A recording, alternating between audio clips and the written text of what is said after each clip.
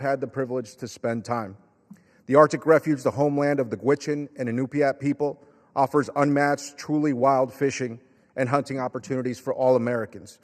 It is the only national wildlife refuge that protects an entire Arctic ecosystem, and it stands as a profound source of pride for this nation.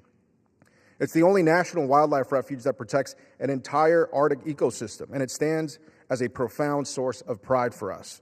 These lands, the birthing and calving grounds of the porcupine caribou herd, have been at the center of national debate for more than a century, ever since Republican President Theodore Roosevelt established the National Wildlife Refuge System and dedicated himself to protecting wild places and the wildlife that depend on them.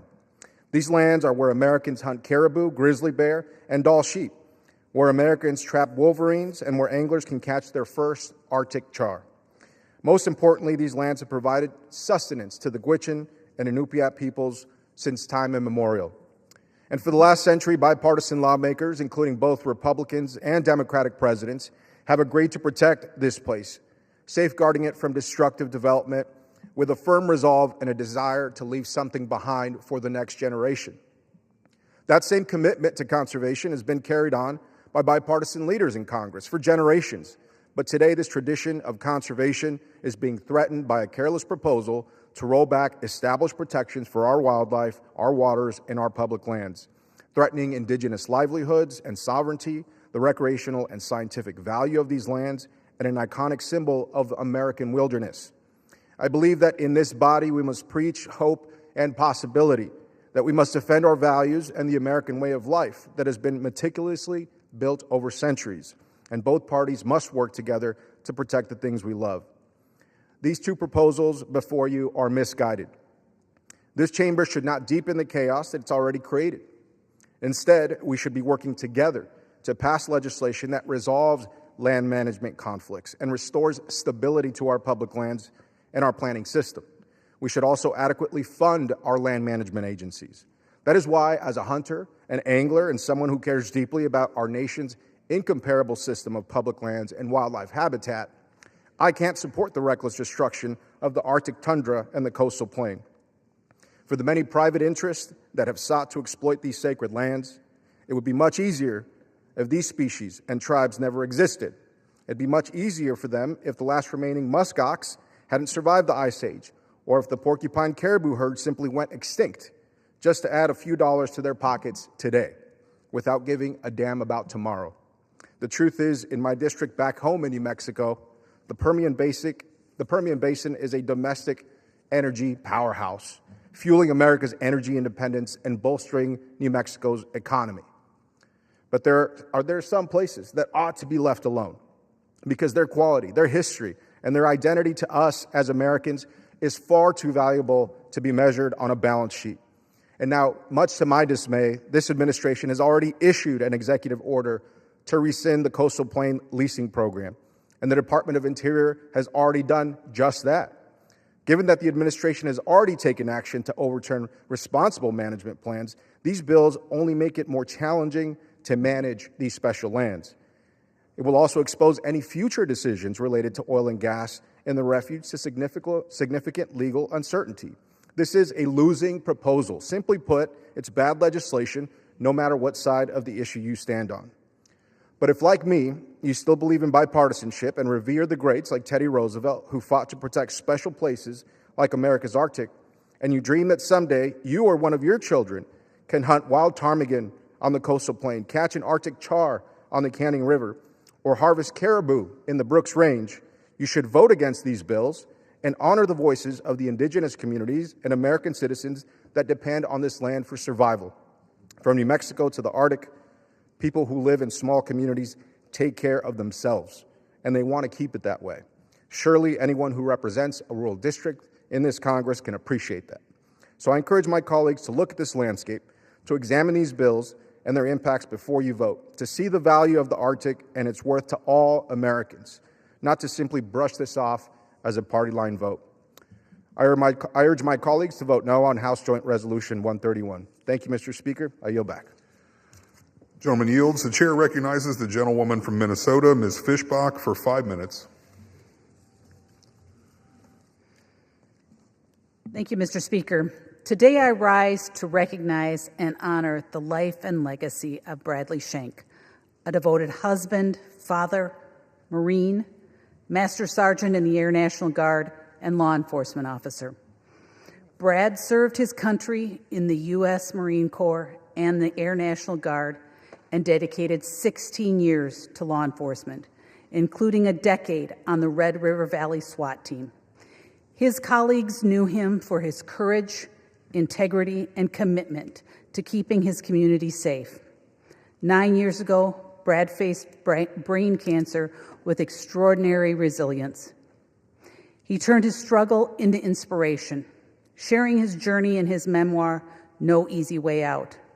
Above all, Brad was a family man. He leaves behind his wife, Sarah, their 3 children, Colby, Bentley, and Mackenzie, his parents and siblings, and his entire military and law enforcement families. They carry on the legacy of strength and hope. Brad's life was defined by service, resilience, and joy. We honor his memory today and extend our deepest condolences to his family, friends, and community.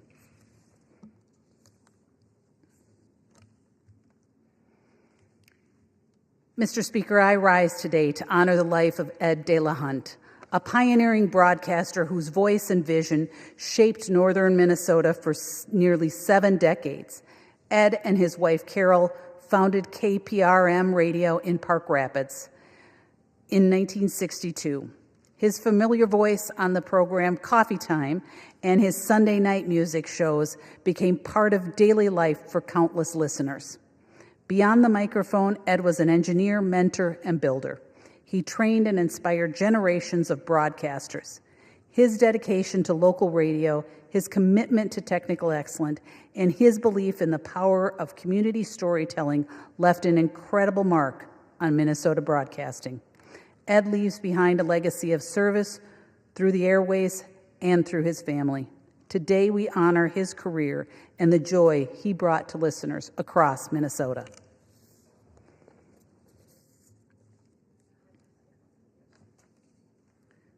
Mr. Speaker, I rise to congratulate the Holly girls volleyball team on being the 2025 AA state champions. The Nuggets came back from a 2-set deficit to win 3-2. This year's win sealed the back-to-back championships for this team. On behalf of the 7th District of Minnesota, congratulations, and we are proud of you.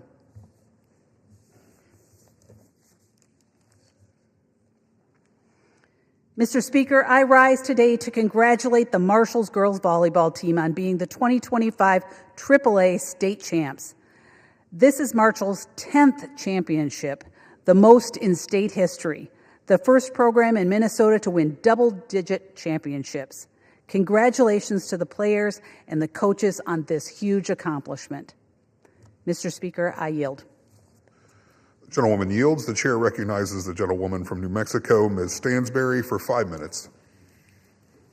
Mr. Speaker, I rise today to stand with truth and justice, to stand with every survivor of sexual assault, and to demand the release of the Epstein files now. And to say to the one man on planet Earth who has the power to do so, Mr. President, it is time to release the files. Today we vote on a resolution to release these files, but we have already subpoenaed them, and the president has refused to comply, engaged in a months-long cover-up right before our very eyes, threatening and pressuring members of Congress and even calling his own allies traitors and this legislation a hostile act. Well, Mr. President, the irony is not lost on us that such desperate attempts to evade accountability are at the heart of the matter itself, as the Epstein case is at its core, its dirty, rotten core, about rich and powerful men who abuse the system to avoid accountability.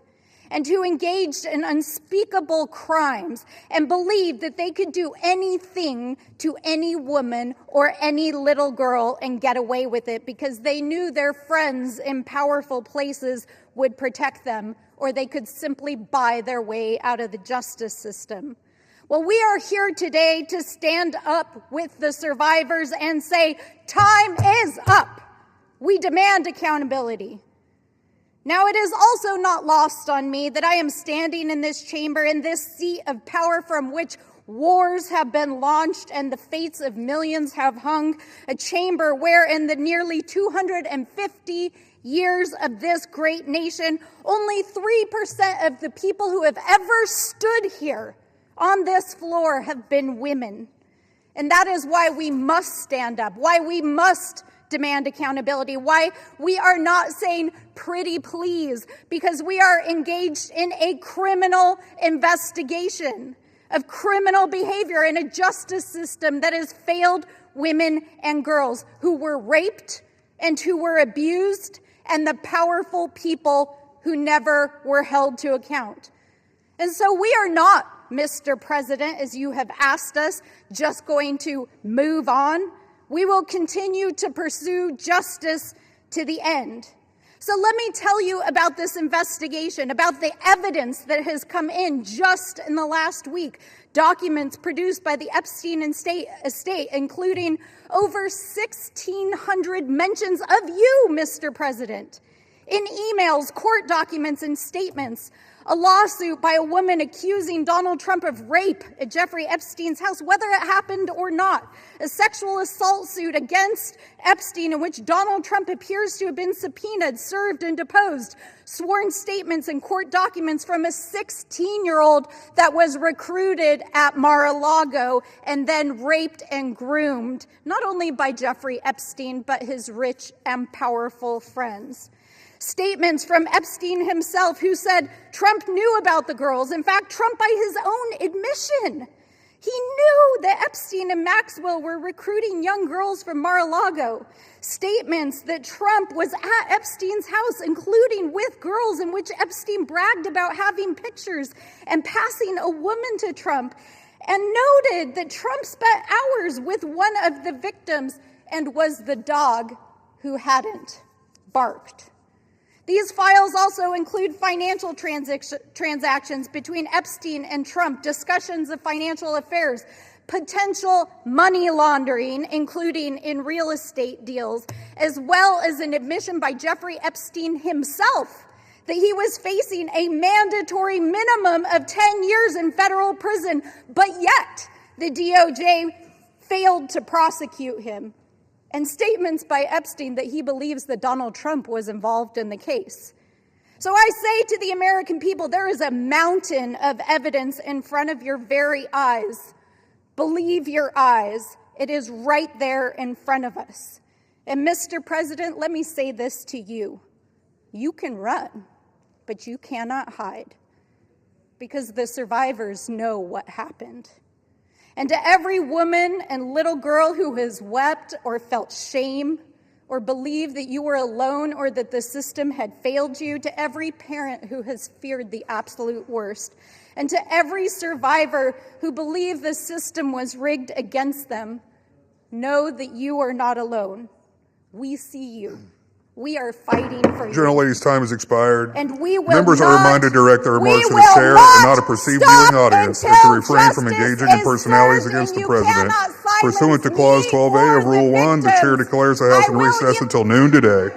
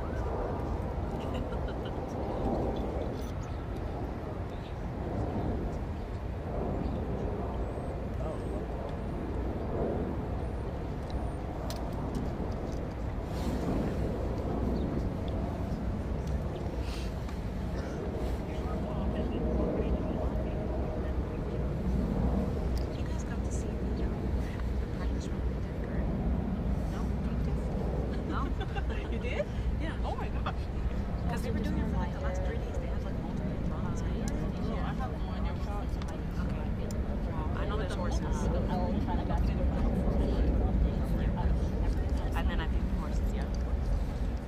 I think they do a salute, and then that's it. They just walk across. They come from down there and walk across. In front of them. And then I think that.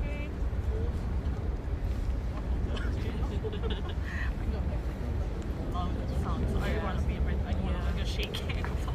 Just wait for the flyover. Right. Oh, that's right. And the flyover. Yeah. I think I'm gonna stick a shooting. There's a lot happening today I in am. a very small time. Yeah.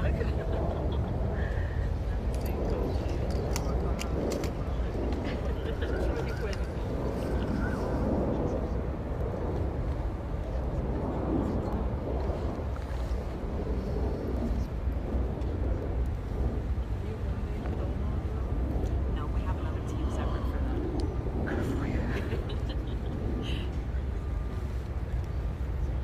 So there's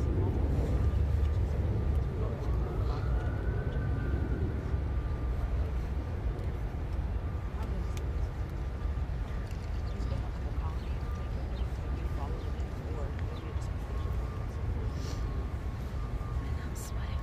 Because after that,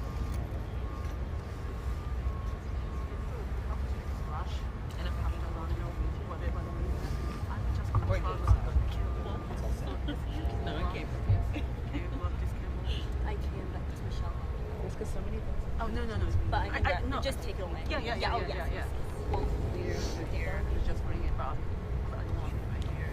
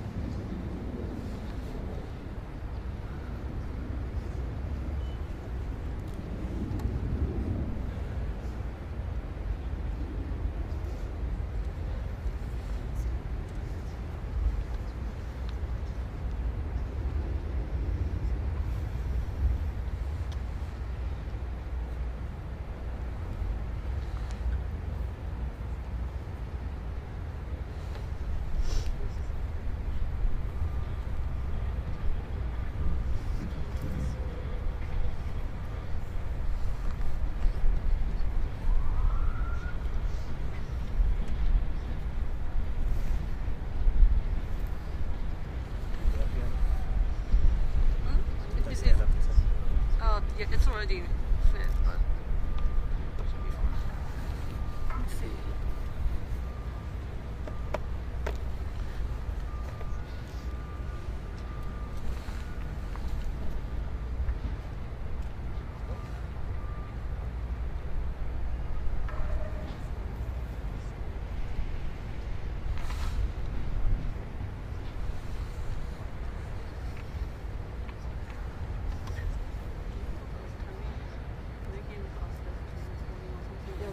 Okay. What's that? What's that black thing sticking out over the hedges? You guys see that? Is it? Could be anyone's. Could be anyone's. Could be anybody. I don't know whose that is. It's the one with the 4 remotes on the wall. That's right. I think I see Getty on it. No. No. Getty is never at fault, right? Get his left? Never at fault, right? That's right. We actually have a photographer laying. Perfect organization. We have a photographer laying in the grass. Pretty good. We don't know where else to put him. Probably the official agency of Saudi Arabia.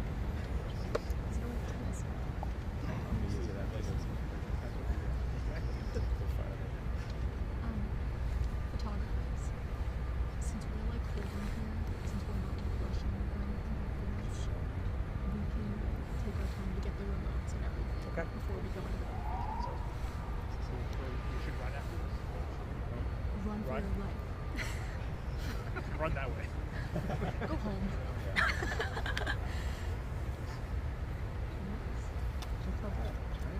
So is that a lid? You have to get a little like on the plane for you.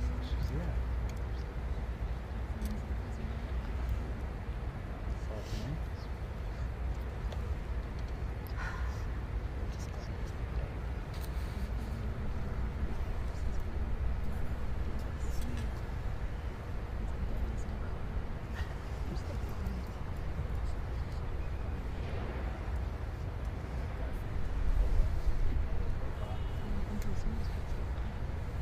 No.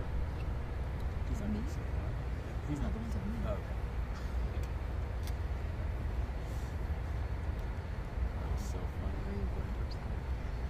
That's why I messed that up. So good.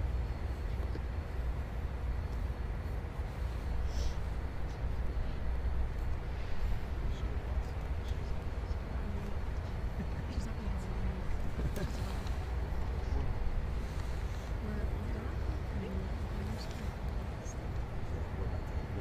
We'll have our baby. Much obliged.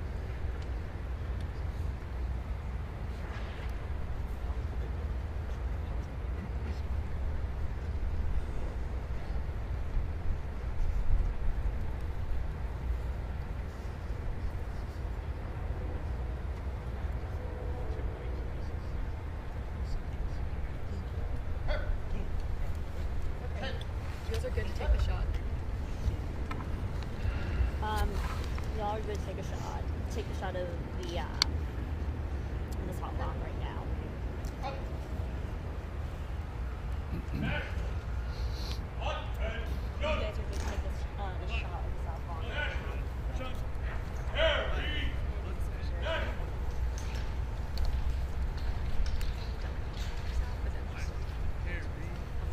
So delegations.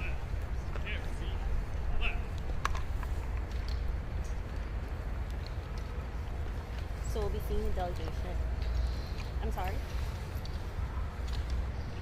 No, it's not a 2-minute warning. It's not the official 2-minute warning. She just told us we can take the shot now. As of right now, we're going to see the delegation come out first, but there'll be a little bit of time before Trump comes out.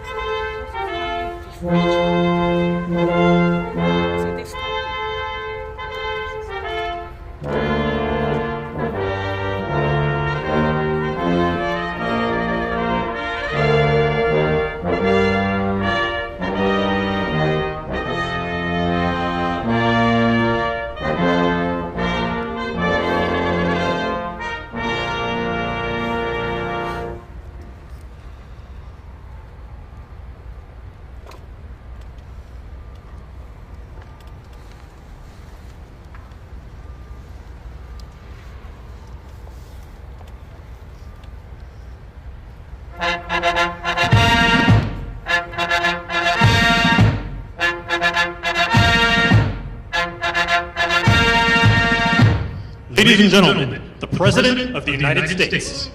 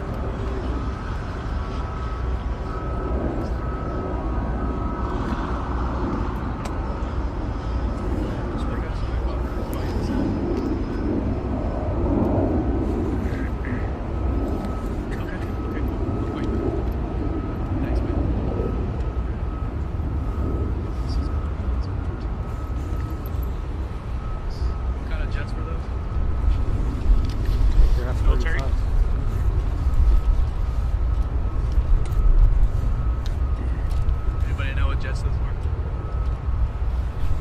Okay.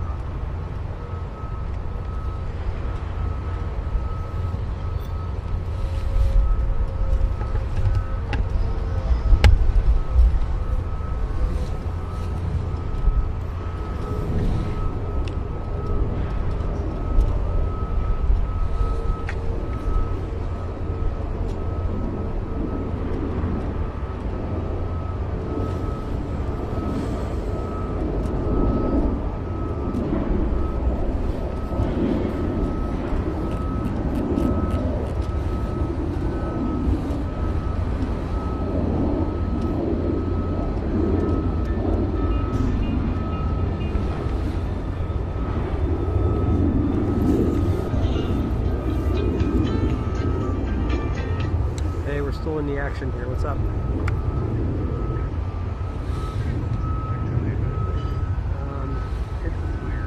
I think they're holding pretty firm to it. What do you have? Well, last night, I think. Yeah.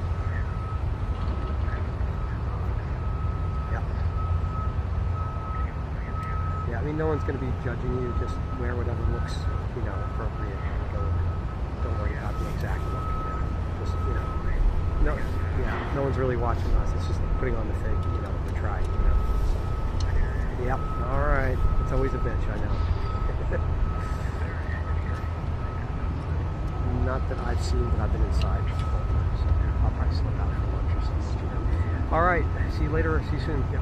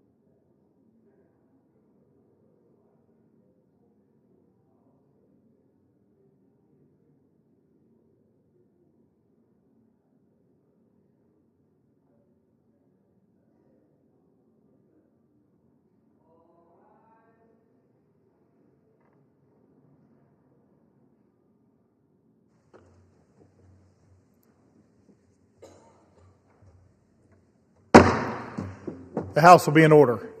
The prayer will be offered by Chaplain Kibben. Would you pray with me? Almighty Lord, you who shakes the heavens and causes the earth to tremble, you who causes the sea to roar and the dry land to shudder, shake us from our falseness and rekindle our desire to love and to serve you in faithfulness and truth. You own all that we value.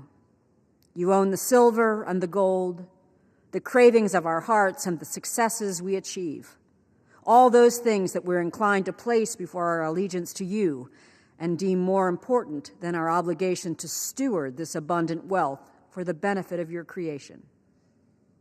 Fill this place with your Spirit.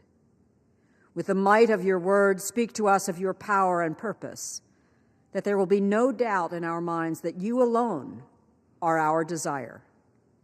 Everything we want, that we need, and that we have been given by your hand, that we would turn our hearts and minds to you and dedicate our efforts to ensure that all the people we serve, your people, would have the assurance of your provision, even when the world around them trembles, and the upheaval of these times threatens their well-being.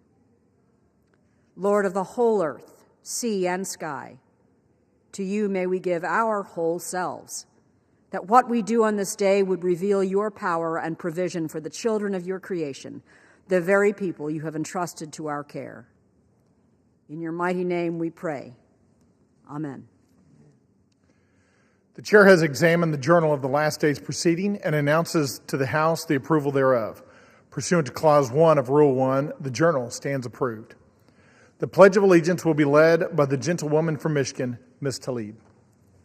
I pledge allegiance to the flag of the United States of America and to the republic for which it stands, one nation, under God, indivisible, with liberty and justice for all.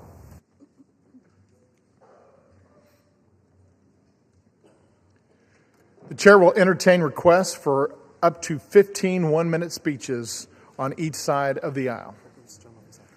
For what purpose does the gentleman from South Carolina seek recognition?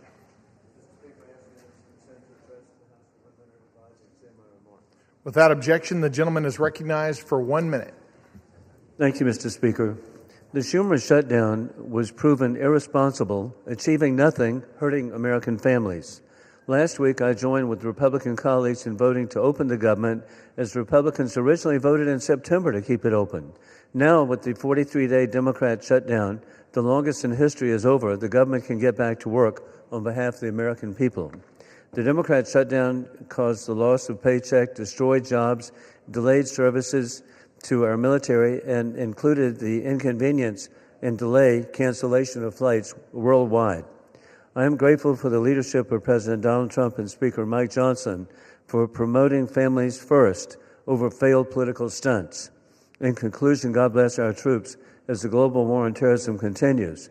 Trump is reinstituting peace through strength, revealing war criminal Putin lies, insulting Trump. Yesterday, attacking a Turkish flag tanker, causing evacuation in Romania, both NATO allies that we so value. Our prayers for the recovery of South Carolina native Gentleman's Jesse time has Jackson. expired. I yield back. For what purpose does the gentlewoman from Michigan seek recognition? I ask unanimous consent to address the House. The gentlewoman is recognized for 1 minute. Republicans have to decide if they're going to protect pedophiles or seek justice for survivors of sex trafficking and abuse. I sat across from survivors. Some of them were as young as 13 and 14 at the time. And they told us over and over again, follow the money. The Treasury Department, Mr. Speaker, is sitting on suspicious activity reports on Epstein's financial network detailing thousands of transactions totaling more than $1.5 billion. In fact, J.P. Morgan knew about these suspicious transactions for more than a decade. He had 134 accounts with J.P. Morgan, but they chose to look the other way and continue to profit. The corrupt administration would rather protect the rich and powerful, their billionaire donors, and stop the truth from coming out. Survivors of these horrific and systematic sexual abuse, they deserve justice, and public deserves to know the full truth. But don't be fooled. President Trump has the power to release the full, unredacted files right now without congressional action and end the cover-up today. For what purpose does the gentleman from Colorado seek recognition? I rise to ask for unanimous consent to address the House for 1 minute to revise and extend my remarks. Without objection, the gentleman is recognized for 1 minute. Mr. Speaker, I rise today to recognize Colonel Rick Tremillos for his extraordinary dedication and service as Scoutmaster of Troop 66 in Colorado Springs. For years, Rick has served as a mentor and a role model to the Scouts of Troop 66. His commitment to the principles of Scouting has created a nurturing environment where Scouts are encouraged to grow into responsible, confident leaders. Rick's ability to connect with youth, guide them through challenges, and celebrate their achievements is a testament to his deep compassion and unwavering dedication. Under his guidance, Troop 66 has thrived. Rick has led countless campouts, service projects, and leadership training events, always with the focus on building resilience, teamwork, and respect. His mentorship has helped many Scouts earn the rank of Eagle Scout, and more importantly, has instilled in them a lifelong commitment to service and integrity. On behalf of all those whose lives he has touched, I extend my deepest gratitude and heartfelt recognition. Thank you, and I yield back. For what purpose does the gentleman from Massachusetts seek recognition? Without objection, the gentleman is recognized for 1 minute. Mr. Speaker, under Donald Trump, America is joining the ranks of other countries in all the wrong ways. Freedom House now lists us among nations where judges and prosecutors face political attacks. Reporters Without Borders says our press freedom has sunk to a historic low. And now Trump has crossed a line no U.S. president ever dared cross. He withheld food assistance that Americans were legally entitled to, blocking nutrition benefits, not because the country can't afford them, but because he thinks it helps him politically. In my work as co-chair of the Tom Lantos Human Rights Commission, I've seen brutal regimes use food as a weapon and leaders starve their own people to hold on to power. I never, ever thought I would see a U.S. president try to rip a page from the same playbook. What a shameful moment in our history, and I will continue to fight to end hunger now. I yield back. For what purpose does the gentleman from Mississippi seek recognition? The gentleman is recognized for 1 minute. Mr. Speaker, I rise today to recognize a distinguished public servant from Hancock County, Mississippi, Brian Hootie Adam, who will retire on December 21st, 2025, after more than 4 decades of serving his community. Hootie began his career in 1985 as a firefighter, answering the call when his neighbors needed him most. In 2003, he became director of Hancock Emergency Management Agency, a role he has carried with steady leadership for 22 years. During that time, he guided the county through many countless emergency destructive storms, and most notably, the unimaginable challenges of Hurricane Katrina. Through every crisis, Hootie was a source of strength, calm, prepared, and fully committed to protecting the people of Hancock County, Mississippi. His leadership saved lives, strengthened the emergency response across our region, and set a standard of service we should all admire. Mr. Speaker, I ask my colleagues to join me in thanking Hootie Adam for his extraordinary dedication and wishing him the very best in well-earned retirement. Mr. Speaker, I yield back. For what purpose does the gentlewoman from Michigan seek recognition? The gentlewoman is recognized for 1 minute.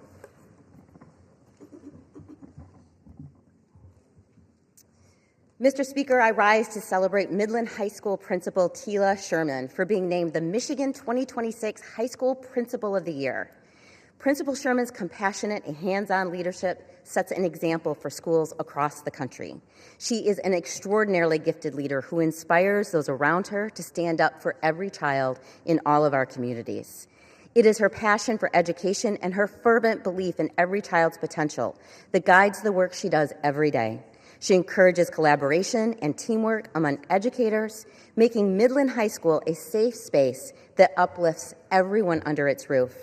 Principal Sherman pushes her students to dream big, asking them every single week, Chemex, you determine your legacy. What will it be? There are years ahead in her leadership journey in education. I have no doubt that she will leave a legacy of educational excellence, deep caring, and a spark of hope for every student she encounters. Go Chemex. Thank you, and I yield back. For what purpose does the gentleman from North Carolina seek recognition? Without objection, the gentleman is recognized for 1 minute.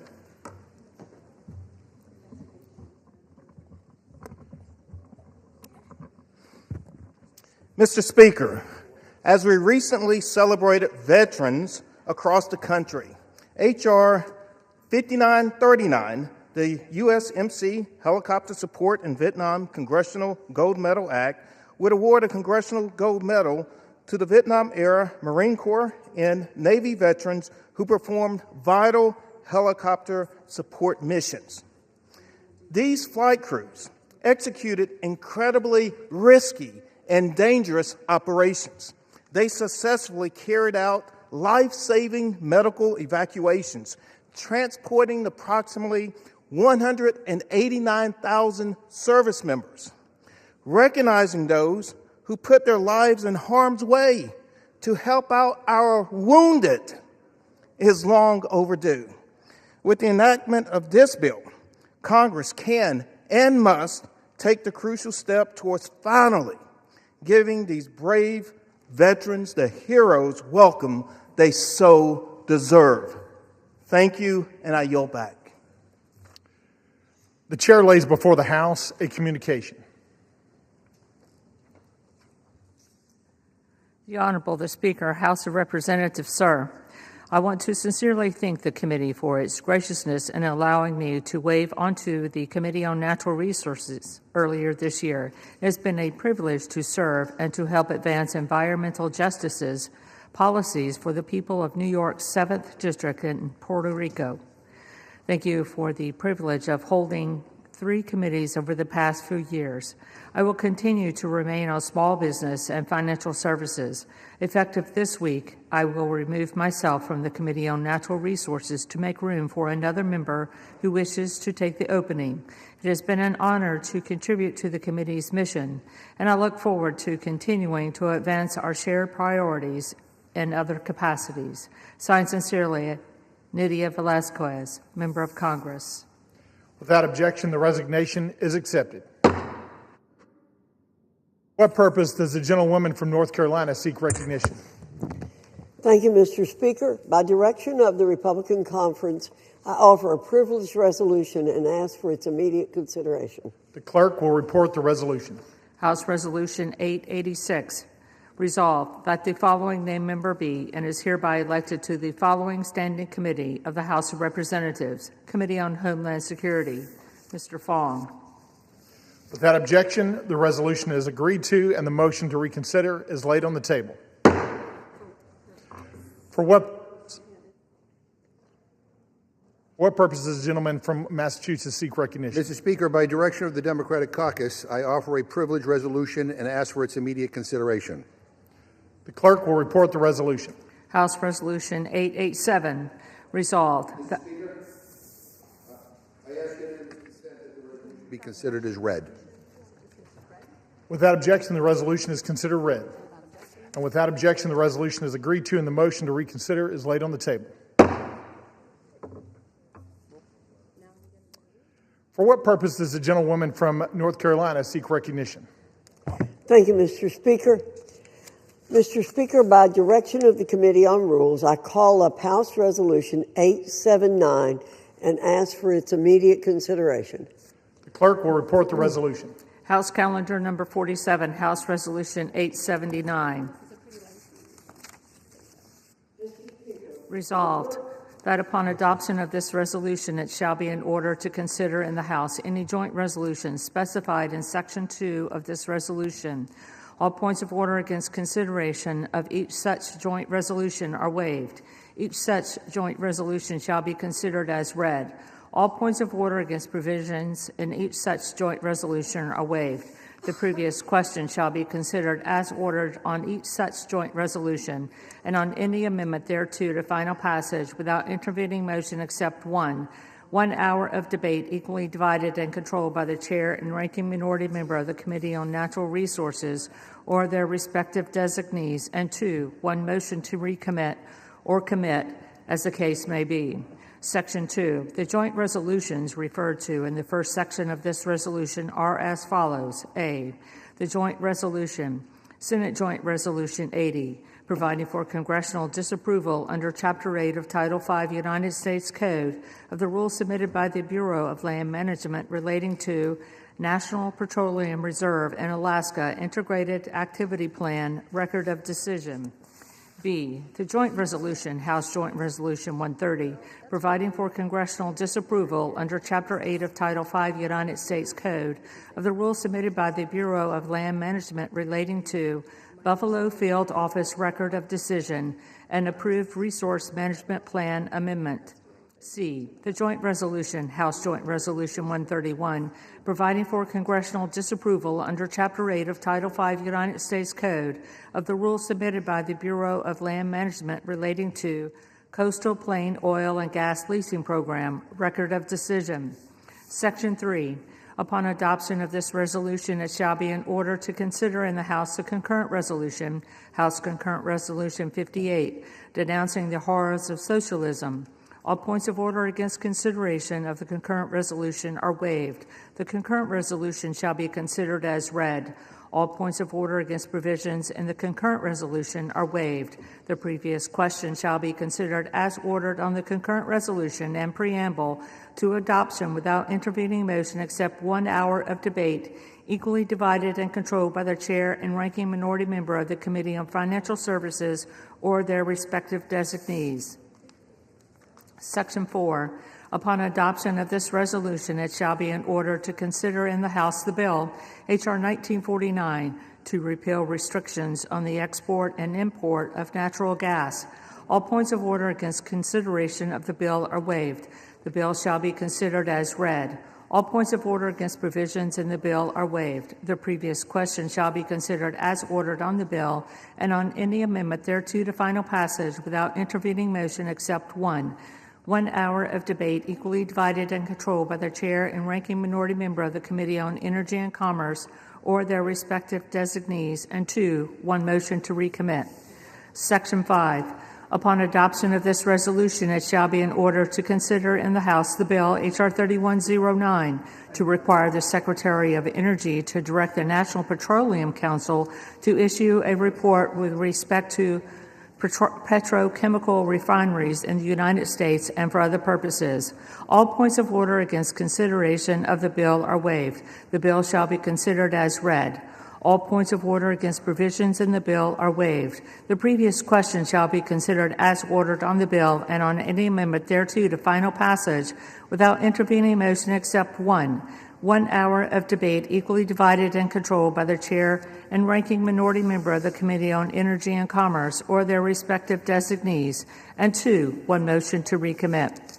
Section 6, upon adoption of this resolution, it shall be in order to consider in the House the bill H.R. 5107 to repeal the Comprehensive Policing and Justice Reform Amendment Act of 2022 enacted by the District of Columbia Council. All points of order against consideration of the bill are waived. The amendment in the nature of a substitute recommended by the Committee on Oversight and Government Reform, now printed in the bill, shall be considered as adopted. The bill, as amended, shall be considered as read. All points of order against provisions in the bill as amended are waived. The previous question shall be considered as ordered on the bill as amended and on any further amendment thereto to final passage without intervening motion, except 1 hour of debate, equally divided and controlled by the chair and ranking minority member of the Committee on Oversight and Government Reform or their respective designees, and 2, 1 motion to recommit. Section 7, upon adoption of this resolution, it shall be in order to consider in the House the bill H.R. 5214 to require mandatory pretrial and post-conviction detention for crimes of violence and dangerous crimes and require mandatory cash bail for certain offenses that pose a threat to the public safety or order in the District of Columbia and for other purposes. All points of order against consideration of the bill are waived. The amendment in the nature of a substitute recommended by the Committee on Oversight and Government Reform, now printed in the bill, shall be considered as adopted. The bill as amended shall be considered as read. All points of order against provisions in the bill as amended are waived. The previous question shall be considered as ordered on the bill as amended and on any further amendment thereto to final passage without intervening motion except one. 1 hour of debate equally divided and controlled by the chair and ranking minority member of the Committee on Oversight and Government Reform or their respective designees, and 2, 1 motion to recommit. Section 8. Upon transmission to the Senate of a message that the House has passed H.R. 4405, House Resolution 581 shall be laid on the table.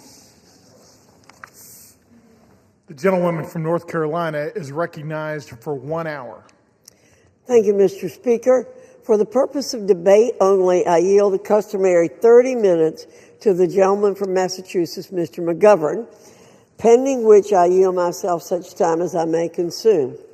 During consideration of this resolution, all time yielded is for the purpose of debate only. Mr. Speaker, I ask unanimous consent that all members have 5 legislative days to revise and extend their remarks. Without objection. Thank you again, Mr. Speaker. I rise in support of the rule and the underlying legislation.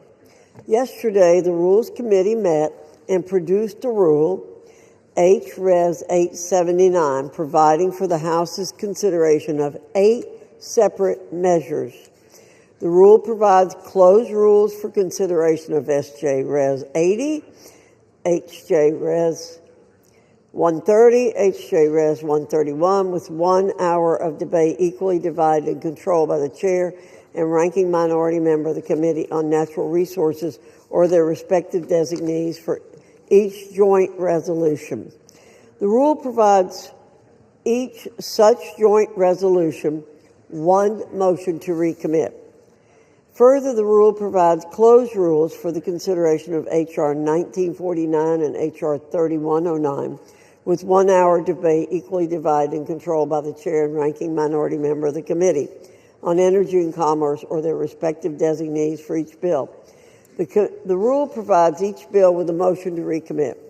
Additionally, the rule provides for consideration of H. Con. Res. 58 under a closed rule with 1 hour of debate equally divided and controlled by the chair and ranking minority member of the Committee on Financial Services or their respective designees. The rule also provides for consideration of H.R. 5214 and H.R. 5107 under closed rules with 1 hour debate equally divided and controlled by the chair and ranking minority member of the Committee on Oversight and Government Reform or their respective designees on each bill. The rule provides 1 motion to recommit for each bill. Finally, the rule tables House Resolution 581 upon the transmission of a message to the Senate that the House has passed H.R. 4405. Mr. Speaker, after over 40 days of the Democrat government shutdown, the House has returned to regular order, and this majority is continuing to push forward with the America First agenda, the American people's agenda. All of these pieces of legislation we're considering today are in alignment with the American people's demand and President Trump's executive orders that we maintain a robust posture of American energy dominance. You know, Mr. Speaker, our Democrat colleagues have developed a strong proclivity to thumb their noses at the development of energy that comes from American soil. One must wonder why they choose to do that. They pay lip service to environmental protections and reducing greenhouse gas emissions, but it's just a fact that American oil and American natural gas are cleaner and more environmentally friendly than any of our global competitors. Why would they cede our dominance on the global stage in favor of hostile actors who lack even the most basic environmental protections? We are blessed as a nation to have vast repositories of natural resources that we can draw from and utilize accordingly. When we ignore the opportunities to harness these resources for our benefit, we deny ourselves the opportunity to grow more self-sufficient. H.R. 5214 and H.R. 5107, two measures reported from the Oversight Committee, focus on restoring law and order in our nation's capital city, a city that ought to be a model for the rest of the nation to follow.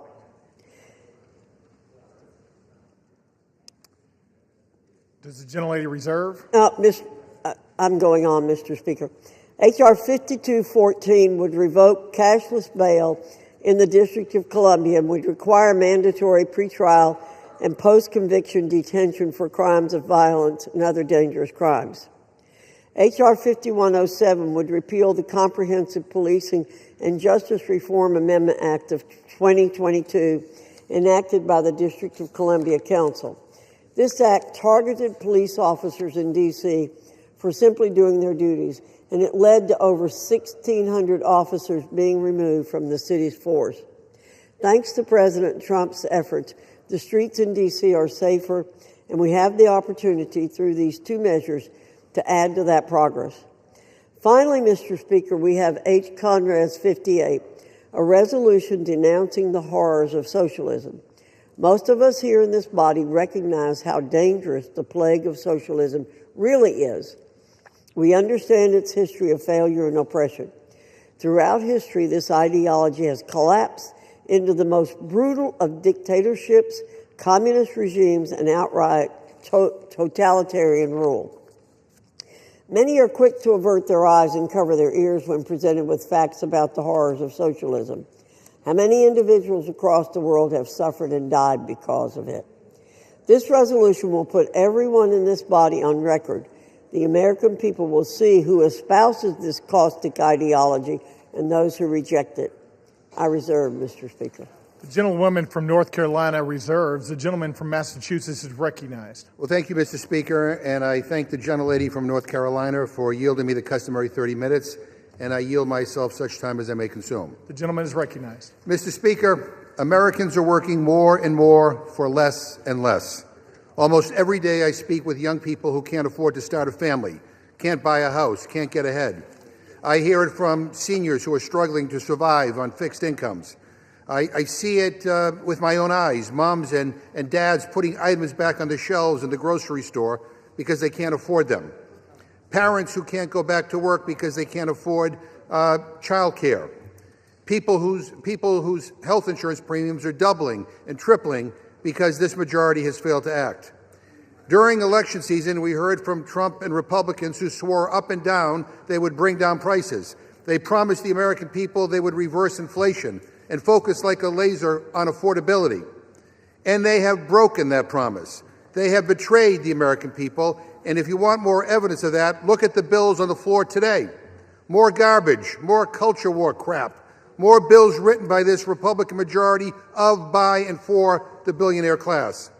Republicans moved heaven and earth to give tax breaks to the rich and powerful. That got done in a nanosecond.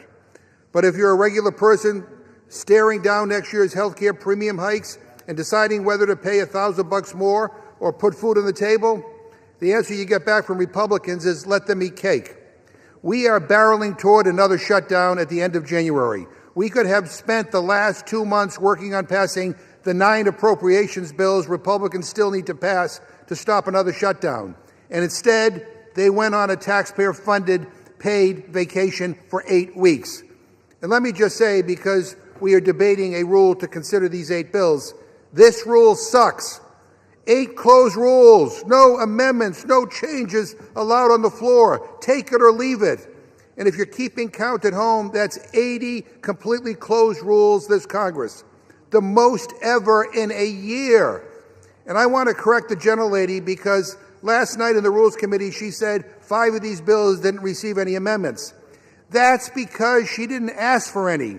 And when you don't send an amendment deadline, everyone knows you're doing a closed rule.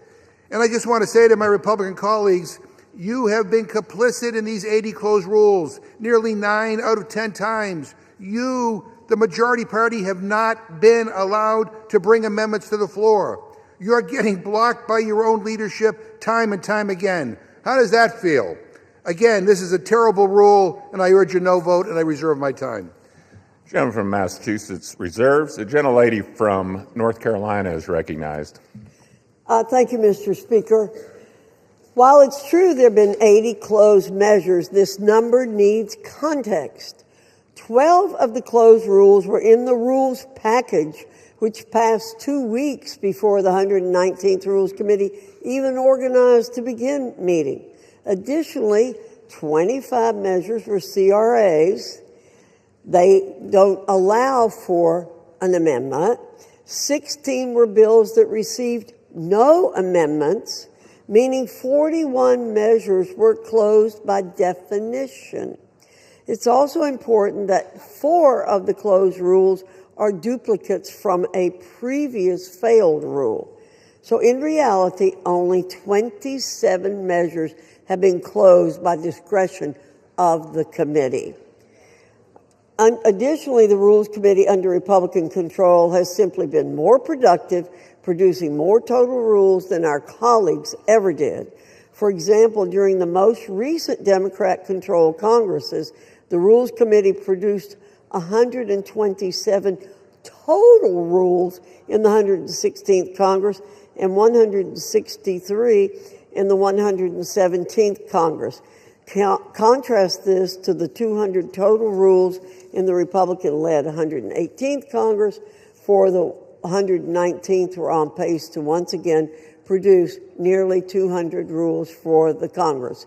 So, Mr. Speaker, we're doing our job. We're not closing out debate. We're having plenty of debate. There's plenty of opportunities for our colleagues to offer amendments. Thank you. I reserve. Gentlelady reserves. Gentleman from Massachusetts is recognized. Mr. Speaker, a lot of words to justify the most closed Congress in history, the most authoritarian Congress in history. It would make Putin blush. Mr. Speaker, if we defeat the previous question, I will offer an amendment to the rule to provide for consideration of H.R. 6074, which would extend the Affordable Care Act enhanced premium tax credits for 3 years through 2028. We are in the midst of a health care crisis. More than 20 million Americans who get their health care on the ACA exchanges are going to see their premiums skyrocket next year. That includes 250,000 people in my home state of Massachusetts who are paying lower premiums and copays due to these tax credits, which Democrats created in 2021 and are set to expire at the end of the year. Let me read you some of the stories from folks in my district. Quote, I just received my letter and my monthly costs have gone from $1,287 to $3,026 for next year. As a working family with a daughter who has an autoimmune disease, we are struggling, and I'm working 50-plus hours a week just to pay the insurance, end quote. Another one, and I quote, with the Health Connector, I was paying $264 per month, acceptable seeing that I am healthy but not young. Without the advanced premium tax credit, my monthly premium will be just over $800 per month. I can't and I won't pay that. I will go without. This is happening across the country. And for the sake of millions of Americans and their health care, I urge my Republican colleagues to support this bill and vote no on the previous question.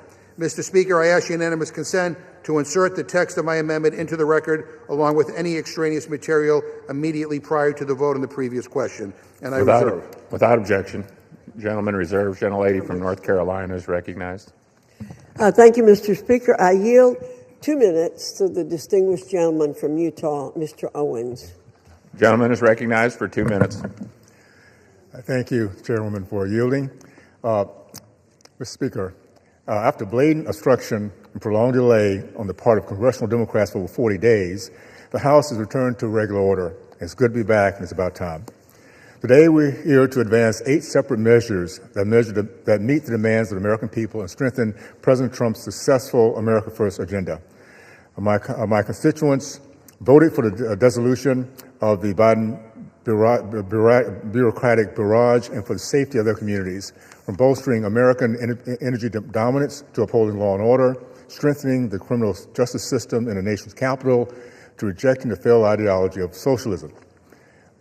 House Republicans continue to deliver measurable and substantial progress. I urge my colleagues to support the rule and the 8 underlying pieces of legislation. Let's continue delivering wins for the American people. Thank you. I yield back. Gentleman yields back. Gentlelady from North Carolina reserves. Gentleman from Massachusetts is recognized. Mr. Speaker, shortly on the floor, Republicans are about to finally bring up the Massey Counter bill to release the Epstein files. We had to drag this leadership here kicking and screaming. And I appreciate their sudden and stunning change of heart on this issue. But I want to state for the record that the Republican leadership has tried to block this day for months and months and months. And I also want to state for the record that Donald Trump could release these files on his own, today, right now, right this very second. He doesn't need to wait for Congress to pass the bill. He could release the files himself, but he won't. That is why we are here, because he refuses to act. Meanwhile, the Republican majority has blocked transparency at every turn. They stonewalled in committee. The gentlelady from North Carolina and every Republican on the Rules Committee voted 9 times to block my amendment to release the Epstein files. 9 times. Republicans were so afraid of my amendment that Speaker Johnson shut down the Rules Committee and sent us home early in July. And then he refused to swear in a new member of Congress for weeks because she promised to be the 218th signature to force this bill forward. Only four Republicans signed the discharge petition. Every single Democrat signed on. In a few moments, I'm going to yield time to Representative Massey, who has been the Republican leader of this effort in the House, alongside Representative Khanna on the Democratic side. And here's why I'm doing that. This bill should be getting a full hour of debate on the floor. But Speaker Johnson, I guess at Donald Trump's direction, is throwing every procedural gimmick at the wall to see what sticks. And he's trying to limit debate on the floor because for some reason he is very, very afraid of talking about this. So that's why I'm donating a significant chunk of my time to members who have been silenced by the Speaker for the terrible crime of demanding truth and transparency.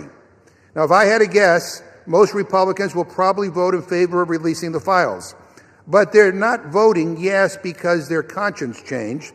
They're voting yes because Donald Trump tells most of them how to vote. And he realized he's lost on this one. He says the people who support this bill, quote, betrayed the entire Republican Party. Really? Really? How is accountability for a pedophile something Donald Trump campaigned on? How is that now a betrayal? This was his issue, his idea. He ran on releasing the files. And by the way, to those who say that Biden should have released these files, let me just address that right now. You're right. He should have. But he didn't make it his number one issue, and he's not the president right now. Donald Trump is. He could have released the files at any point over the last 11 months, but he has not. Republicans have had months to sign the discharge petition. They had months to bring this bill to the floor. But this leadership has chosen obstruction. They don't want to pass this bill. They don't even want to talk about it on the House floor. And so that's why debate matters. And with that, I reserve my time. Gentleman from Massachusetts reserves. The gentlelady from North Carolina is recognized. Thank you, Mr. Speaker. Let's be clear. Republicans don't oppose the full transparency of the Epstein files. We embrace the Oversight Committee's task of doing just that. We embrace Representative Massey's legislation here today by putting it up for a vote under suspension. I'll be voting for it. We already have a House investigation that carries the full force of law, and there's no opposition to respecting the majority's wishes to get this codified into law. Let's get to it. Let's get the vote and end these false debates, straw man arguments, and non sequiturs. We tried to pass this bill last week, but Democrats wouldn't agree to doing so. Let's vote now. Democrats should stop, listen, and take yes for an answer. I reserve. Gentlelady reserves. The gentleman from Massachusetts is recognized. Mr. Speaker, the gentlelady doesn't oppose this? Boy, you have a funny way of showing it. I gave the gentlelady 9 opportunities in the Rules Committee to bring this measure to the floor. 9 opportunities. And every time I brought up an amendment, she voted it down. 9 opportunities. So to say that somehow this is always what you wanted, I don't know. That doesn't pass the smell test. Mr. Speaker, I yield 3 minutes to the gentleman from California, Mr. Khanna.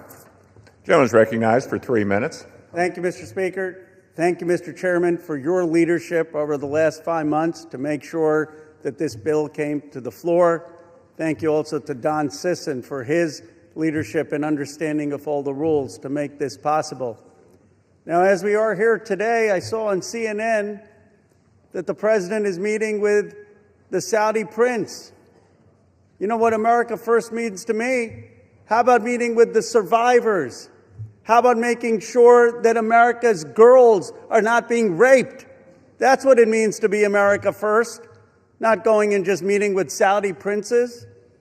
You know, I am so honored to be here and working together with Congressman Thomas Massie, who's shown so much courage and principle, and I'm so honored to be here next to Congresswoman Marjorie Taylor Greene and Congresswoman Nancy Mace.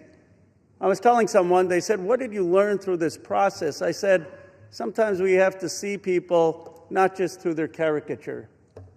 And I had caricatures of Representative Greene and Representative Massey and Representative Mace. But what I saw is they cared as Americans and human beings, and they stood with courage. And they looked at this not from politics, they looked at this as what is right. And I'm proud today to be a member of Congress. I'm proud to work with them, and I'm proud of what we are showing this country is possible. That if we actually care about American values, maybe we can overcome some of the bitter divides in this country. If we don't care about just getting the credit and maybe work together, we could actually care about forgotten and abandoned Americans like the survivors that testified today. I was so moved by their testimony. How can you hear their testimony, as all of us have heard, see their tears, see them holding up photos at the age of 14, and think that they're not telling the truth? This is not politics, this is humanity. Sometimes we get into these chambers and we forget what happened, of how we grew up. Most of us, we grew up, we went to barbecue, we went to Little League games, we went to church or temple. We didn't fly around in private jets and go to a rape island. We didn't buy off politicians and tell them to keep quiet. We didn't think that it was normal to abuse or rape young girls. And then they're saying, well, we don't know if they were 18 or 22. Come on. It's rotten. Then they say, well, just care about the price of eggs. Just care about the price of health care. You know what's more important than that? American values. These rich, greedy men abused American values. They abused what's sacred about this country. They abused what built this country. I yield the gentleman additional minute. And it is time that they're going to have a reckoning. The Epstein class is going to go. And the reason they're going to go is because the progressive left and the MAGA right and everyone in between is finally waking up against this rotten system. And when people are united, when people work across the aisle, amazing things can happen because the American people are kind and good and decent. So it's an honor, Congressman Massey, to have worked with you, and I salute particularly the courage of Marjorie Taylor Greene, Lauren Boebert, and Nancy Mace. None of this would have been possible without their courage in standing up on the petition and for what they did. I'll yield back. Gentleman yields back. Gentleman from Massachusetts reserves. Gentlelady from North Carolina is recognized. Mr. Speaker, at the top of this page that I have, I've written Democrat hypocrisy on Epstein. That's what we're hearing today. I'm proud to be a member of the Oversight and Government Reform Committee. I'm proud to have supported the full investigation into the Epstein files on that committee. Furthermore, I'm proud to have supported formalizing that investigation by taking the decisive step in directing that investigation by a special rule provided by the Rules Committee. This gave the oversight investigation the full weight of the House of Representatives behind the committee's existing subpoena power. Very important in this debate. Let's get things straight here. In just a matter of hours, we're going to get to vote on the Massey bill. But that won't preclude the existing House Oversight and Government Reform Committee's investigation in any way. And that's a great thing because that investigation is yielding results. We now know that one of Jeffrey Epstein's closest confidants was apparently Larry Summers, a cabinet member in the Clinton administration. We now know that a Democrat member in this body, Stacey Plaskett, was colluding with Jeffrey Epstein in real time during a hearing. And the subject matter? How to take down President Trump. Mr. Speaker, you can't make this stuff up. We now know that Epstein himself hated President Trump. It's in black and white. We now know that one of the chief Epstein victims stated that President Trump never acted inappropriately. And don't forget that oversight investigation specifically subpoenaed Bill and Hillary Clinton for their ties to Jeffrey Epstein. They haven't been quick to step into the breach and exonerate themselves, have they? But the truth will continue to come out as it has because of Republicans and a current Republican-led House Oversight and Government Reform Committee investigation, one that already carries the full force of law. Let's see where that leads. I reserve. Gentlelady reserves. The gentleman from Massachusetts is recognized. Mr. Speaker, the gentlelady says that just trust her and the Republican leadership. And I got to tell you, I can't after what I saw unfold over these last several months. Obstruction and using every maneuver possible to avoid this moment where we're having here today. And I want to say that for the record, it doesn't matter whether there's Republicans or Democrats or independents that are implicated in these files. We believe in accountability for everybody who abuses young women, and we believe in justice. And that is kind of what's uniting many of us on this, on this side of the aisle here today.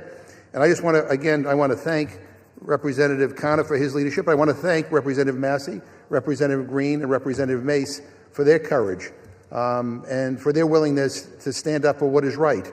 We don't agree on very much, but we do agree that there ought to be accountability when young women are abused, and so that's what this is about. So, Mr. Speaker, I ask unanimous consent that the gentleman from Kentucky, Mr. Massey, control the remainder of my time.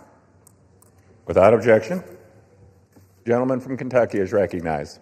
Mr. Chairman, may I inquire as to how much time I have? You have 17 minutes remaining. I yield myself 2 minutes. The gentleman is recognized for 2 minutes. Mr. Speaker, today's an extraordinary day in this chamber.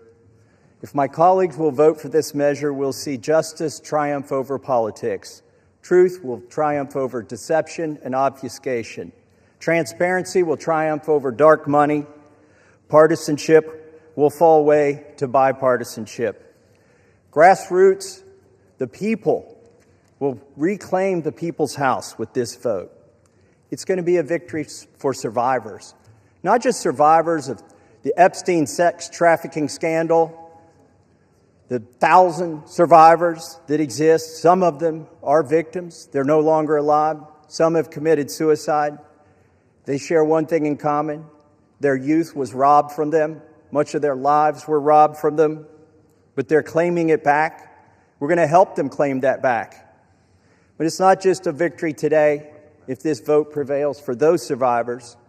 It's a victory for every person, man or woman, boy or girl, who's been victimized sexually in this country. Anybody who's been a victim of sexual assault. Or maybe they've been victimized by a family member. Maybe it's not a billionaire. but they're all waiting and watching to see what we do today. They're wondering, if I go to mom or dad, will anything happen? If I go to the sheriff, will anything happen? Well, we have a chance today to make something happen. Something that's not happened, something that should have happened decades ago, and that is to get justice for these victims and survivors and transparency for America. That's what this vote is about today. And I reserve the balance of my time. Gentleman from Kentucky reserves. The gentlelady from North Carolina is recognized. I reserve. Gentlelady reserves. Gentleman from Kentucky is recognized. I now yield 5 minutes to the gentlewoman from Georgia, Mrs. Green. The gentlelady from Georgia is recognized for 5 minutes. Thank you, Mr. Speaker. I proudly rise today in a bipartisan effort to release the Epstein files, finally, after 5 administrations have covered it up. Earlier today, I attended the press conference where the survivors, they're not victims, the survivors of Jeffrey Epstein's sexual abuse and sex trafficking told their stories. And they told stories about how it started back in 1991, 1996, and they continued on through the decades. And they told stories about how they told someone and tried to get help. They told the FBI, and they weren't listened to. And they told law enforcement, and no one did anything. And these women don't just number a few. These women number around 1,000 women. And they are victims of something that's unthinkable. And this should have never, ever happened. This was the biggest fight I think I've seen in Washington, D.C. This is my 5th year here. And this was a fight that we should have never had to wage. It should have been the easiest thing for every single member of Congress. It should have been the easiest thing for the Speaker of the House. It should have been the easiest thing for the President of the United States to release all the information, every single file, on behalf of these American women.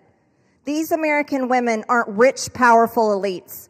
They do not have someone paying for their airline tickets or paying for their trips or paying for their expenses every time they try to do something to get this information out. These are your average Americans. And you want to know what the Epstein files represent? The cover-up represents to average Americans. It represents the failures of the federal government and Congress to the American people. And that is what people rose up about in 2024. They wanted and demanded transparency from their government and for Americans finally to be put first.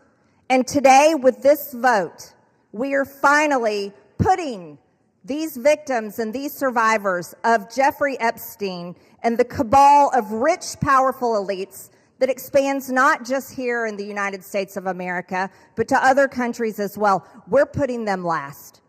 And that is exactly what Americans want. You see, for far too long, Americans have been put last. And they're sick of it. They're sick and tired of it. And this is why they don't trust Congress. This is why they don't trust the government. And here's the problem. All of these women who have suffered in shame for years and years and years, women who were terrified, women who were intimidated, women who were threatened, just like Virginia Giuffre. And now she's dead. And these women should have never faced that, for this information to come out. And we, especially the 4 Republican members of the House of Representatives, we should have never faced intimidation and threats for us to get this vote to come to the floor. Never forget, there were 4. Thomas Massie, myself, Nancy Mace, and Lauren Boebert. We had to sign a discharge petition, and we had to fight through intimidation, and we had to endure it for months to push that discharge petition finally to 218 to get this vote to come out. This is what the American people are sick of, and rightfully so. Now, where does this go from here? The question will remain, will the Department of Justice release all the information? Will a judge in New York release the information? Will the CIA release the information? And will foreign governments release their information? Or will this continue after this vote today be a cover-up? A cover-up of the rich, powerful elites that bond together in sex and human trafficking abuse and all types of global business that enriches them but never serves Americans. The American people will know, and the victims, actually the survivors of Jeffrey Epstein, will know because they know the list of names. And I remain dedicated to my promise to read those names here on the House floor if those women ever find them in a place that it needs to be done. I yield back to Mr. Gentlelady Massey. from Georgia yields back. Gentleman from Kentucky reserves. Gentlelady from North Carolina is recognized. I reserve, Mr. Gentlelady reserves. Gentleman from Kentucky is recognized. I yield myself a minute and 30 seconds. Gentleman's recognized for a minute. I want to thank the generosity of Jim McGovern, Representative McGovern, for granting us this time. I'm embarrassed for my own party today. I'm embarrassed we withheld signing in, swearing in a duly representative of the people for 49 days just to avoid this vote that's finally going to happen today. I'm embarrassed that my own party isn't going to yield me time to debate this, even though they say they support it, and I authored it. They don't even want to yield me time to debate this during the bill debate. But I'm thankful. Let me tell you who I'm thankful to. These three brave women, Marjorie Taylor Greene, Nancy Mason, Lauren Boebert, they have been threatened. They have been intimidated. Physically, politically, it's disgusting. And not by the far left. They have been intimidated by people in our own party. And for what? For seeking justice for these victims. So my hat's off. I congratulate them for standing strong. I've always wondered, where were the Republican men during this battle? We've taken 5 months. These three women and I have had to drag our party to this floor today to even vote on this. And Ro Khanna is the most to be thanked here in an extraordinary display of bipartisanship. He did not hesitate when I asked if we wanted to bring this bill to the floor together, if he would stand in the trenches with me. He said yes. With that, I reserve. Gentleman reserves. Gentlelady from North Carolina is recognized. Thank you, Mr. Speaker. I yield myself such time as I may consume. Gentlelady is recognized. Boy, we need to get facts straight here. President Trump's DOJ, in his first term, arrested and prosecuted Jeffrey Epstein. We, on our side, want justice to prevail in this case and in every case. Speaker Johnson has always been clear that if the discharge petition reached the necessary signatures, that the House would consider the legislation, and that's what we're providing for in our rule today. In fact, as soon as the petition hit 218 votes last Wednesday, House Republicans offered a unanimous consent request to pass the legislation then. However, the Democrat leader would not give consent to do that last week. Why? Because they're not really interested in this. They're interested in some other things. And, Mr. Speaker, I have to correct the record. Mr. Massey did not request time from me. I'm the person who controls the time on the Republican side, and he did not request time from me, or I would have given him time. I reserve. Gentlelady reserves. Gentleman from Kentucky is recognized. I'd like to now recognize the Gentlelady from South Carolina for 5 minutes, Nancy Mace. Gentlelady from South Carolina is recognized for 5 minutes. Thank you, Mr. Speaker. And I want to thank my colleagues today for the time, Mr. McGovern and Mr. Khanna, for the 5 minutes on the floor to speak about an issue that is not political for me. Helping the survivors of Jeffrey Epstein and his horrific, gruesome, brutal sex trafficking ring is deeply personal. And while we often have many disagreements about a lot of issues, maybe most issues, today they are allowing us to speak on the floor. And I want to thank my colleagues, Congressman Massey, Marjorie Taylor Greene, and Lauren Boebert, the four of us making history today over the discharge petition and delivering justice for those who have desperately fought for it for, in some cases, almost 30 years. I wore white today because I wanted to reflect on the innocence of the young women who had their innocence stolen from a demon named Jeffrey Epstein, from demons, friends of his, rich and powerful people who stole their innocence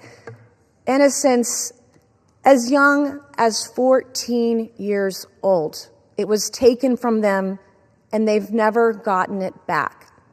I'm also wearing white today to recognize the courage that it takes for women to come forward, the sacrifices to them personally, professionally, financially, the embarrassment, the humiliation, the shame that we still deliver on the backs of women who have been brutalized, who've been raped, who've been assaulted. The shame that the media pours over their heads, that their colleagues, their friends, their neighbors, their loved ones, because you come forward and because you talk about sexual assault, you are not a slut. It's not because of what you wore. You're not a whore. But that's how women are treated, and you're not lying. And I want every woman to know, every Epstein survivor to know, every woman across the country who is a survivor, who is a victim of assault, that today we see you.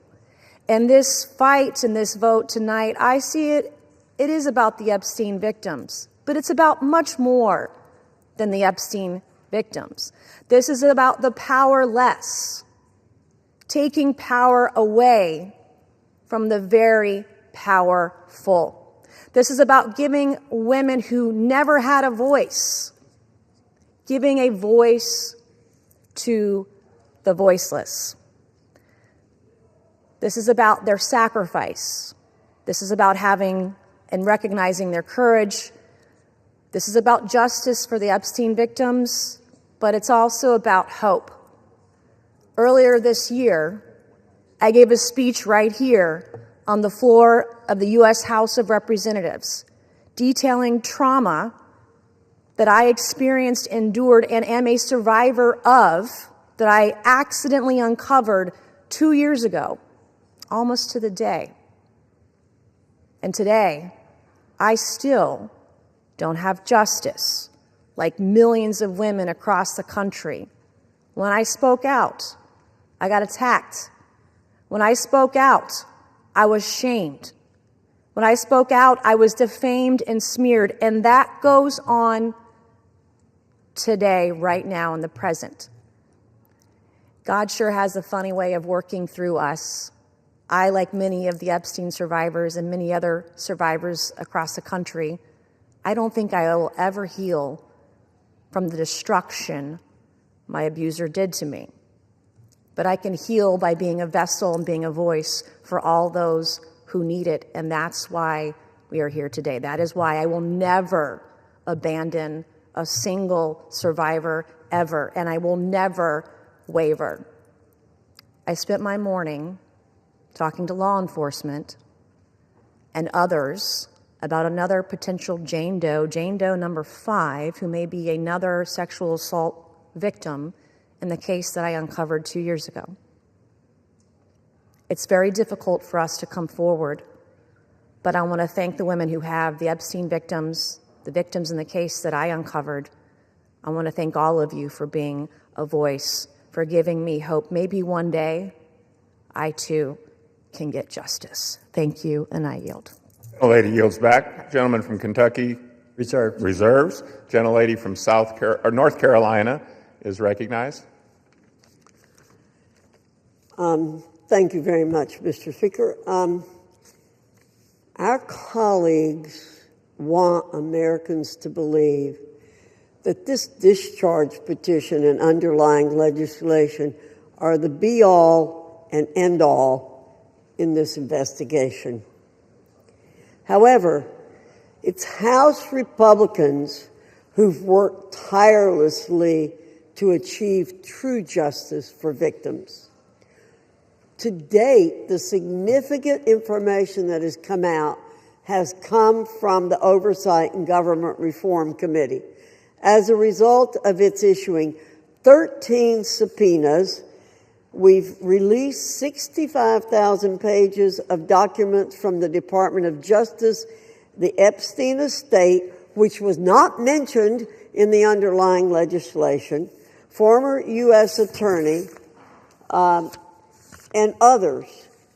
Let me state again, the unanimous consent request to pass the legislation immediately last week was blocked by the minority leader.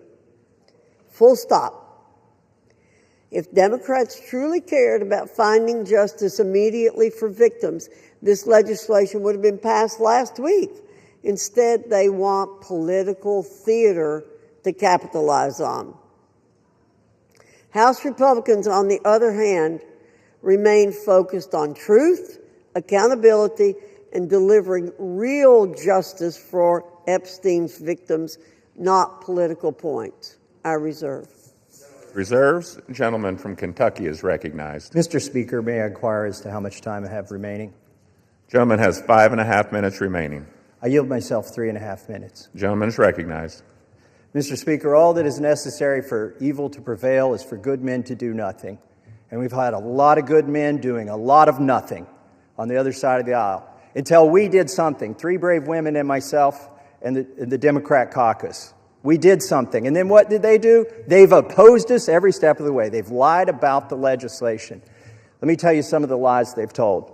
They've said that it doesn't protect victims. Well, if that is so, why were dozens of victims with us today at a press conference urging this body to pass this legislation? It's because this legislation specifically protects victims. They've said this legislation does not prevent the release of child pornography. Of course it does. We have a specific provision in our legislation to prevent that. They've said so many falsehoods about this legislation, but now they're going to vote for it, hopefully enthusiastically. But really, they've been drugged to this. Our judicial system is broken. If it were working, there wouldn't be 1,000 victims who haven't seen justice yet. They are victims of the Epstein class. I begrudge nobody success that they become a billionaire. But if you think being a billionaire or buying politicians keeps you out of the judicial system, lets you rape young women, lets you traffic women, you've got another thing coming when this bill passes. Do not let the Senate muck this up. There have already been efforts to derail this, our discharge petition. The Oversight Committee has released thousands, tens of thousands of documents. That's fine. Keep working. How many names have you released? 0. You are still protecting, or the DOJ is protecting, pedophiles and sex traffickers. The time for that to stop is now. Now, our Speaker says, oh, this bill needs amended in the Senate, and specifically, he's trying to create a loophole. He's trying to categorize the pedophiles as victims. He's saying, oh, we don't embarrass the people that went to the rape island.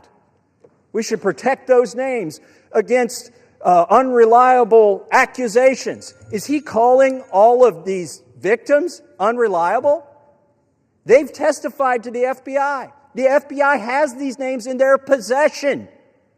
I asked the FBI director in a hearing, have you looked at the documents? No, he trusts everybody that's been there for decades.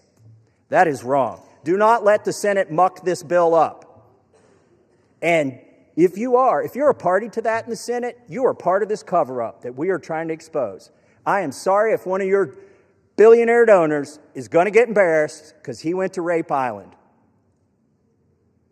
That is what they have coming. In fact, they need to be on the other side of bars, a lot of them. Some of them will be embarrassed, but some of them need to go to prison, and the survivors know that. So how will we know if this bill has been successful? We will know when there are men, rich men, in handcuffs being perp-walked to the jail.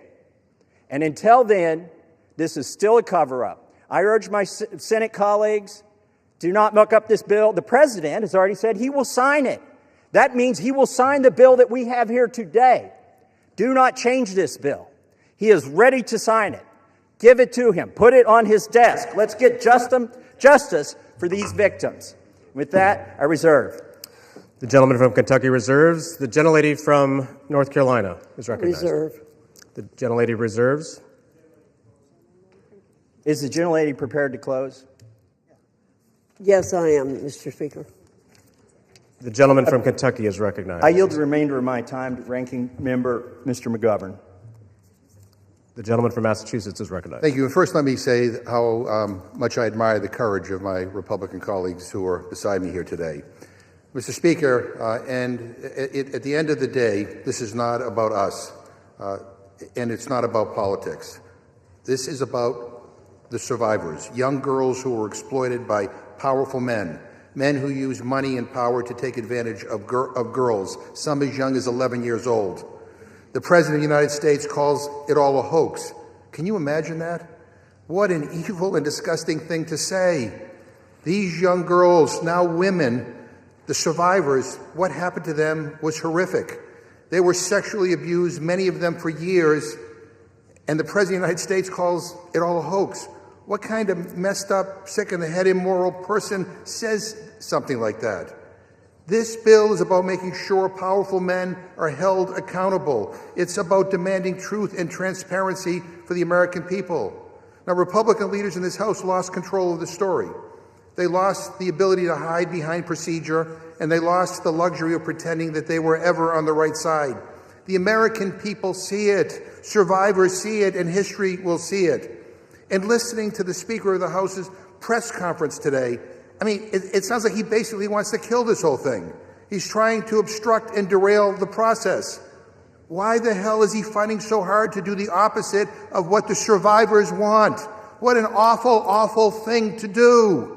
So let us release the files. Let's give survivors the transparency they've long been denied. Let us take back power from the rich billionaire elites who think they can do whatever they want with no justice or accountability. And let's remember exactly who had to be dragged here under duress and who stood up from day one demanding the truth. And with that, I yield back. Members are reminded to refrain from engaging in personalities towards the president. The gentleman yields back. The gentlelady from North Carolina is recognized. Thank you, Mr. Speaker. Mr. Speaker, those of us who did not sign the discharge petition are just as concerned about the victims, or if you, as some are calling them, survivors, as our colleagues who signed the discharge petition. We share contempt for anyone who abused anyone else. I've stood on this floor many times, Mr. Speaker, to speak out for victims and survivors of people who have been abused, and against anyone who breaks the law or takes advantage of an innocent person. We will not be characterized as insensitive to that. But what House Republicans who didn't sign the discharge petition remain focused on truth, accountability, and delivering real justice for Epstein victims.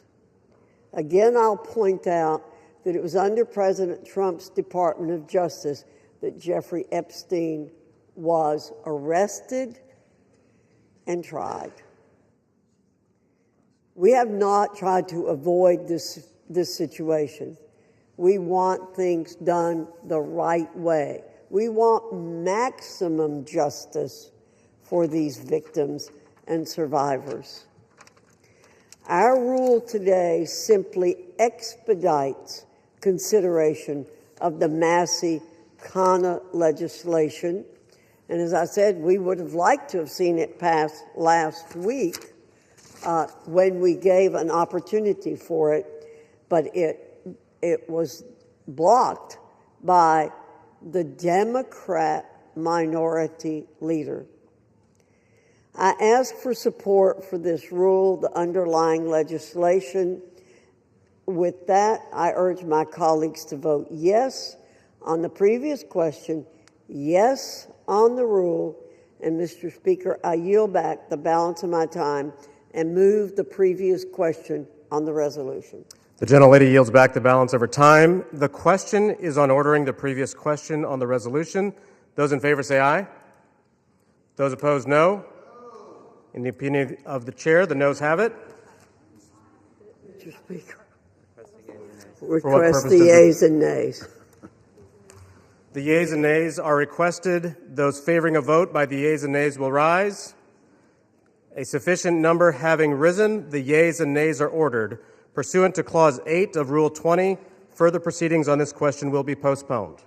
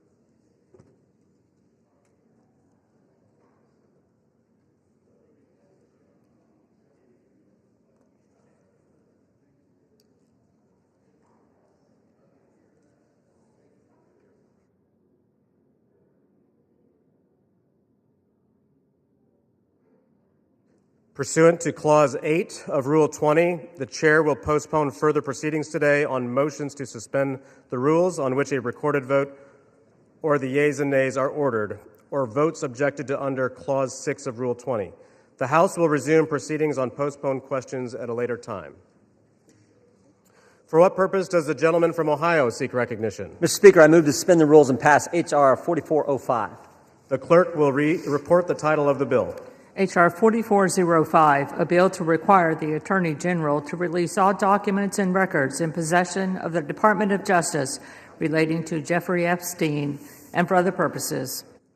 Pursuant to the rule, the gentleman from Ohio, Mr. Jordan, and the gentleman from Maryland, Mr. Raskin, each will control 20 minutes. The chair recognizes the gentleman from Ohio. Mr. Speaker, I ask unanimous consent that all members have 5 legislative days in which to revise and extend their remarks and to insert extraneous material on H.R. 4405. Without objection.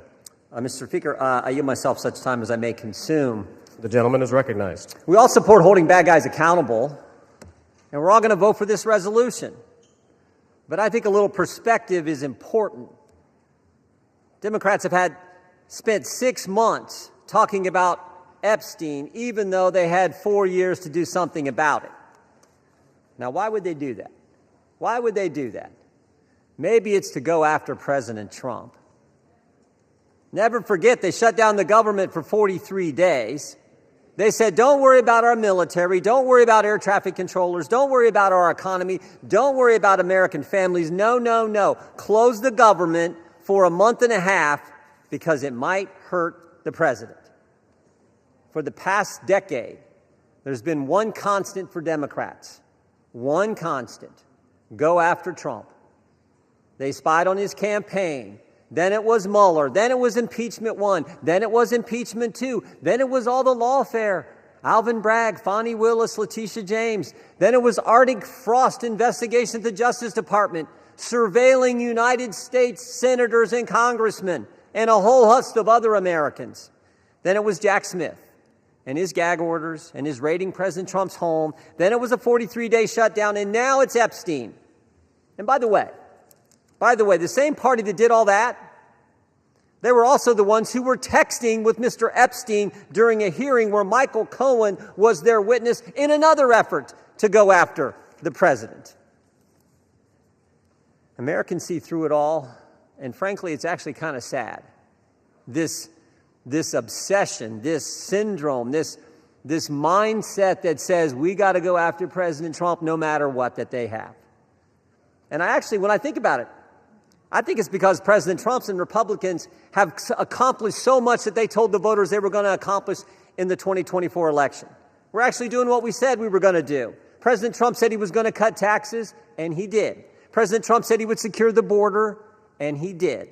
President Trump said he'd get men out of women's sports, and he did. President Trump said he would make sure Iran doesn't have nuclear capability, and he did. And he said he would get the hostages out of Gaza back into Israel, and he did.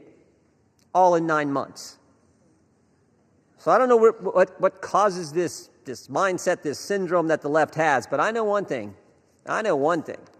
It is real. Which brings me to last week.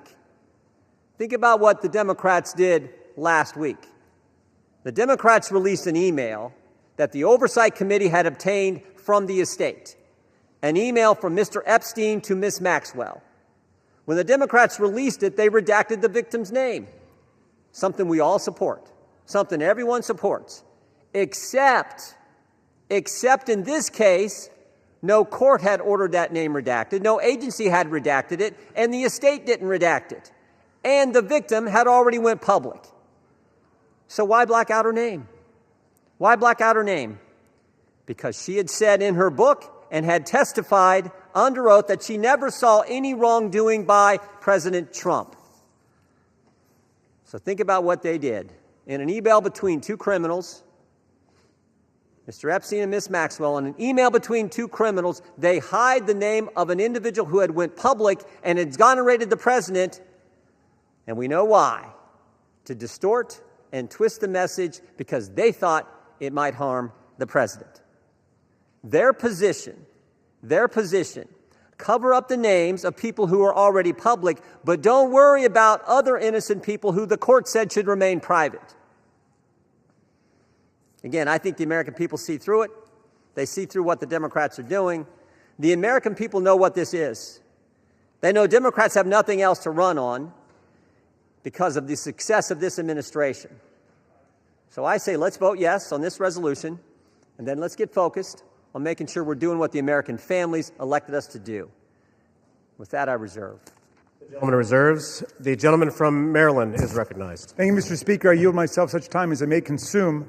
The gentleman is recognized. Today, 4 months and 3 days after Mr. Khanna and Mr. Massey introduced their discharge petition, perhaps the most famous discharge petition in American history, the People's House unites across party lines to draw a moral line.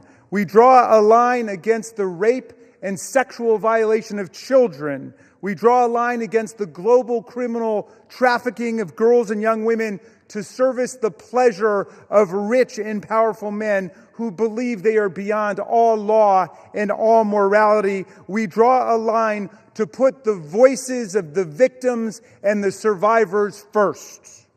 We ask the Senate to join us without changes rather than obstruct this bill with dilatory amendments, legislative graffiti, and self-dealing million-dollar jackpot provisions for lucky senators. Just pass the bill. We're finally voting today because a bipartisan discharge petition led by Representatives Massey and Khanna and signed by 218 of us overthrew the determined obstruction of the Speaker. This forced vote means the House will no longer acquiesce in this astonishing of a multi-billion-dollar global sex trafficking and child rape ring that has ravaged the lives of more than 1,000 girls and young women.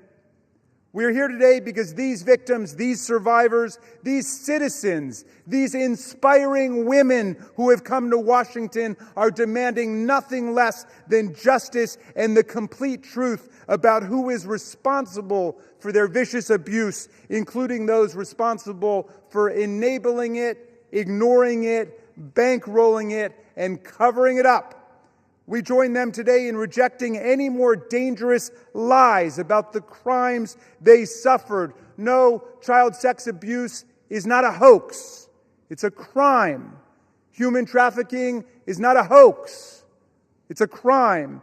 These crimes are a curse on children and young people across America, in universities and elementary schools, in churches and mosques and synagogues, in Boy Scout troops and college sports teams and summer camps. Anywhere the powerful and the rich believe they've got the opportunity and the impunity to exploit the young, the poor, the powerless, and the vulnerable. We must face the truth and find the co-conspirators still at large in one of America's most extensive and sophisticated sex trafficking and child abuse rings in history.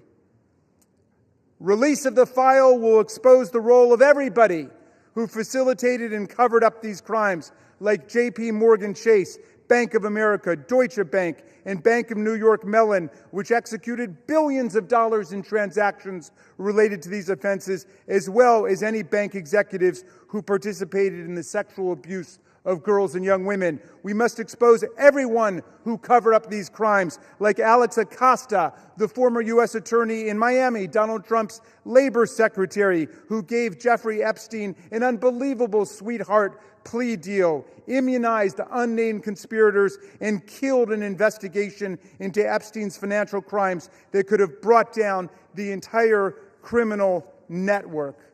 And with that, I'm going to yield. I'll reserve the balance of my time. The gentleman reserves. The gentleman from Ohio is recognized. Thank you, Mr. Speaker. I yield 4 minutes to the distinguished chair of the House Oversight Committee, Mr. Comer, the gentleman from Kentucky. The gentleman from Kentucky is recognized. Thank you, Mr. Speaker. As chairman of the House Oversight Committee, I've always believed that sunshine is the best disinfectant. For years, the American people have demanded transparency about Jeffrey Epstein and Ghislaine Maxwell's horrific crimes and about the federal government's failure to protect the victims. The House Oversight Committee is conducting a thorough review of the federal government's investigation into Epstein. Our work goes far beyond the legislation before us today. We are committed to accountability, transparency, and justice for the American people and for the survivors of these appalling crimes. To date, the Oversight Committee has released more than 65,000 pages of documents, issued 13 subpoenas, and conducted interviews with 2 key witnesses, both of whom were Republicans. The Trump administration has provided us with Department of Justice materials and access to suspicious activity reports. Unfortunately, throughout this investigation, Democrats have chosen to manufacture yet another anti-Trump hoax instead of pursuing justice. They have mischaracterized witness testimony and selectively released documents complete with targeted redactions in an effort to smear President Trump. For example, former U.S. Attorney General Bill Barr, who oversaw the 2019 Epstein investigation, stated clearly under oath that the prosecution team found no evidence that President Trump committed wrongdoing. Despite this simple and straightforward fact, Ranking Member Robert Garcia, moments after that deposition, tiptoed out and publicly claimed that, quote, Barr could not clear Trump of wrongdoing. That was a lie, and we have the transcript to prove it. I invite the media to read the transcript. When the Oversight Committee interviewed former U.S. Attorney for the Southern District of Florida, Alex Acosta, Democrats whipped themselves into a frenzy trying to manufacture a gotcha moment, but they failed. Mr. Acosta dismantled the Democrats' narrative. His testimony confirmed there was no contact between President Trump and Mr. Acosta and no connection between President Trump in the Epstein case. Next, Democrats resorted to selective leaks and doctored documents to mislead the American people. Oversight Committee Republicans have posted 65,000 pages of documents we have received to date. Democrats, by contrast, have released fewer than 1 dozen. In their latest selective leak, Democrats released just three of the 23,000 pages of documents from the Epstein estate. And they made redactions to 2 of those emails that changed both the context and the meaning of the 3 pages they released. When CNN called them out for their deceptive redactions, Representatives Stansbury and Crockett tried to blame Republicans for their own edits, for the Democrat Oversight Committee edits. After Democrats released only 3 emails, Republicans released over 23,000 pages. And what did Democrats say in response when we released every single document that we got? They claimed full transparency was meant to, quote, disorient or distract from their manufactured narrative. These are the same Democrats who chant, release the files every day until the files contradict the story they want to tell. That is the definition of hypocrisy. In contrast, full transparency exposed how Epstein appears to be TDS patient zero. The emails reveal a journalist coached Epstein to blackmail then presidential candidate Donald Trump. The gentleman is recognized. The files also show that a House Democrat colluded with Epstein during the 2019 oversight hearing to discredit witness with a vendetta against President Trump. And unsurprisingly, Democrats have been silent about their colleagues' coordination with Epstein. Another email shows Democrat fundraisers invited Epstein to an event or to meet privately with Hakeem Jeffries as part of their 2013 effort to win a majority. So Hakeem Jeffries' campaign solicited money from Jeffrey Epstein. That's what we found in the last document batch. The files underscore why former President Trump must appear for his deposition. We've subpoenaed him. To date, the Democrats have done nothing to help us secure his appearance. I support full transparency. The Oversight Committee will continue to work to get the truth to the American people and to get justice for the victims. That's our goal of this investigation. With that, I yield back. The gentleman yields back. Yeah, Mr. Speaker, we reserve. The gentleman reserves. The gentleman from Maryland is recognized. Thank you, Mr. Chairman. I should just point out that we've heard now from the 2 distinguished chairmen of the Judiciary and the Oversight Committee, and they've spoken almost exclusively to denounce Democrats. We have a bipartisan coalition here demanding the truth about the largest child sex abuse and trafficking ring, perhaps in American history, certainly in this century, and they want to just throw stones at the Democrats. What a remarkable failure of leadership we're seeing from the other side. And I imagine that the chairman of the Oversight Committee will follow up his spectacular failure in trying to impeach President Biden with his spectacular failure in trying to block the resolution we brought to the floor today. I'm happy to yield 1 minute. Excuse me, you're not recognized, whoever's speaking. And I'd like to yield 1 minute to the very distinguished minority leader on the House Oversight Committee. The gentleman is recognized. Thank you. And Mr. Speaker, it's wonderful to hear Republicans and certainly the chairman of our committee finally wanting transparency on this issue. It is time to end this White House cover-up now. Now, we know that Donald Trump has tried everything to kill our Jeffrey Epstein investigation, and he's failed. And now he's panicking. He's about to lose his Epstein vote to force the Department of Justice to release the files. And let's be crystal clear. Trump has the power to release the files today. He does not even need a vote. And he continues to defy the subpoena of the Oversight Committee to release all the files. What is Donald Trump hiding? What is Pam Bondi, the Attorney General, hiding? Why won't they release the Epstein files right now? And he must explain to the public why he moved sex trafficker and monster Ghislaine Maxwell to a cushy, low-security prison after her interview with Trump's personal lawyer. He should declare, and every Republican should say, that she does not deserve a pardon or a commutation. The gentleman's time has expired. 30 more seconds. I grant him 20 more seconds. We don't care how much money you have. what party you're in, how powerful you are, we should get justice for the survivors of Jeffrey Epstein.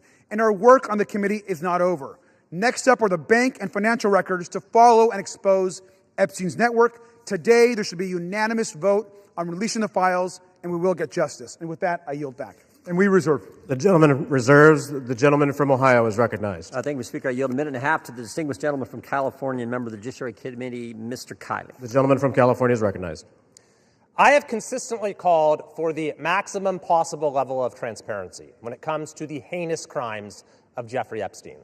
That's why I've consistently said I am inclined to vote for this bill, and it's why I will be doing so today. The victims deserve the truth. They deserve justice, and they deserve closure. For months, they've had to wake up every day and see the name of their tormentor on the front page of every newspaper, on every TV channel, as has the broader American public. This issue has been so politicized by so many people in so many ways, which is deeply unfortunate when we're talking about matters of the highest sensitivity and untold suffering. It is my hope that the passage of this resolution today, together with the work of the Oversight Committee, will lead to the expeditious release of all pertinent material so that we can move on. Let's get accountability, let's get answers, and let's get this over with. I yield back. The gentleman yields back. The gentleman reserves. Yeah, we reserve. The gentleman from Maryland is recognized. I yield 1 minute to the very distinguished gentlelady from Washington, a member of the Judiciary Committee. The gentlelady from Washington is recognized. Mr. Speaker, thousands of girls, children, were abused by Jeffrey Epstein and his massive and powerful ring of pedophiles and protectors of pedophiles. We can't say all their names here. We don't have time. But let's at least bring a few of the courageous survivors and their names onto the House floor right here as we debate this. Haley Robson, Jenna Lisa Jones, Michelle Licata, Ashley Rubright, Annie Farmer, Marina Lacerda, Rachel Benavides. These women have carried a burden that they never should have had to bear. And today they demand, we demand, the American people demand that we answer their clarion call to justice. Today, despite all the giant cover-up attempts by this administration and this Speaker of the House, we will vote to release all the Epstein files. To be clear, there is no protection for pedophiles, no protection for the rich and powerful men of either party who participated, who turned a blind eye, who winked and grinned while witnessing the horrific abuses of young children. Release all the damn files now.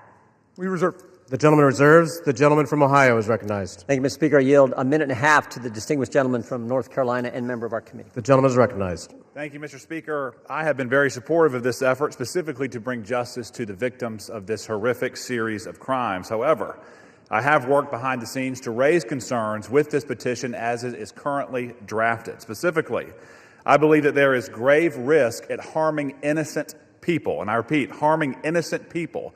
When innocent people are harmed, that is not furthering justice. With an investigation of this size and a file that is as large as the Epstein files and as poorly defined as that is in this petition, there will invariably be people who are released pursuant to this discharge petition who had nothing to do with criminal activity. Imagine, if you will, a bellman, a waiter, some type of doorman, a mere social attendee who had no impact whatsoever on the criminal activities of Jeffrey Epstein, no participation. Their lives are forever ruined. And I'm reading specifically from the petition's language that prohibited grounds for withholding information in this file are embarrassment, reputational harm, or political sensitivity.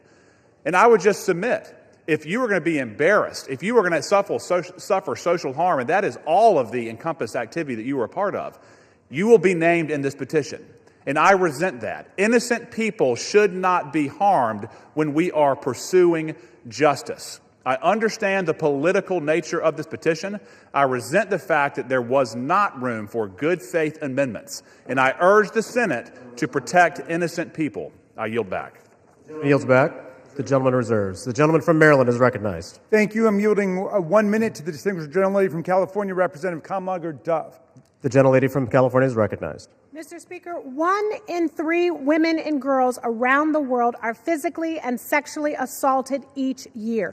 Of the 152 women in this body, that means 51 women. It includes your daughters, your sisters, your nieces, your mothers. And with the Epstein files, we have a chance to change that. But real talk, the administration doesn't need a discharge petition. It has not complied with the subpoena, and it has the power to release the files today. Instead, the man in the most powerful position in the world has used the full weight of the government to block and obfuscate and deflect the full release of the files. It is the same person who intimidated female members of Congress to withdraw names from the petition, who responded quiet piggy to a female reporter who asked about the files, and who nominated an alleged sexual predator to be our AG. It is the same person whose name appears more than any other in the Epstein emails. And in the pantheon of violence, a sexual predator is the worst of the worst, so why protect him? It's also curious that the judiciary is managing this debate and has not even had this come before the committee. I wonder why. Release the files now! We reserve. The gentleman reserves. The gentleman from Ohio is recognized. Thank you, Mr. Speaker. I yield 2 minutes to the gentleman from Texas, Mr. Roy, chairman of the Constitution Subcommittee. The gentleman from Texas is recognized. I thank the chairman. Today, a united Republican Party and a bipartisan supermajority is going to pass a bill to increase transparency regarding the egregious abuses by Jeffrey Epstein, a goal that anyone of conscience desires. That is, in totality, an important statement to check the rich and the powerful. Remember how we got here. After decades, it was President Trump's Department of Justice that indicted Jeffrey Epstein in July of 2019. It was President Trump's DOJ that arrested and indicted Ms. Maxwell. It was the Republican-led Oversight Committee, through 13 subpoenas, that has released 65,000 pages of files in just 10 months.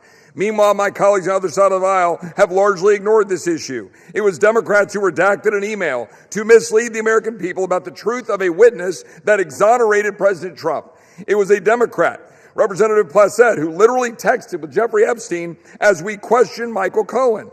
It was Democrats who shut down the government, resulting in the delay of swearing in of members. As we vote to pass this legislation, and it will pass, it is impossible, however, to avoid problems with its politicization.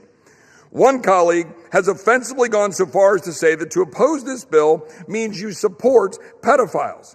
Yet I know good public servants, former law enforcement, former prosecutors who never knew Epstein, never knew any visitors to his criminal enterprise, who have genuine concerns about supporting this bill out of fear of creating new victims or harming existing victims, or both. That is what we've reduced Congress to, inserting itself into the prosecutorial process for political motivations, driven heavily by hatred of President Trump. We should be concerned about victim privacy, concerned about risking disclosure of non-credible allegations, of child sexual abuse materials, future investigations. But here's the deal. The leaders of this nation must expose abuses by the rich and the powerful. That is why President Trump and the House have been working for full transparency. But we should be motivated by truth and justice for all, not politics. I yield back. The gentleman yields back. The gentleman reserves. The gentleman from Maryland is recognized. Thank you. I yield 1 minute to the distinguished gentlelady from Massachusetts, Representative Clark, the minority whip. The gentlelady is recognized. Thank you, Mr. Speaker. This should be an easy vote. This is about justice for the victims and survivors of Jeffrey Epstein. This is about every victim of trafficking and sexual abuse, monstrous crimes that thrive in secrecy and fear. Yet instead of shining a light on that darkness, just moments ago, Donald Trump defended the continued obstruction of releasing these files. Even as House Republicans prepare to vote yes today, Speaker Johnson is calling this a show vote. He's calling it dangerous. He is signaling the U.S. Senate to block it. Republicans continue to use their power to shield rich pedophiles from justice. If you can't stand up for these survivors, how can anyone trust you to stand up for them? I yield back. The gentlelady yields back. We yield. The gentleman reserves. Does the gentleman reserve? Yeah, we reserve. The gentleman from Ohio is recognized. We reserve. The gentleman reserves. The gentleman from Maryland is recognized. Yes, just very quickly, what happened under the Biden administration? Well, under the Biden administration, Ghislaine Maxwell was prosecuted for conspiring to sexually abuse and traffic girls in 2020. Right when it's in 2021, she was convicted. In December of 2021, after a month-long trial in Judge Nathan's courtroom, in 2022, Maxwell was sentenced to 20 years in prison under the Biden administration for sex trafficking and sexual abuse of minors. But when President Trump took office in January of 2025, they killed the investigation. They assembled all the materials, they got all the prosecutors together, and they terminated the investigation. I yield 1 minute to the distinguished gentleman from Illinois, Mr. Raja Krishnamurthy. The gentleman from Illinois is recognized. Thank you, Mr. Speaker. I rise in strong support to release the Epstein files. First, this issue is beyond party. It's a question of justice. Survivors have waited too long. Stop the delay. This is not a hoax. Release the files. Second, we must face a hard truth. Silence that shields the powerful is a betrayal of those they hurt. Congress must reject any attempt, including a presidential pardon or any form of clemency for Ghislaine Maxwell. This cannot be done. This would be a cover-up. We cannot allow clemency of any kind for Maxwell, not now, not ever. Survivors deserve justice. I urge a strong yes vote. Thank you. I want to thank the gentleman for his eloquent remarks. Pardons are for people who are contrite. Pardons are for people who are repentant. Pardons are not for people who lie. Every member of this body should immediately, verbally, vocally denounce the idea of clemency, commutation, or pardon for Ghislaine Maxwell, and we reserve. The gentleman reserves. The gentleman from Ohio is recognized. Yeah, we reserve, Mr. Speaker. The gentleman reserves. I yield 30 seconds to Ms. Leisure Fernandez. The gentlelady is recognized. There were thousands of girls and young women abused, trafficked, and used by Epstein, the elite and the powerful who believed they could get away with it. Epstein told the young victims that he controlled the banks and the government. Those women refused to be silenced, and today they have pierced the dark with their light. Anytime any girl is trafficked, molested, or abused, the world must stand up. Today, the House proves Jeffrey Epstein wrong. The Senate must do the same tomorrow. The gentleman reserves. The gentleman from Ohio is recognized. Thank you, Mr. Speaker. I yield 2 minutes to the gentleman from California. 1.5 minutes to the gentleman from California. The gentleman from California is recognized. I thank you, Chairman. Mr. Speaker, a minute and a half or an hour, the words would still have to be the same. We've all said that this will pass the House, perhaps unanimously today. I think all of us who have looked at the details of this particular bill know that it is flawed and that before it goes to the President's desk, it has to be amended as it can be amended in the Senate. And we call on the Senate to amend it so that we protect the innocent, so that we have the provisions that were intended perhaps to be in this bill but are not properly written.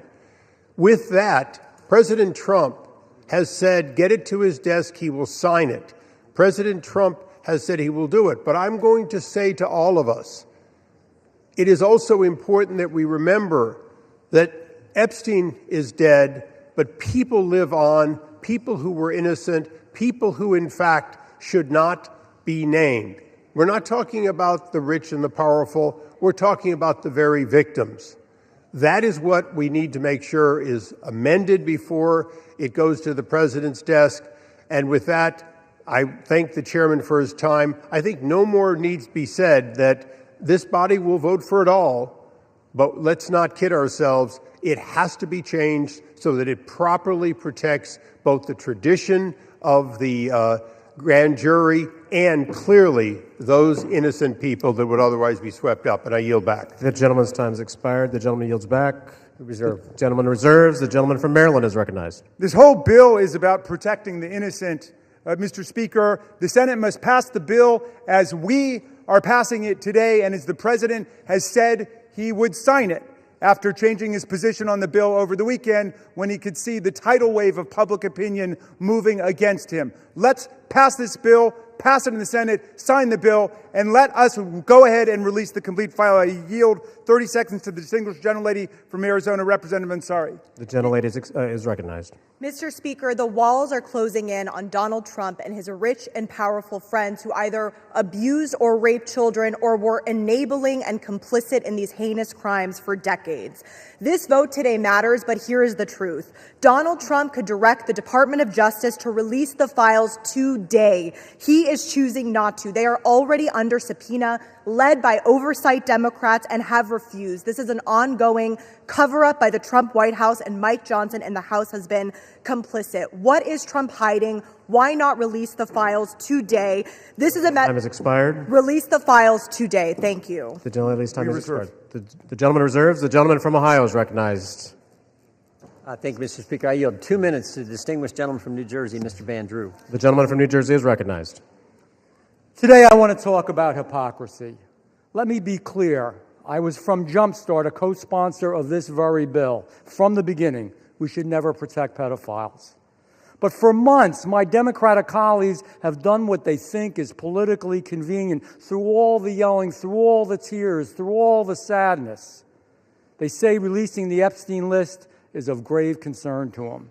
If that was true, where were they during the 4 years of the Biden presidency? Why didn't they demand the release of these files from Jumpstart in year one?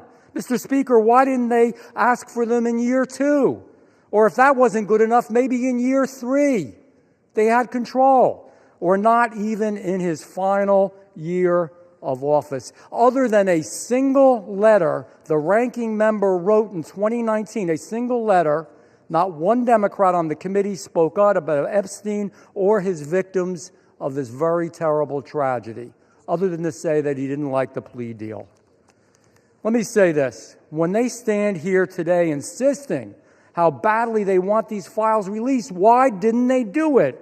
Yet they stayed silent for year after year after year after year under Joe Biden. It's impossible. Mr. Speaker, it is impossible to see that as genuine. What I see is a group more focused on scoring political points and drama than protecting abused children. The record is clear. Under Republicans, far more information has been released in the last 6 months than was done during all 4 years of the previous presidency under Joe Biden.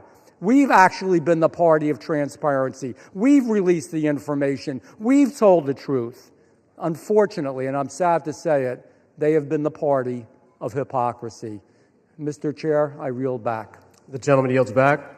The gentleman reserves. The gentleman from Maryland is recognized. You know, I've never heard a more defensive presentation in my life than what we're hearing from over there. The gentleman should spend a little less time pointing out hypocrisy and a little more time trying to ferret out cruelty, humiliation, and rape. And that's what we're working on. I yield 30 seconds to the distinguished gentleman from California, Mr. Min. The gentleman from California is recognized. I want to remind you that we are all here voting on this bill because President Trump, who has the power to release the Epstein files at any time, has refused to do so, calling this a hoax. We're here because Speaker Mike Johnson and President Trump have gone to extraordinary lengths to try to kill and delay the discharge petition, including refusing to seat Adelita Grijalva for over 40 days and threatening House Republicans who signed on. Now, several of my Republican colleagues have accused those of us House Democrats who support justice here of having Trump derangement syndrome. You all suffer from something much worse, which is pedophile protection syndrome. Stop protecting pedophiles. Release the Epstein files. The victims deserve justice. I yield back. We reserve. Members are reminded to direct their comments to the chair. No kidding. The gentleman from Maryland reserves. The gentleman from Ohio is recognized. We reserve. The gentleman from Ohio reserves. The gentleman from Maryland. I'm yielding 30 seconds to my friend, Representative Walkinshaw from Virginia. The gentleman is recognized. For years, Mr. Speaker, we have watched dangerous conspiracies like Pizzagate and QAnon shape our political landscape. They help fuel the rise of President Trump and were built on baseless claims about secret pedophile rings, while the real documented case of child sex trafficking involving Jeffrey Epstein remained shrouded in secrecy. because President Trump refuses to release the files. What is President Trump hiding? Why won't he release the files? The House finally has the opportunity to act, release the files, and let the American people see the truth. I yield back. The gentleman yields back. We reserve. The gentleman reserves. The gentleman from Ohio is recognized. We reserve. The gentleman reserves. The gentleman from Maryland is recognized. Granting 30 seconds to the very distinguished gentlelady who is finally with us, Representative Adelita Grijalva from Arizona 7th. The gentlelady is recognized. Thank you, Mr. Speaker. I rise today to acknowledge the survivors, family members, and advocates who are here today and have never given up. The legislation in front of us, at its core, is about something very simple. The survivors deserve justice. The American people deserve the truth. To every survivor watching, your courage is inspiring. You are the reason why this vote is happening today. Protecting women and children from pedophiles should not be a Democratic issue, should not be a Republican issue. It should be a human rights issue and a matter of justice. I urge my colleagues to vote yes on the Epstein Files Transparency Act. I yield back. Thank you. Thank you, and we reserve. The chair will remind all persons in the gallery that they are here as guests of the House and that any manifestation of approval or disapproval of proceedings is in violation of the rules of the House. The gentleman from Maryland. Yeah, but I'll just add, they're here as honored guests of the House, and we're delighted they're here, and with that, we reserve. The gentleman reserves. The gentleman from Ohio is recognized. Yeah, we reserve. The gentleman reserves. The gentleman from Maryland. I'm granting 30 seconds to Representative Lois Frankel from Florida. The gentlelady from Florida is recognized. Mr. Speaker, for far too long, the survivors of Jeffrey Epstein's abuse were failed by a justice system that minimized their suffering and prosecutors who treated young girls as if they were criminals. That was wrong, and I am here with my colleagues to promise this. We will get to the bottom of why the Epstein survivors were treated so badly, who made those decisions, and who were they protecting. No more secrecy, no more excuses. We all deserve the truth, and I thank the survivors for their courage and perseverance. Your voices are being heard. The gentlelady yields back. The gentleman reserves the balance of his time. The gentleman from Ohio. Thank you, Mr. Speaker. I yield 1 minute to the distinguished gentleman from the great state of Louisiana, the Speaker of the United States House of Representatives, Mr. The gentleman from Louisiana is recognized. Thank you, Mr. Speaker. Thank you, Chairman Jordan, for doing such an extraordinary job on all of this. For 43 long days, the Democrats held this House and the entire country hostage. Finally, with the lights back on, this body's returning to our regular legislative session. We have a lot of work to do. My colleagues on this side of the chamber are ready and eager to get back to our urgent legislative work that we promised the American people we would do. We've got to continue lowering the cost of health care. We've got to bring down prices for American families, and we've got to finish the regular appropriations process, just to name a few of those priorities. And I wish I could say that our first order of business would be to get to those urgent priorities, but of course we're here spending time on the floor about something else. This is something we could have resolved last week when we brought a unanimous consent to pass this discharge with the full support of the body. But our friends over here who are arguing today stalled that. They objected to it, and they wanted to have this exercise instead. And that's why we say that this is a show vote. That's what this is. They're making a show of it. And it really is a shame. We have some heroic women in the chamber today. I met with many of them a while back. They're in the gallery here. They have come forward. They have shown their faces. They've used their names to share the unspeakable tragedies that many of them were subjected to, some of them when they were very young. And it is a heroic service to the country. They are seeking justice, and the justice has been delayed for too long. The Department of Justice, many years ago, should have brought these charges. It took too long to do it. And now we're in this process of making sure all the American people get the information, but we have to do it in the right way, After 4 years of Democrat control under President Biden, they were not truthful with us about a lot of things. The Democrats insisted the border was secure. We knew it wasn't. They insisted that inflation was transitory. We knew it wouldn't be. They misled the American people about the obvious mental and physical decline of the previous commander-in-chief. And now those same Democrats are demanding transparency. Suddenly, transparency is their new word. Out of nowhere, they've taken a curious concern in the Epstein investigation, all in the name of that, in the name of transparency. But the question has been asked here many times during the debate on the floor, and everybody questioning why it is that Democrats have done this right now have to look at the obvious facts. The Democrats had all the Epstein files in their possession for 4 long years under the Biden presidency. The Biden Department of Justice had these files, and no one on this side who is breathless today about the urgency of this release ever said a word about it. And it was the Democrats who could have urged President Biden's Department of Justice to go beyond prosecuting just Epstein and Ghislaine Maxwell, but they didn't do it. And so it's a fair question to ask today, why now? Why the sudden urgent interest in Jeffrey Epstein? Look, we know why. It's because the Democrats were never interested in transparency or executing justice or protecting the victims of this unspeakable tragedy before. The simple truth is obvious for everybody to see. This is a political exercise for Democrats, and it pains me to say it. I wish that was not the truth, but it is, and it's undeniable. This is as deceitful and dishonest as their pointless stunt was to shut the government down. Democrats are using the Epstein tragedy, the unspeakable evils that this guy committed with his trafficking ring and all of the abuses that they made these young women go through. They're using that as a political weapon to try to distract from their failures as a party and to try their best to try to tie President Trump somehow into this wretched scandal. The president had nothing to do with it. He's been very clear, and he has nothing to hide, and that's why he's endorsed the vote today. I suspect this vote will be probably unanimous. But here's the important point that everybody needs to understand. We have been advocates of maximum transparency, but we have also insisted that the victims be carefully protected. The Oversight Committee has been doing extraordinary work, and we've got some of the most vigorous advocates on the Republican and Democrat side on the Oversight Committee. They've been working in earnest to deliver transparency for the American people and to do it in a responsible manner. What do we mean by that? The bipartisan effort over there is already producing all the results that the discharge petition seeks and much, much more. Chairman Comer and all of these advocates over there have been releasing thousands of documents, for example, from the Epstein estate. By the way, in my view, that's been the greatest treasure trove of information because it's yielded for us Epstein's own personal flight logs, his financial records, his daily calendars, and so much more. But importantly, none of that was addressed or is addressed in the legislation that's being voted on today. The estate files wouldn't even have been encompassed in that.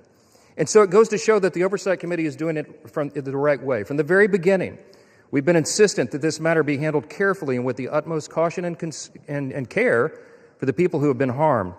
They should not be made to suffer any longer. We're talking about real people's lives at stake here, and young victims who don't want to be dragged into this political game that could get hurt further. But the Democrats are rushing the release of thousands of unsubstantiated documents that may be included in this, that are going to be in the public domain with the passage of this bill. And there are serious deficiencies in the legislation that I have noted at length, and Republicans have to work to address those deficiencies in the Senate if and when this legislation is advanced. I stood before the American public today at our press conference, and I explained in detail the dangers of the discharge petition. We have posted at my website, speaker.gov, a summary. The legal counsel, a small army of lawyers, put this together. I used to be a federal court litigator. Many of my colleagues who have spoken today were. We understand the dangers of how this was haphazardly drawn up. And among them, by the way, Mr. Speaker, before I forget, I seek unanimous consent to enter into this document into the record. It is that. It's on the website. It's entitled, How the Flaws of H.R. 4405 Could Re-Victimize Epstein's Victims, Create New Victims, and Damage the Judicial System. It is dated today. Thank you. And it summarizes just 5 or 6 of the major concerns. Among them, it fails to fully protect victim privacy. It could create new categories of victims. It potentially jeopardizes grand jury secrecy. It fails to prohibit release of child sexual abuse materials that are not appropriately defined in the legislation. It jeopardizes future federal investigations, and we have national security concerns regarding classified information. We'll put this in the record because we need the legislative record to reflect what is the legislative intent behind this vote. I used to litigate cases. We would litigate federal statutes and whether or not they could survive, and legislative intent is important, and we need to say clearly for the record, as the Speaker of the House, I'm saying to you, this legislation that will pass today is flawed and it must be amended. The question is, why didn't we amend it here before we passed it? Because the authors won't allow it. Because under the rules of the House, under a discharge petition, they have to agree to consent for the legislation to be amended, and they're not doing that. So now we rely upon our partners in the other chamber to get that done, and they need to do that. The victims deserve our utmost respect. In fact, they should be saluted for their courage. And the young women who have not come forward, who are now, some of them are middle-aged women who have not come forward, also deserve our respect, and they deserve to be protected. Republicans support transparency. We want maximum transparency, especially when it comes to disclosing the names of anybody who had anything to do with these evils, anybody who conspired with or aided in any way Jeffrey Epstein. They must be brought to justice. We want the bill to be amended so it doesn't, at the same time, violate victim privacy, create new victims, disclose the names of any whistleblower or informant, cause the release of grand jury materials or child sexual abuse materials, or undermine our national security. And if and when the Senate takes this up, we will work with our colleagues over there to make sure that these things are corrected. I'll just close with this simple thought. We've been at this a while. It's drug on for a while. But it's time for this to come to light. I expect that this will be a unanimous vote, and it will reflect what I think every member in this chamber, and I'll say this now, at least in recent days, every member of the chamber on the Democrat side, they didn't say anything for 4 years, but they're for maximum transparency now, and so is this side. But we want to do it in a respectful and careful manner so that we don't subject innocent people to further harm. And that has been the whole thing. I told all my members today I'll be voting yes on this, and I suspect almost everyone will. We'll send it to the Senate, and we hope it's corrected. Thank you for the time, Mr. Speaker, and I yield back. Gentleman reserves. The gentleman from Maryland is recognized. I'm yielding to Mr. Gomez for the sole purpose of making a parliamentary inquiry. Mr. Gomez is recognized. Mr. Speaker, I rise to ask a point of parliamentary inquiry. Is this an appropriate time to point out that the Republicans named children's savings account in their so-called One Big Beautiful Bill after Donald Trump, someone connected to one of the most notorious pedophiles in this country, or that the Speaker of the House just lied on the floor by stating that there was protection, there isn't protections for the victims in the Epstein bill? The gentleman is no longer recognized. The gentleman from Maryland, you are recognized. Thank you. I am prepared to close. I've got no more speakers on my side. The gentleman reserves. Gentleman from Ohio is recognized. Thank you, Mr. Speaker. No. Gentleman from Ohio has 30 seconds. Can I inquire how much time is remaining? 30 seconds.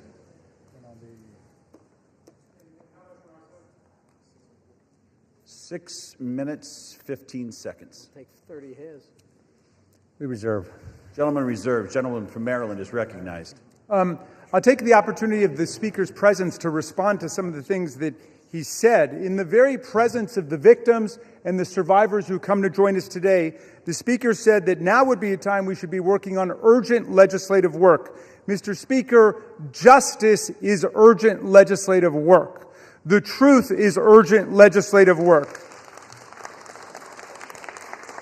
The Speaker says, why now? Why now? Well, Mr. Speaker, you were the one who refused to swear in Adelita Grajova for 50 days. We would have done it 50 days ago, but she provided the 218th signature on the discharge petition. So why now? It was because of your dilatory tactics, your delay, your postponement of it. Now, the gentleman says that there are not sufficient protections. There are protections in the bill for the victims to make sure that their names will be redacted. And yet we hear even the Speaker of the House of Representatives openly inviting the U.S. Senate to start finger painting on this bill, which we have waited more than 5 months to bring to the floor. The Senate should pass the bill exactly as it's written. The President should sign it exactly as he said he would when he finally changed his mind. And the Epstein file must be released. Moreover, if the President is serious about what he's saying, he's got the power to release the Epstein file right now. Nobody's stopping him. It's within his possession. It's within his control. He can release the whole thing, and he can redact the names of the victims and others who are innocent in this process. Mr. Speaker, Speaker Johnson said that these are unspeakable evils. Well, because of the bravery and the invincible courage of the women who've joined us today, they're no longer unspeakable. They're spoken. They're articulated.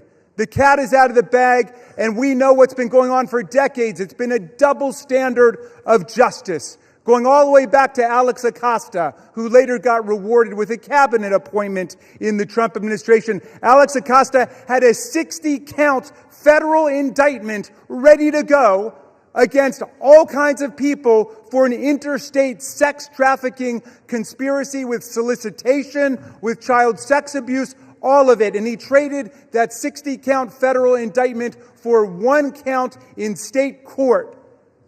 And Jeffrey Epstein ended up getting the sweetest of sweetheart deals ever on the plea bargain front. He was free from 8 a.m. to 8 p.m. to do whatever he wanted and continuing to perpetrate his crimes and run his conspiracy. And then he would come and he would watch TV and spend the night in jail. And it was over in about a year after the rape and sexual abuse of hundreds and hundreds of girls, and he kept going, and he kept at it. We want the whole truth to come out. This is the United States of America. Even the British monarchy wouldn't put up with this. How about the American democracy? How about we say, no way, we're not going to allow this cover-up to go on for one day more. And I'm glad the president changed his mind after pulling out all the stops to try to get one of our Republican colleagues to change their mind, to remove their name from the discharge petition. He gave up. And I want to salute the gentlelady from Colorado from having the courage to stand her ground in the Situation Room in the White House and say, no, she wasn't going to be bullied. No. So I'm glad the president changed his mind. But let's be clear, Mr. President, you've got the power today to release the entire file. That's what you called for. That's what Pam Bondi called for. That's what Kash Patel called for. So we don't need anybody calling for the Senate to slow things down for more weeks and more months. The American people have had it. We'll reserve. Gentleman reserves. Gentleman is reminded to direct your comments to the chair and not your colleagues. The gentleman from Ohio is recognized, and you do have 90 seconds remaining. Correction. Thank you, Mr. Speaker. I yield 30 seconds to the gentleman from Texas. The gentleman from Texas is recognized. The Democrat Party, with help from the dishonest media, used the Epstein files not to seek justice from the victims, but to smear President Trump. And it's sickening, quite sickening. The Democrats have used the Epstein files to distract the American people from the wins President Trump and his administration have delivered for the American people for the last 11 months.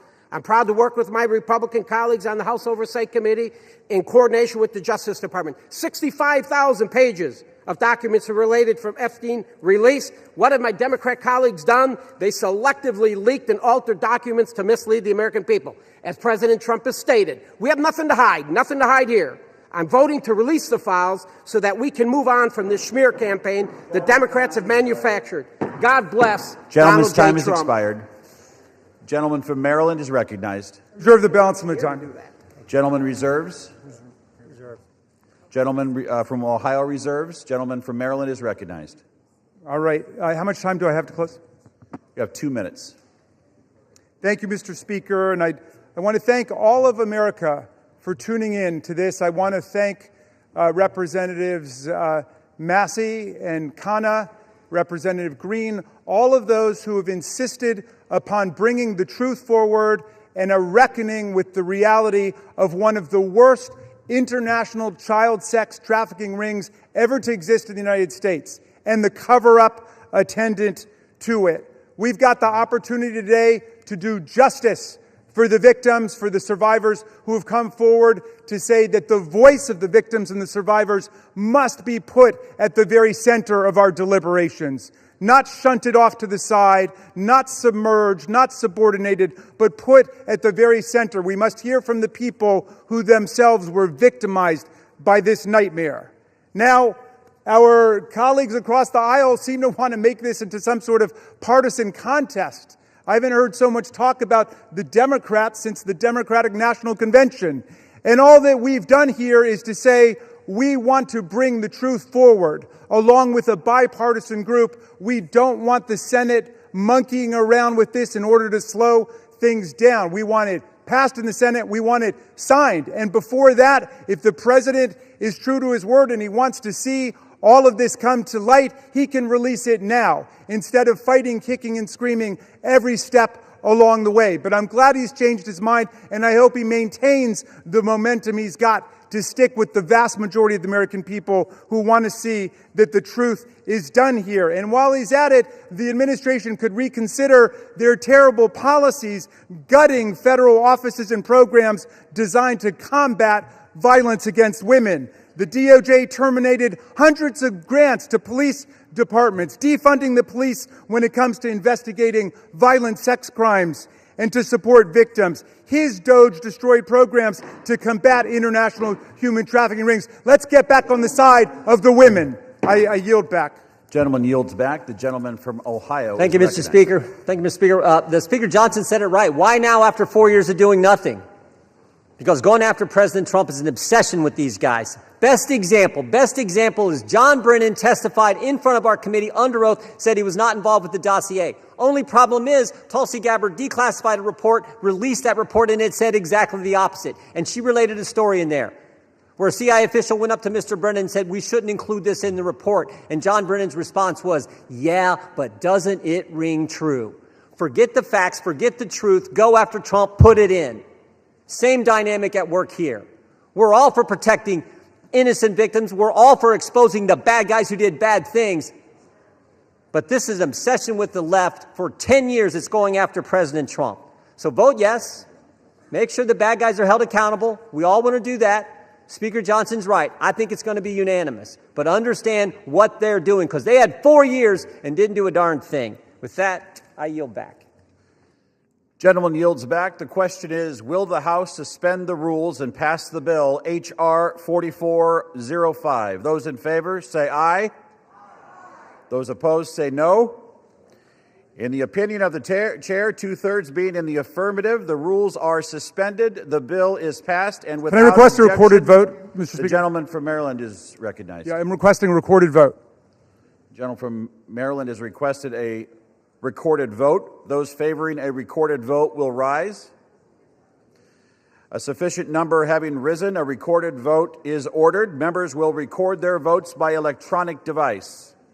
Pursuant to Clause 9 of Rule 20, this 15-minute vote on the motion to suspend the rules will be followed by 5-minute votes on ordering the previous question on House Resolution 879, adoption of House Resolution 879 if ordered, and adoption of House Resolution 878. This is a 15-minute vote.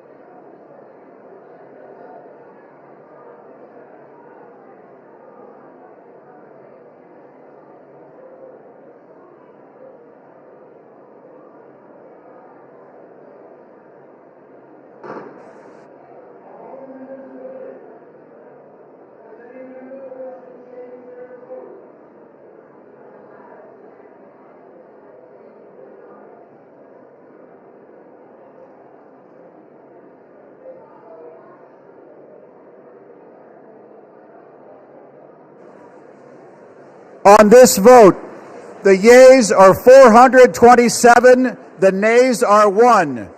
2/3 being in the affirmative, the rules are suspended, the bill is passed, and without objection, the motion to reconsider is laid on the table.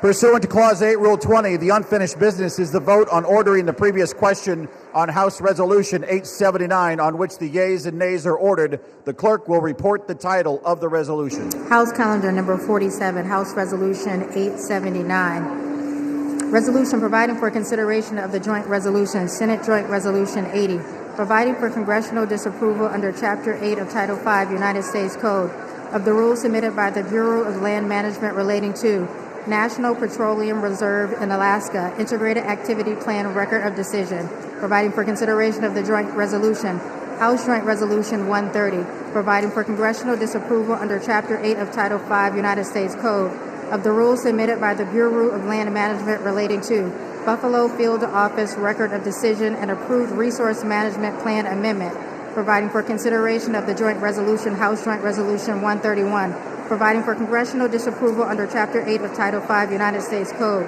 of the rules submitted by the Bureau of Land Management relating to Coastal Plain Oil and Gas Leasing Program Record of Decision, providing for consideration of the concurrent resolution, House Concurrent Resolution 58, denouncing the horrors of socialism, providing for consideration of the bill, H.R. 1949, to repeal restrictions on the export of import of natural gas, providing for consideration of the bill, H.R. 3109, to require the Secretary of Energy to direct the National Petroleum Council to issue a report with respect to the petrochemical refineries in the United States and for other purposes, providing for consideration of the bill, H.R. 5107, to repeal the Comprehensive Policing and Justice Reform Amendment Act of 2022, enacted by the District of Columbia Council, providing for consideration of the bill, H.R. 5214, to require mandatory pretrial and post-conviction detention for crimes of violence and dangerous crimes and require mandatory cash bail for certain offenses that pose a threat to the public safety or order in the District of Columbia and for other purposes and for other purposes. The question is on ordering the previous question. Members will record their vote by electronic device. This is a 5-minute vote.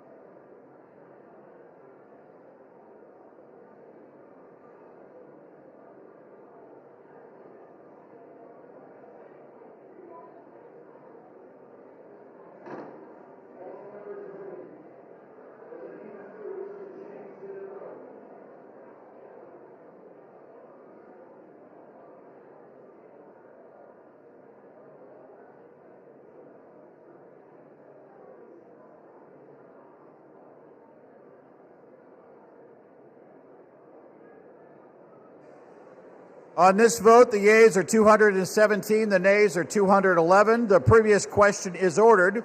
The question is on the adoption of the resolution. Those in favor say aye. Those opposed say no. No. In the opinion of the chair, the ayes have it. Speaker, For what purpose does the gentleman from Massachusetts rise? I ask for a recorded vote. A recorded vote is requested. Those favoring a recorded vote will rise. A sufficient number having risen, a recorded vote is ordered. Pursuant to Clause 8 of Rule 20, further proceedings on this question will be postponed.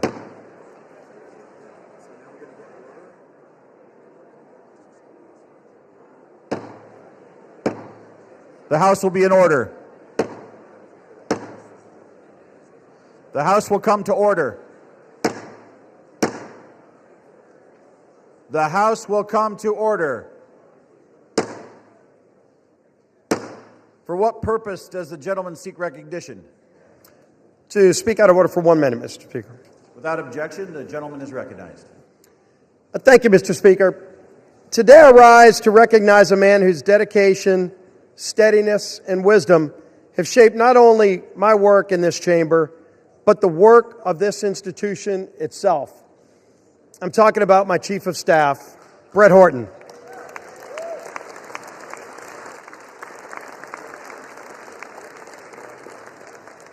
There are few people who know Capitol Hill more intimately than Brett. For 15 years... Gentlemen will suspend. The House will be in order. For 15 years, he's been by my side. He began as my counsel in 2010 and worked his way through some of the most demanding, consequential roles in the House. Policy Director at the Republican Study Committee, Floor Director in the Majority Whip's office, and for the last decade, my Chief of Staff in both the Whip's office and the Leader's office. To me and to countless members of Congress and staff, Brett Horton has been far more than a colleague. He's been a trusted advisor, steady in his approach, wise in his counsel, and deliberate in his words and actions. When the stakes were the highest, Brett's voice was the one you wanted in the room. His fingerprints are on every major Republican policy victory we've achieved in the past decade. But perhaps more importantly, he's been by my side through tough personal and professional challenges that extend far beyond legislating. In the aftermath of the congressional baseball shooting, an event that shook my family, my staff, and this entire conference in Congress, Brett's leadership and friendship were unwavering. He helped carry us through one of the most difficult and unprecedented challenges we ever faced. Mr. Speaker, public service at this level demands trust, character, and unwavering duty for the institution that is this United States Congress. Brett Horton embodies all of these qualities. I'm profoundly grateful for his years of service to me personally, to this House, and to our country. As Brett begins his next chapter, I have no doubt he'll continue to serve with the same excellence that has defined his entire career. The United States House of Representatives is the stronger institution because of Brett Horton's distinguished service here. I wish Brett all the best in his future endeavors, and I tell you, thank you, Brett, for your personal friendship and for your service to this great United States of America and this great Congress. Thank you, Brett Horton.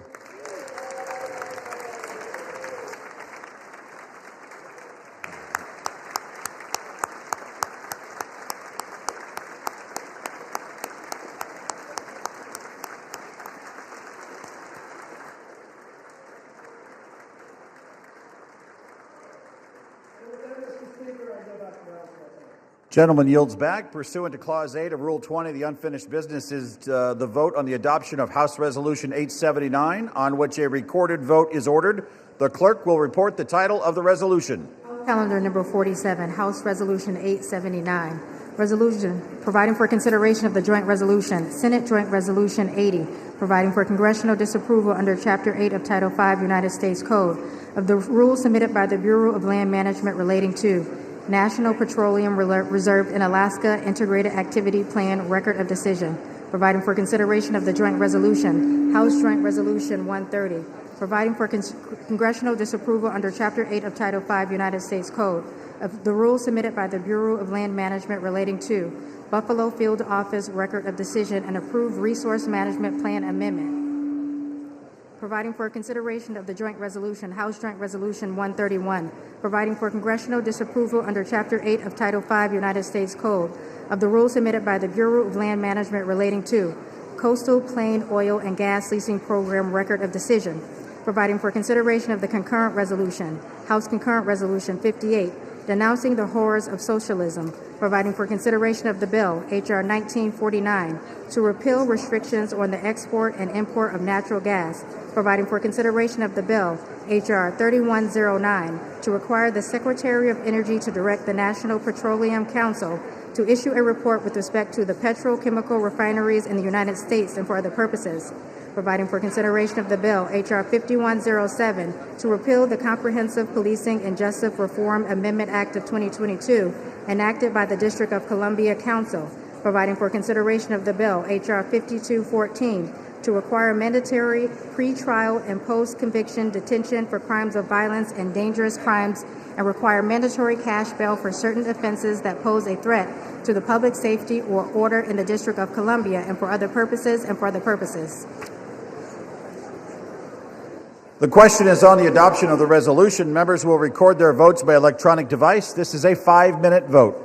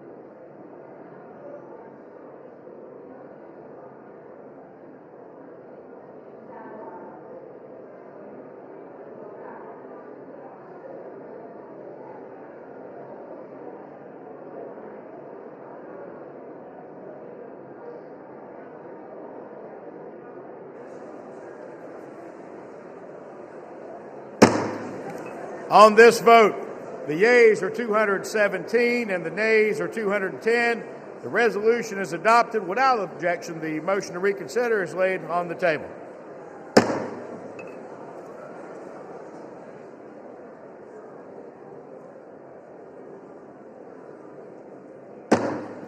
Pursuant to Clause 8 of Rule 20, the unfinished business is the vote on adoption of House Resolution 878, on which the yeas and nays are ordered. The clerk will report the title of the resolution. House Resolution 878, resolution disapproving the behavior of Representative Jesus G. Chuy Garcia of Illinois. The question is on adoption of the resolution. Members will record their votes by electronic device. This is a 5-minute vote.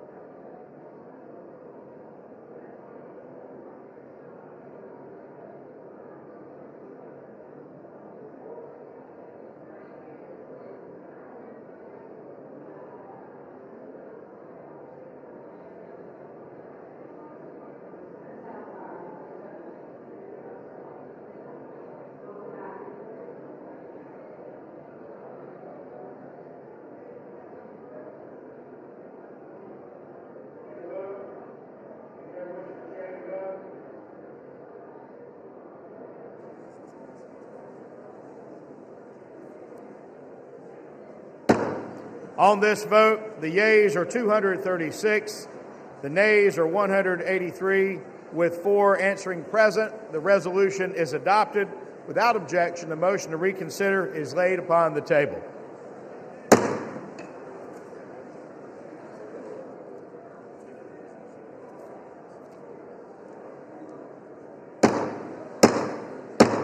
The House will come to order. The House will come to order. For what purpose does the gentleman from South Carolina seek recognition? Mr. Speaker, pursuant to Clause 2A1 of Rule 9, I rise to give notice of my intent to raise a question of the privilege of the House. The gentleman is recognized. Just a moment. Members of the House will come to order. Chair would ask members to please take conversations off the floor. The gentleman is recognized. Mr. Speaker, my House Resolution 888, censoring and condemning Delegate Stacey Plaskett and removing her from the House Permanent Select Committee on Intelligence for conduct that reflects the discredibility on the House of Representatives for colluding with convicted felon and offender Jeffrey Epstein during a congressional hearing. Whereas Stacey Plaskett, the delegate representing the United States Virgin Islands in the House of Representatives, inappropriately coordinated in real time with convicted sex offender Jeffrey Epstein in a congressional hearing in February of 2019. Whereas Delegate Plaskett was actively coached by Epstein during the hearing, receiving instructions on specific lines of questioning, and was congratulated after the message by Mr. Epstein, good work. Whereas Jeffrey Epstein, the Speaker of the House is not in order. The gentleman has the floor. The chair would again ask the body to please observe decorum and keep conversations to a minimum. The gentleman has the floor. Whereas Jeffrey Epstein was a known convicted felony sex offender, having pled guilty and been convicted for procuring a child for prostitution and solicitation, a proselyte in a plea deal in 2008, and served a 13-month prison sentence. Whereas in the course of that investigation, the FBI compiled reports on dozens of confirmed minors who credibly alleged sexual abuse by Mr. Epstein. Whereas Epstein was under further federal investigation beginning in November of 2018, 2 months before Delegate Plaskett's recently revealed text exchange during a congressional hearing, following investigative reporting by the Miami Herald detailing Epstein's controversial 2008 plea deal and highlighting accounts of his victims. Whereas Epstein was arrested in July of 2019 and charged with 1 count of sex trafficking of minors and 1 count of conspiracy to commit sex trafficking of minors, he was later found dead in the New York Metropolitan Correctional Center. Whereas according to documents released from Epstein's estate during a House Committee on Oversight and Reform hearing featuring testimony from Michael Cohen, the disgraced former attorney for President Donald J. Trump, Delegate Plaskett coordinated her line of questioning with Jeffrey Epstein in real time over text messages while the hearing was underway. Whereas Delegate Plaskett, who previously served as an Assistant Attorney General in the United States Department of Justice Civil Division, is known to have had extensive political, personal, and professional connections with Epstein after his conviction as a sex offender up to the time of his arrest and then his death in 2019. Whereas Delegate Plaskett's relationship with Epstein stands in stark contrast to the public image that she has curated for herself as a defender of justice and accountability, and while secretly collaborating with an individual whose crimes against vulnerable women and children shocked the entire nation. Whereas Delegate Plaskett's willingness to receive instructions on official congressional proceedings from Epstein, a convicted felony sex offender with deep concerning international associations, is especially alarming and inappropriate given her own past service in the United States Department of Justice and her current role on the House Permanent Select Committee on Intelligence, and raises serious questions about Delegate Plaskett's judgment, her integrity, and her fitness to serve. Whereas such associations erode public trust in Congress, particularly when they involve using input from a sex offender to advance partisan attacks during official proceedings. Now, therefore, be it resolved, Section 1, Censure of Delegate Stacey Plaskett. Resolved that the House of Representatives censures and condemns Delegate Stacey Plaskett for inappropriate coordination with convicted sex offender Jeffrey Epstein during a congressional hearing which reflects discreditably on the House of Representatives, and directs the Committee on Ethics to conduct a full investigation into the extent of Plaskett's ties to Epstein and any further improprieties. Section 2, remove from House Permanent Select Committee on Intelligence. The following named member be and is hereby removed from the following committee on the House of Representatives. Permanent Select Committee on Intelligence, Ms. Plaskett. The chair will now recognize the gentleman from South Carolina to offer the resolution just noticed. Does the gentleman from South Carolina offer the resolution? I do. The clerk will report the resolution. House Resolution 888. Whereas Stacey Plaskett, the delegate representing the United States Virgin Islands in the House of Representatives, inappropriately coordinated with convicted sex offender Jeffrey Epstein in a congressional hearing in February 2019. Whereas Delegate Plaskett was actively coached by Epstein during the hearing, received instructions on specific lines of questioning, and was congratulated afterwards with the message, "Good work." Whereas Jeffrey Epstein was a known convicted felony sex offender, having pled guilty and been convicted for procuring a child for prostitution and for soliciting a prostitute in a plea deal in 2008 and served a 13-month sentence. Whereas in the course of that investigation, the FBI compiled reports on dozens of confirmed minors who credibly alleged sexual abuse by Epstein. Whereas Epstein was under further federal investigation beginning November 2018, 2 months before Delegate Plaskett's recently revealed text exchange during a congressional hearing, following investigative reporting by the Miami Herald detailing Epstein's controversial 2008 plea deal and highlighting accounts of his victims.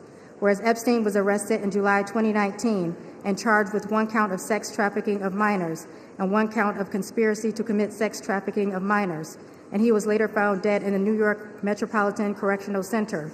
Whereas according to documents released from Epstein's estate, during a House Committee on Oversight and Reform hearing featuring testimony from Michael Cohen, disgraced former attorney to President Donald J. Trump, Delegate Plaskett coordinated her line of questioning with Jeffrey Epstein in real time over text message while the hearing was underway.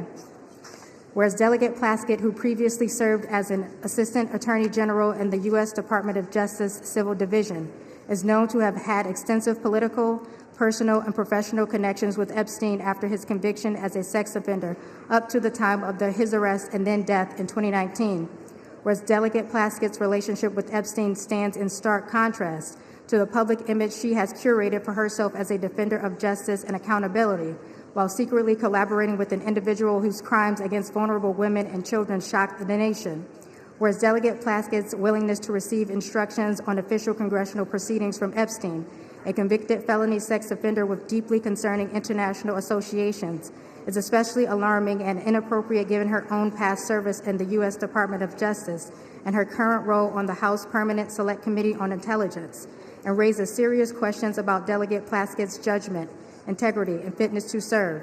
And whereas such associations erode public trust in Congress, particularly when this involves using input from a sex offender to advance partisan attacks during official proceedings, now therefore be it resolved. Section 1, Censure of Delegate Stacey Plaskett. The House of Representatives, 1, censures and condemns Delegate Stacey Plaskett for inappropriate coordination with convicted sex offender Jeffrey Epstein during a congressional hearing, which reflects discreditably on the House of Representatives, and 2, directs the Committee on Ethics to conduct a full investigation into the extent of Plaskett's ties to Epstein and any potential further improprieties. Section 2, removal from House Permanent Select Committee on Intelligence. The following named member be and is hereby removed from the following committee of the House of Representatives. Permanent Select Committee on Intelligence, Ms. Plaskett. The resolution qualifies. For what purpose does the gentlelady from Massachusetts rise? Mr. Speaker, I have a motion at the desk. The clerk will report the motion. Ms. Clark of Massachusetts moves to refer the resolution to the Committee on Ethics. The gentlelady from Massachusetts is recognized for 1 hour. Mr. Speaker, today we have finally taken a vote that recognizes the need for the survivors and victims of Jeffrey Epstein to have justice and transparency. And not minutes later, the gentleman from South Carolina is filing yet another partisan resolution. I ask all of my colleagues to support this motion to refer this to the Ethics Committee, and I yield back my time. Without objection, the previous question is ordered. The question is on the motion to refer. All those in favor say aye. Aye. All those opposed say no. No. In the opinion of the chair, the noes have it. Mr. Speaker, and the motion is not adopted. What Mr. purpose? Speaker, I request a call of the yeas and nays. The yeas and nays are requested. Those favoring a vote by the yeas and nays will rise. A sufficient number having risen, the yeas and nays are ordered. Members will record their votes by electronic device. 5 minutes will be allowed for this vote.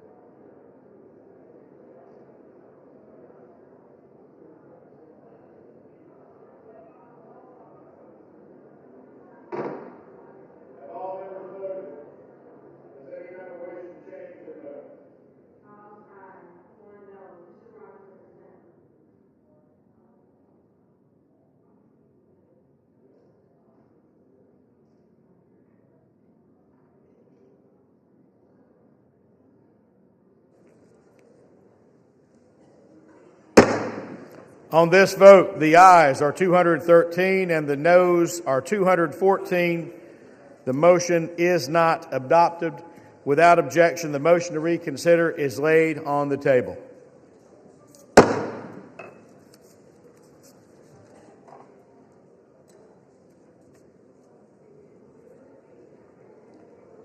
Pursuant to Clause 2 of Rule 9, the gentleman from South Carolina, Mr. Norman, and the gentleman from Maryland, Mr. Raskin, each will control 30 minutes. The chair recognizes the gentleman from South Carolina. Thank you, Mr. Speaker. In just a moment. The chair would ask the House to come to order again, ask members to take conversations off the floor so that the members can be given due accord and respect during the period of debate. The gentleman has the floor. Thank you, Mr. Speaker. I rise today because the House of Representatives has a responsibility and a duty to protect the integrity of this institution. And what we learned from the documents released by Jeffrey Epstein's estate is nothing short of alarming. Those documents show that Delegate Stacey Plaskett, a sitting member of Congress, coordinated her questioning during an official oversight hearing with a man who is a convicted sex offender, a man whose crimes against minors shocked this entire nation. Let me be clear, this was just not casual contact. There were deliberate communications, and they shaped her official line of questioning in a congressional hearing. The American people expect honesty. The American people expect integrity and judgment from their elected officials. They expect members of Congress to conduct themselves with one word: decency, not to seek advice from a predator who exploited minor children. This resolution does not accuse. It acknowledges what is documented. It censures Delegate Plaskett for her conduct, removes her from the Intelligence Committee, where her judgment is paramount, and directs a full investigation into the extent of her relationship with Mr. Epstein. Some will try to spin this as politics, but protecting the honor of this body is not partisan. It's not Democrat. It's not Republican. Standing against a convicted predator's influence in our proceedings is not partisan. It's basic decency. We cannot pretend this didn't happen. The American people deserve better. Speaker, I reserve. The gentleman reserves. The gentleman from Maryland is recognized. Thank you kindly, Mr. Speaker. I yield myself such time as I may consume. The gentleman is recognized. And I rise in opposition to this resolution. We're here today on the floor to support the complete disclosure of information related to Jeffrey Epstein and his billion-dollar international child sex trafficking ring. And our side of the aisle, at least, supports the release of information relating to anybody who had anything to do with it, whether they're a Republican, a Democrat, an independent, or what have you, period. We insist on complete, full disclosure. This resolution has nothing to do with that. This seems to me to be one more pathetic effort to distract and divert attention from the fact that the president's name appeared more than 1,000 times already in the small fraction of material released on Epstein, and from the failure of the majority to move to disclose this information. And it is this bipartisan group that we've had behind the discharge resolution, which has insisted on bringing this to the fore, and we've got nothing but obstruction, opposition, resistance, evasion, distraction, and diversion from the other side. And now we get one more resolution like this. The resolution actually proposes a disciplinary censure against Representative Stacey Plaskett, but amazingly alleges no misconduct. It does not allege the violation of the Constitution. It does not allege the violation of a federal law or a state law or local law. It does not even allege a violation of the ethics rules of the House of Representatives, and yet they want to censure her and throw her off of her committee. This, a distinguished former federal prosecutor, diligent public servant, representative of the people of the Virgin Islands. Now, Criminal justice has two parts to it. One is insisting upon legal accountability for people who do wrong. The other part of it is due process, which may be the two most beautiful words in the English language, certainly the two most beautiful words in the Constitution of the United States. It's due process that protects all of our freedoms and our rights against the arbitrary power of government and the will just to punish somebody without any process at all. But that's exactly what's going on here. Think about it. Ghislaine Maxwell had due process. She had a right to counsel. She had a right to hearing. She had a right to hear the evidence against her. She had a right to put on her case. She had a right to cross-examine. She had a right to a neutral, impartial tribunal. She had a right to unanimous verdict of a jury. And all of that she had, and she was found guilty. And that's why she was sentenced to jail for 20 years, even though Donald Trump has transferred her from a real prison to a prison camp where she's gotten very special pampered treatment, like she's in a Trump hotel. She gets room service to her cell. She gets gym privileges other inmates don't get. She gets to use the warden as a go-between with people outside of the institution and so on. But in any event, she had due process. Donald Trump had due process. He was convicted on 34 felonies, but he had the right to counsel. He had the presumption of innocence. He had a unanimous jury trial right. They had a right to cross-examine everybody, put their own witnesses on. Now, they want to take a former United States prosecutor, the representative of the people of the Virgin Islands, and without even going to the ethics committee, much less a court, they want to arraign her on some charges based on a newspaper article that she did something lawful. However ill-advised it may have been, she took a phone call from one of her constituents. Now, I don't think it is the position of the very distinguished gentleman that if we find Jeffrey Epstein on the phone with Donald Trump, he should be impeached for it, or is that his position? Is his position that any time Jeffrey Epstein got somebody on the phone, and he got a lot of people on the phone, that person is suddenly guilty? That sounds like guilt by association. That sounds like collective guilt. Our minority whip introduced a perfectly reasonable amendment to say, let's refer this to an ethics committee. Let's have a real hearing. They didn't want to have a real hearing. They want to rush to judgment. Why? So there can be some headline that will please Donald Trump tomorrow instead of a unanimous statement, or forgive me, I think the distinguished gentleman from Louisiana may have dissented, but an otherwise unanimous verdict of the House of Representatives that the American people want all the files open. We've had enough of the cover-up. We want all of the truth. We want the survivors and the victims to have the possibility of accountability. Well, they want to give them another headline, which is that they've arraigned a Democratic member for taking a phone call from her constituent, Jeffrey Epstein, in the middle of a hearing. And of course, I don't think there's any rule here against taking phone calls in a hearing. Now, if you want to actually give her the chance to explain what happened, then we would take it to the ethics committee. I still don't see what the charge is. Where is the ethical transgression? Where is the legal transgression? Are you saying anybody on your side of the aisle who had a phone call with Jeffrey Epstein should be censured? Be careful your answer there, because there's a lot more that's about to come out, right? So you should think about what is the principle behind this rush to judgment. I want to close just with this thought, because I know there were a lot of people in the chamber who were here when this happened, and a lot who weren't. There was a move to expel George Santos, who was a Republican member of the House from New York. And it was the same kind of rush to judgment, absolute political frenzy. And I looked at it for about 60 seconds. And then, I was a professor of constitutional law, so call me a legal nerd. But I said, wait, this guy's not been convicted of anything. Well, he's a Republican. Yeah, I know he's a Republican. He is not convicted in criminal court. To my knowledge, he had not been arraigned yet or convicted of anything in the ethics disciplinary process. They just said, well, there's bad press. We want to get rid of him. Beware of what you wish for. Is that the rule that you want here in the House of Representatives? That you can just draw up a member of Congress in 24 hours or 48 hours because there's a bad newspaper article without asking any questions, without giving that person any due process at all? Is that what it's come to at this point? I mean, all we're asking for in the Epstein files is release the materials so we can check it out.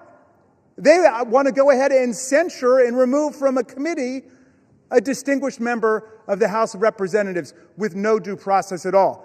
I reject this. I hope the whole body will reject this, just like I voted and spoke against removing George Santos, a Republican on the other side of the aisle, because he had gotten no due process. I hope all of our colleagues will reject this absurd rush to judgment and attempt to change the subject here. I reserve the balance of my time.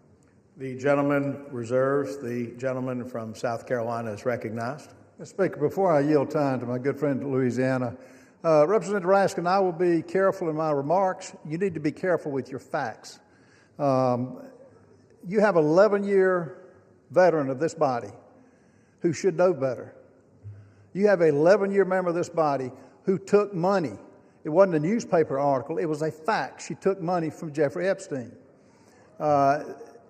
It's ironic that you're taken up by defending Ms. Plaskett, which is going to the Ethics Committee, but she's lost her willingness or lost her ability to serve because she got irrational judgment by taking money from a convicted pedophile of young children. And it's unfathomable that you're taking a position that you are. These are facts. You mentioned Ghislaine Maxwell. She's not a sitting member of Congress. She, as a sitting member of Congress, she has relinquished any sense of duty to serve on these committees. With that, I want to yield as much time as needed for my good friend in Louisiana, Mr. Clay Higgins. And the chair would remind all members to please avoid engaging in personalities to direct all comments to the chair. The gentleman from Louisiana is recognized. I thank my colleague, Mr. Norman from South Carolina, and I thank my colleague, Mr. Raskin, for the salient points that he has brought to this debate. I also defended George Santos on this floor and opposed the means by which he was expelled. I think it was beyond the pale, and this is a responsibility that we bear in this body, is to determine the means by which our colleagues shall be reprimanded or disciplined. And the Constitution is clear on this. My friend, Mr. Raskin, knows full well that this body controls the means by which and the rules by which the members of Congress shall be disciplined. So we've had variances of opinions regarding, the exact disciplinary actions that should be embraced or rejected, member by member. But let me say that in this case, Ms. Plaskett's receiving text messages, this was so alarming to me. When I saw this and read it, I didn't believe it. I say to my friend, I thought perhaps it was media from a satirical site. It couldn't possibly be true, because we all know that a text message, a text exchange is rather intimate in the realm of communications. And to pierce into an actual congressional hearing for a member of Congress to receive and respond to a text message during a hearing, that is quite familiar, is it not? And this was shocking to me, that a member of Congress would be exchanging text messages directly with Jeffrey Epstein in 2019, at which time he was being prosecuted federally by the first Trump administration. He had received some nature of a sweetheart deal back in 2007 and avoided federal prosecution by pleading no contest to some level of state prosecution, where he was sentenced, Mr. Speaker, to 13 months. My understanding, he did 11 months, and at the easiest time that could be done. He walked every day during the day on a work release program. So that sweetheart deal, let me say, should be looked at. And now, to my horror, who has come to light that should be looked at? What was her involvement? Was there some involvement then? She's a good lady from the Virgin Islands. Where did Jeffrey Epstein live? In the Virgin Islands. She was a constituent in 2019. Was she a friend in 2007? During her service to the DOJ, which my friend has brought up, was there any interactions? These are the questions we have.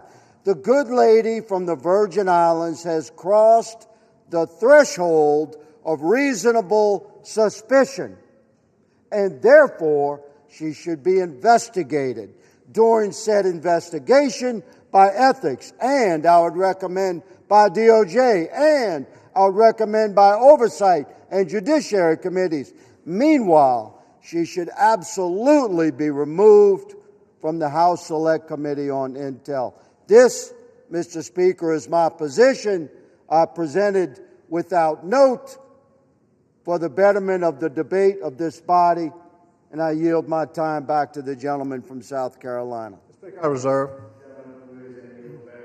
From South Carolina, the gentleman from South Carolina reserves. The gentleman from Maryland is recognized. Thank you, Mr. Speaker. And it's always a pleasure to hear my friend from Louisiana.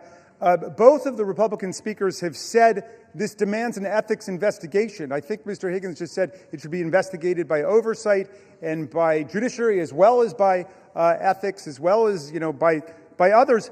This resolution censures her and punishes her before there's been 1 day of investigation. There's been no investigation at all. That was the whole burden of the minority whip's amendment. It was to say, let's have an investigation, refer it to the Ethics Committee. That's why the distinguished gentleman from Louisiana and I both voted against, and we got a majority to vote against censuring or expelling even George Santos without any ruling by our ethics disciplinary body. Isn't that putting the cart before the horse? I don't get it. I wish one of you could explain that to us, why we should censure her before there's been 1 day of actual investigation.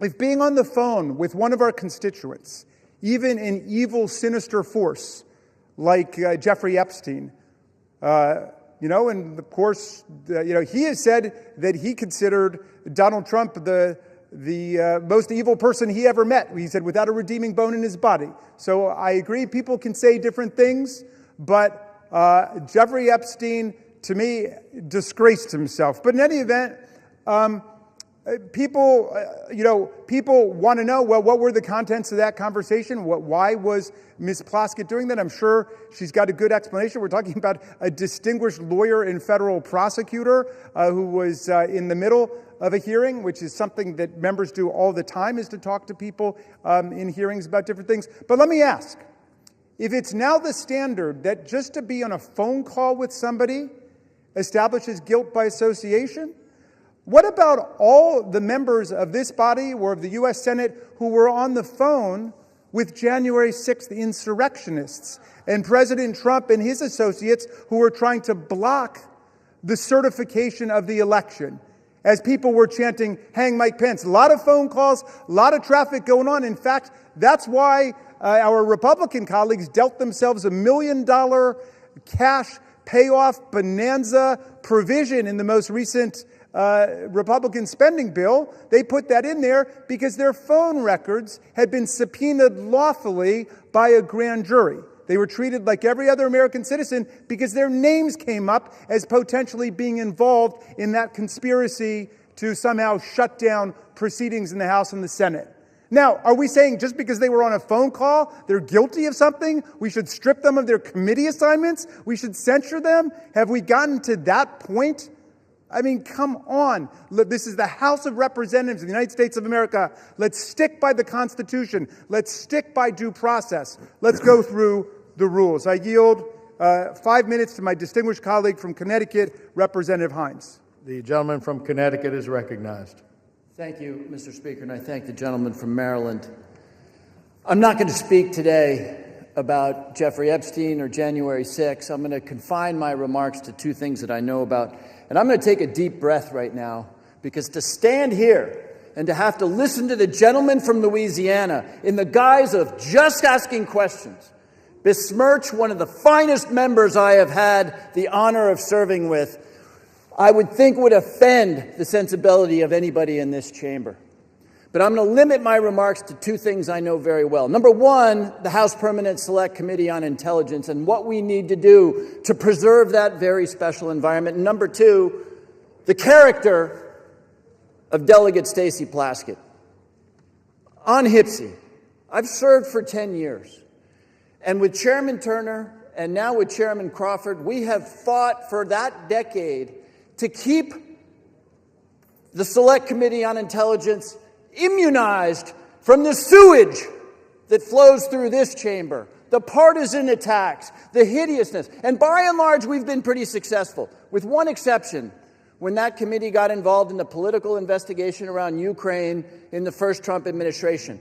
Every single day, the leaders of that committee work hard, establish friendships, and do the work we need to do to make sure that the toxicity and the sewage that we're hearing right now don't impinge the critical work of making sure that our intelligence communities are keeping Americans safe and not violating civil liberties and not doing things inconsistent with the desires and character of the American people. This effort, put forward by a bunch of people who haven't served on that committee and who have no idea the comity and the grace with which that committee serves, you, sirs, will hurt this committee badly. And I expect every Republican on the Intelligence Committee, and I'll say it again, I expect every Republican on the Intelligence Committee who know Ms. Plaskett and who know the committee to vote no on the idea that without evidence and without due process, Ms. Plaskett should be removed from that very special committee. This resolution would strike a devastating blow to HPSI's ability to work effectively by removing a member in good standing based on a newspaper article about text. No due process, no evidence, nothing offered other than a newspaper article which has moved the gentleman from South Carolina, a member who is consistently engaged in a bipartisan and productive way with the committee's work, to make some unrelated political statement will do profound damage to this essential committee. Now, let me just talk for a moment about Ms. Plaskett. I've served in this institution for 17 years, longer, I think, than most people in this chamber. And I have not had the honor of serving with somebody with the integrity and the commitment and the hard-working bona fides as Ms. Plaskett. We can argue about the wisdom or the judgment associated with those texts. I'm told that apparently Mr. Epstein was a constituent. But on any one of us, our worst day, our biggest misjudgment is not to be judged without any due process, especially in the context of this superb member, this critical member of the Intelligence Committee. The result of this resolution, if it were to pass, will be to undo the efforts of the Republican Speaker and the Republican Chairman of the Intelligence Committee, Mr. Crawford, to restore the committee to what it was intended to be. And while the bill for that decision won't come due immediately, it will come due over time in the form of a less accountable and less effective intelligence community with less effective oversight for Congress. So I don't expect the gentlemen who have offered this up to back down now, but I do expect every single member of the Intelligence Committee that elect those few who understand what it is we need to do to close the door on the flow of partisan sewage which we see now threatening the critical work that we do. Vote no on this appalling resolution. I yield back. We reserve. The gentleman from Connecticut yields back to the gentleman from Maryland. The gentleman from Maryland reserves. The gentleman from South Carolina is recognized. Speaker, can I inquire about how much time we have left? 2.5 minutes. 2.5 minutes? 22 and a half 22 minutes. and a half minutes. Yes, sir. Let me just say, for my good friends on the left, you know, we're hearing words. That's all this is, words. You're taking the side of a young lady who should have known better. She served for 11 years. She disparaged herself. She did it to herself. This is not smoke and mirrors. This is actual text that pretty well indicts Ms. Plaskett. Would she probably take it back? Yes, but it's too late now. I want to yield as much time as needs to be consumed by my good friend from Texas, Chip Roy. The gentleman from Texas is recognized. I thank the gentleman from South Carolina. I thank him for bringing forward this important resolution before the body. I do want to say I appreciate the gentleman from Maryland, his commentary about the vote on removal and his considered judgment with respect to Santos, and I agreed with him at the time and made the same points. I want to align myself with the remarks from the gentleman from Louisiana, but I want to note in doing so, and I think the gentleman from Maryland has shown respect to, I think, the judgment of the gentleman from Louisiana about his being the sole vote on the issue before this body before with respect to what we're making public because of the gentleman's, I think, very real concerns about what it might mean for victims. And we had that debate and a colloquy back and forth in the Judiciary Committee a few hours ago about what we can do to ensure victims are protected and so forth as we all go forward in what I believe is a unanimous view that we should go seek out truth and justice here with respect to Epstein and anybody associated with him and them and the nefarious affairs involving Jeffrey Epstein. The reason that I support this resolution is, and I would note that my colleagues on the other side of the aisle, they could have tabled this resolution. They chose not to table it. They chose to refer it, which suggests to me that there's a recognition that something here is not particularly good, that we've got a sitting member, in this case the delegate from the U.S. Virgin Islands, who was sitting in the Oversight Committee. And I'm actually a particular interest here because I was the one doing the questioning. Apparently my questioning was so riveting that she was engaging in text messages back and forth at that moment. While I was questioning Mr. Cohen, the gentlelady was engaging in this back and forth on text messages with Jeffrey Epstein. Now, again, I've listened now for months. My colleagues on the other side of the aisle disparage and try to impugn the character of the President of the United States and other members of the administration in connection to an investigation of Jeffrey Epstein, which the President, his administration in 2019, they indicted Epstein. They actually moved forward and federally indicted him in 2019. Ghislaine Maxwell was arrested by the Trump administration. And I know the gentleman from Maryland will go on to say that the Biden administration then carry forward that arrest and indictment into prosecution. True. But it was, in fact, the Trump administration that did what had not been done for a long period of time by taking forward that indictment. So I've been listening to all of the preaching by my friends on the other side of the aisle about how any association, anything to do with Jeffrey Epstein is somehow the dispositive moment here in terms of determining the character of this administration or what they're doing or not doing when they're leaning in to try to seek the truth. Where tens of thousands of pages have been released by Jamie Comer and 13 subpoenas has all been put out. So now the House just voted to have greater transparency.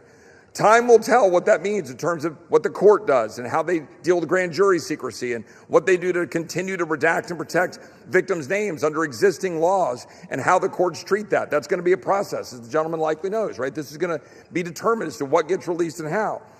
But here we have the gentlelady sitting in the Oversight Committee texting with a known convicted felon, a convicted pedophile that was very public and known, had served jail time, and is engaging not just in texts that were trivial, but texts involving advice about her questioning of Michael Cohen, all designed to figure out how to get Michael Cohen to be able to somehow go after Trump or Trump's advisors or people around the president. That, to me, is what we talk about with censure, which is contemplated, of course, in our rules and in the structure. The gentleman talked about the Constitution. We're not removing her. We're simply saying censure. And we're saying that it is a censurable conduct to say that this individual sitting on a committee taking advice from a known convicted pedophile, convicted felon, that is conduct unbecoming of a member of the United States Congress and engaging in real time, taking advice from someone that we've been listening to being lectured to, is someone deserving of all of the scorn of the entire world, and he is. That's why we're here. If my colleagues didn't think this was a concern, they would have simply made a motion to table. But my colleagues decided to refer it to committee because they know this is a problem. They know this is not the kind of conduct you want in a member of this body. So I think that the gentleman from South Carolina is right to have brought this forward. I think that the body should hear this debate, and tonight that we should vote tonight to censure and refer to the Ethics Committee for further consideration. And with that, I yield back. Yields. Gentleman from South Carolina. I reserve. Gentleman reserves. Gentleman from Maryland is recognized. Thank you, Mr. Speaker, and thank you to my friend from Texas for those remarks. I'm afraid all of them dance around the central issue, which is the good congressman knows how due process works in America. There are facts that are adduced first. There's an opportunity to be heard on both sides. There's due process, there's consideration, then there's judgment. You've flipped the whole thing on its head. You've said we're going to judge her guilty before anybody has an opportunity even to hear what the charges are, much less answer the charges, much less do any kind of analysis. I'm sorry to hear that the text exchange that it seems to be at the heart of people's consternation here took place during the distinguished gentleman's questioning, but that is not a federal offense, nor is it an ethical violation in the House of Representatives. You don't get to have the undivided attention of all of your colleagues. The gentleman says that he thinks that our position is that any association with Jeffrey Epstein is a dispositive moment of judgment for people. That's not the position we've advanced. We've taken the position with the survivors that we want to end the cover-up of what happened and then let the chips fall where they may. If there are people who were actually engaged in crime, as Ghislaine Maxwell was, as Epstein was, then they should be charged with every element of due process. If they happen to be a waiter or a waitress who worked at an event, they're not guilty of anything. That's what due process is. We're able to sift through and figure it out. But your rush to judgment isn't even giving anybody a chance to know what the charges are here. It's the most extraordinary thing I've ever seen. I'm going to yield now to Delegate Plaskett herself, the distinguished representative from... Oh, I'm sorry. First, we've got Representative Crockett from Texas for 2 minutes. Thank you so much. This is a distraction to take away from the fact that the guardians of pedophiles is literally trying to protect pedophiles. The president is a convicted felon and an accused sex offender. Stacey Plaskett hasn't been accused of either. So what are we actually here talking about? Trump and Epstein were besties. We've all seen the pictures of them. We saw the birthday book. So why are y'all more interested in talking about Stacey Plaskett than Trump's relationship with the man? When did y'all become so moral? Because I can remember when y'all went and signed the discharge petition. All of a sudden, everybody wanted to vote for this, but you wouldn't sign the discharge petition. Until we decide that we are going to go after the actual rapists and pedophiles, miss me with your moral high ground. Folks who also took money from somebody named Jeffrey Epstein, as I had my team dig in very quickly. Mitt Romney, the NRCC, Lee Zeldin, George Bush, Win Red, McCain Palin, Rick Lazio. I just want to be clear. If this is the standard that we're going to make, just know we're going to expose it all. And just know that the FEC filings, they are available for everybody to review.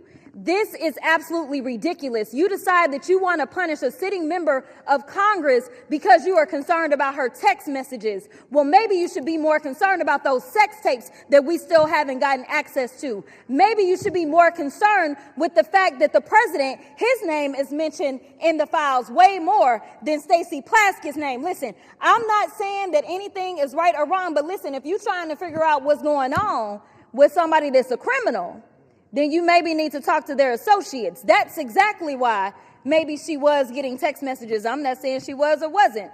But considering the fact that they were talking to another associate of the president's and maybe she needed intel, you'd have to go talk to somebody that maybe knows what he's up to. Time has expired. We reserve.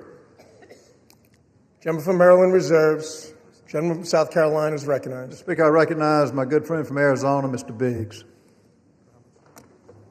How much time is the gentleman recognized? How much time?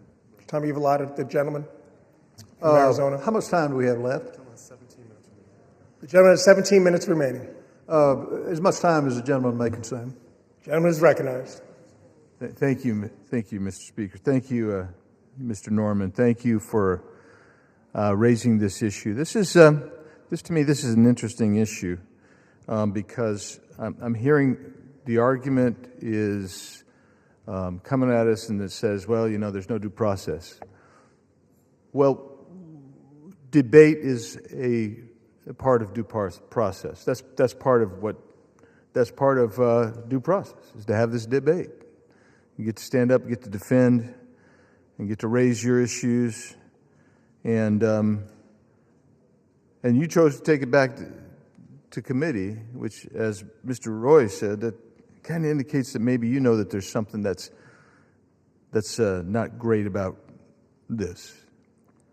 So I'm looking at this, and here's at least one of the exchanges that seems to have taken place. And maybe we'll hear some comment about it. That'd be good. You can make some comment about it. But in this exchange, Mr. Epstein sent a text message to the gentlelady from the Virgin Islands, and this is the quote. He brings up Rona, keeper of the secrets. And who's he referring to? Rona Graff. That's a Trump assistant. And Plaskett responds, Rona? ? Quick, I'm up next. Is that an acronym? So she wants to know what Mr. Epstein wants her to talk about. Don't you find that interesting? I find that really intriguing, especially since we know what Mr. Epstein was. And Epstein responds, that's his assistant. Doesn't really say much more than that. And then Plaskett starts questioning Mr. Cohen and asks about Graff. So not only was she texting, having this communication with Mr. Epstein, she's asking Mr. Cohen what Mr. Epstein wants her to ask. Another text says from Epstein, good work. That's after she wraps it up. All of this seems to be very interesting. And I'm sorry, I don't breathe the rarefied air of the Intelligence Committee. I don't. I'm just a regular guy and a member of the House. That's all. So I don't know about that rarefied air, and I guess I'm part of the sewage. That Mr. Himes said. Yeah. Thanks for agreeing with me, Ms. Plaskett. So she's got us down. Unless you're in the Intelligence Committee, you're crap. That's what the Intel Committee says. But here's the deal. When you're sitting there in a sitting committee and you're having communications with a convicted sex offender, and you're taking their advice on how to ask questions, maybe you got a problem. Maybe your problem is that you've brought disrepute on the House. And this isn't from the articles. This is from the 10,000 pages or so released last week from the Oversight Committee that they received from the Epstein estate. This isn't fishing around. This is coming from real evidence. So I sit here and I listen. Oh, she's the finest member that ever walked the planet, man. That's what you heard.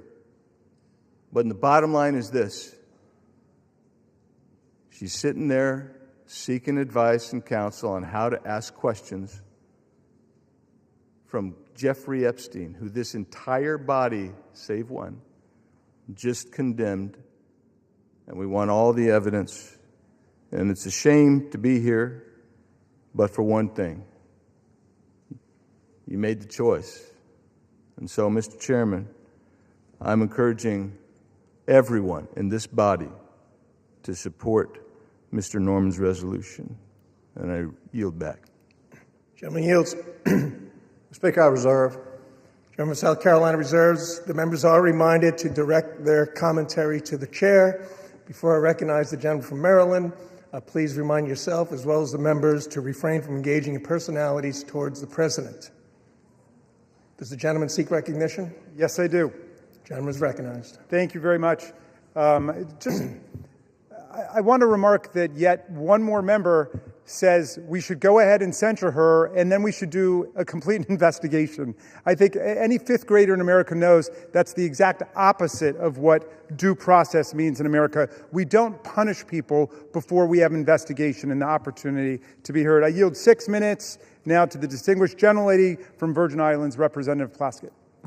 Thank you so much to Mr. Raskin, to my former professor in law school, and I want to address the body. I first want to give you all a sense of what was happening that day. Everyone knows at that hearing in February, the entire country was watching. As Michael Cohen decided he was going to finally give up information about what was happening in the Trump world, the Trump enterprise.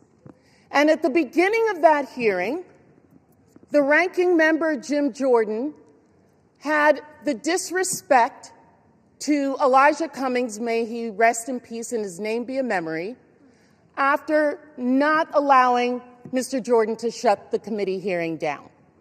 And I turned to Mr. Jordan and told him to have respect for the chair and to basically shut up. And that moment went viral. And I began to get innumerable texts from friends, from foes, from constituents about what was happening in that hearing. And I got a text from Jeffrey Epstein, who at the time was my constituent, who was not public knowledge at that time that he was under federal investigation, and who was sharing information with me. Now, I heard recently from someone that I was seeking advice from him. Let me tell you something. I don't need to get advice on how to question anybody from any individual. I have been a lawyer for 30 years. I have been a narcotics prosecutor in New York City. I have had the honor of being a political appointee at the Justice Department after September 11th as a Republican appointee in the Bush administration. I know how to question individuals. I know how to seek information. I have sought information from confidential informants, from murderers, from other individuals, because I want the truth, not because I need them to tell me what to say. And if you look at the transcript, you will see that I questioned Michael Cohen for 5 minutes. The Washington Post only shows you 30 seconds and takes from it one individual's name that I got from Jeffrey Epstein and didn't know who the individual was, and put that individual with a host of other individuals that I felt the committee should subpoena. They've never been subpoenaed. They've never been questioned. Because at the end of the day, I know that in the Trump administration and with my colleagues over there, it's not about sexual assault. It's not about support of victims. It's about money. It is about money. I have consistently stood against sexual violence and the exploitation of women and children in previous careers as well as here in this body.